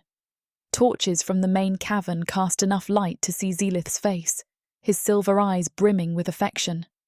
My illusions swirl in soft pastel arcs around us, responding to my heightened state. He lifts our joined hands, cords glinting faintly, then lowers them carefully. Does it hurt? I ask softly, trying to break the hush. This bond? He shakes his head. No, it feels like a subtle hum, a presence that grounds me. His gaze flicks to my lips. And you? I swallow, stepping closer so I can feel the warmth of his breath. It feels right. I'm not sure how else to describe it, like I've found a piece of myself I never knew was missing. A tremor runs through him, and he cups my face, leaning in until his forehead brushes mine. You're my equal, my partner, my everything, Lysandra. Emotion wells up, tears threatening. I can hardly breathe with the intensity of it. And you're mine, I whisper, letting illusions swirl around our entwined silhouettes. We linger there, foreheads touching, breath mingling, as orchard illusions cast gentle hues on the cavern walls. Through our newly forged bond, I sense his swirling shadows, a warmth that envelops my illusions in a tender dance. The synergy draws us closer, physically and emotionally, until I can't tell where my illusions end and his shadows begin. A shiver of yearning courses through me. Not just physical desire, though that spark ignites whenever he's near, but a deeper longing to merge in every sense. We've bound our souls, but I want him to know me inside and out. I want to wash away all doubt that we stand together. His grip tightens on my waist, reading my silent plea. He leans in, capturing my mouth in a kiss that's soft, yet laced with unspoken promises. My illusions flicker in pink and gold, ephemeral blossoms drifting around our feet. My cheeks burn, but I don't pull away. Instead, I melt into him, fingers threading through his white silver hair. He breaks the kiss momentarily, lips hovering near mine. "We can find a more private spot if you want," he murmurs, breath hitching. I exhale a trembling laugh. We have a settlement to celebrate with. Then my voice drops. "But soon, yes." He grins, love and relief shining in his eyes. "Soon," he echoes. We step back, illusions receding as we rejoin the Orchard Enclave's modest celebration in the main cavern. A handful of exiled dark elves and rebels have thrown together a small feast. Roasted roots, spiced tubers, a bit of cured dripper meat. Someone found a stash of orchard fruit, dusty but still edible. They pass around cups of watered-down mead. The hush is replaced by subdued laughter and soft conversation, reminiscent of a battered family forging hope in the darkness. Tali greets us with a grin, pressing a small wooden bowl of stew into my hands. "For strength," she says, eyes twinkling as she glances at Zelith. "You'll need it after that display of magic." I can't help a rueful smile. "Thank you," I say, taking a cautious sip. Zelith stands at my side, meeting orchard rebels who approach with congratulatory words or shy bows. We catch Takar's eye from across the chamber. He raises a mug of mead in silent salute, face creased in a rare smile. As the enclaves mingle, I sense the tension easing. The vow we just performed isn't just between me and Zelith. It's a symbol that humans and dark elves can merge their strengths. The orchard illusions that once masked me from them are now a shared gift, and Zelith's shadows no longer breed fear but admiration. Late into the night, rebels drift off to their bedrolls. Exiled dark elves stand quiet watch, and the torches burn low. Zelith and I remain near the central fire, exchanging tired grins as we reflect on the day's events. We have a new beginning. The farmland enclaves gather under our protection. The orchard illusions swirl with promise, and we hold each other's souls in an unbreakable bond. He leans his shoulder against mine, weariness etched in his posture, but a glow of contentment in his eyes. "We'll need to rise early," he says softly, voice raspy from the day's emotions. "Takar wants to check the southern pass, but for once I don't dread the tasks ahead."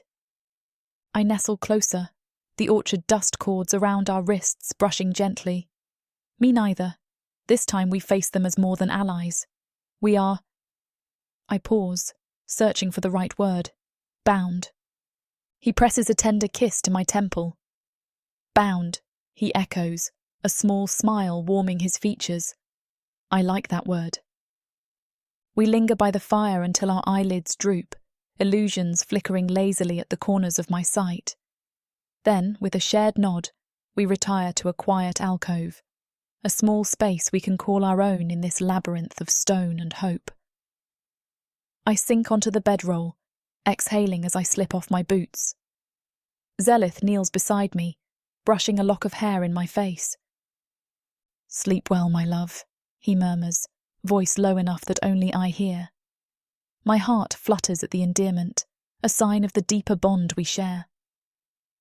"Good night, Zelith," I reply, a faint blush creeping over my cheeks. I settle onto the bedroll, illusions calming to a faint glow around my fingertips.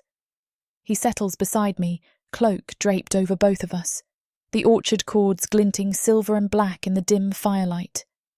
The last thing I feel before sleep claims me is his hand woven through mine, cords pressing softly against my skin, reminding me of the vow we took, illusions and shadows intertwined, forging a new life beyond tyranny.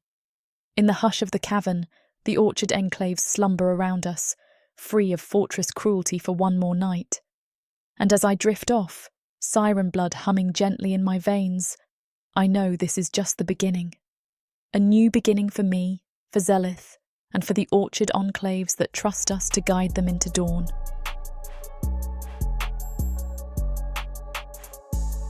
Chapter 20. Zelith. I stand at the edge of an ancient clearing bathed in moonlight, my breath catching at the quiet beauty of it all.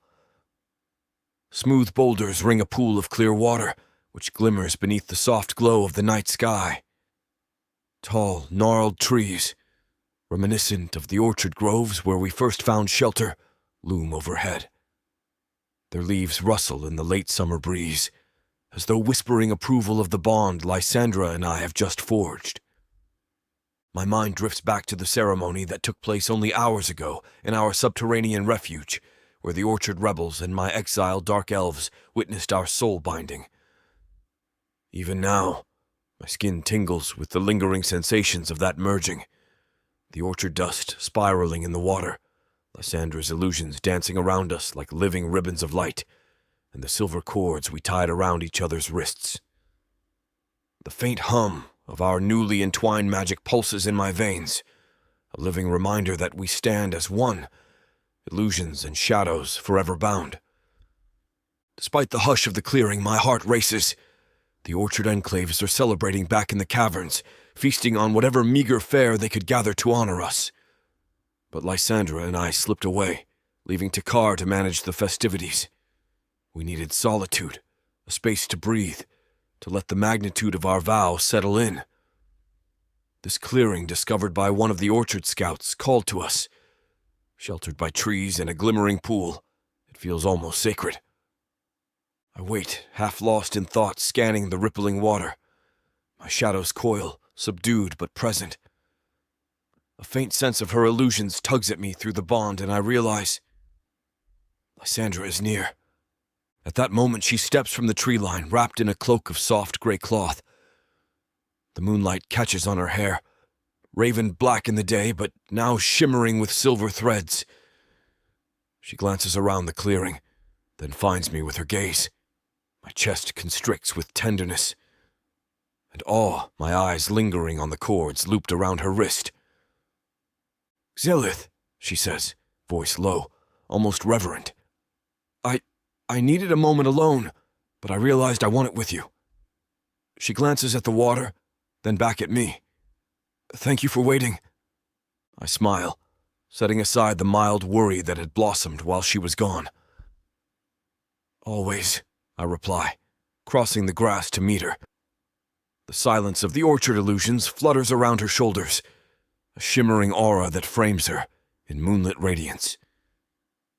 I want to reach out and touch that glow, to lose myself in the quiet magic that is now partly mine. She steps into my arms, pressing her cheek to my chest. The cords on our wrists brush, a subtle spark jumping between them, my shadows and her illusions melding in that intangible thread of power. I inhale the scent of orchard dust that clings to her hair, remembering how she looked during the vow. Courageous, tearful, unwavering. "You feel it too, don't you?" she murmurs, face turned up to mine. "This bond, it's not just symbolic. I sense your presence inside me like a second heartbeat." My throat tightens with the truth of it. "Yes," I whisper. "It's breathtaking and..." I laugh shakily, a little terrifying. She nods, illusions flickering around her fingertips. Terrifying and wonderful. I wanted to talk in private because I can't stop thinking about how everything changes. We're still fugitives, yes, but we have this new power, this new unity, and I don't want the Orchard Enclave's eyes on us for a while. I want you, only you." Her words heat my blood. Despite the hush of the clearing and the swirl of orchard illusions, a raw desire floods me. We've shared intimacy before, moments fueled by desperation and relief. But tonight, Under the moon, after sealing our souls together, the desire feels different, calmer, deeper, tinged with an exquisite tenderness. I brush my fingers along her cheek, letting my thumb linger at her jawline. We can set aside the rest of the world for now, I say softly. They'll manage without us for an hour or two. She exhales a laugh, leaning into my touch. An hour or two. That's all we're allowed.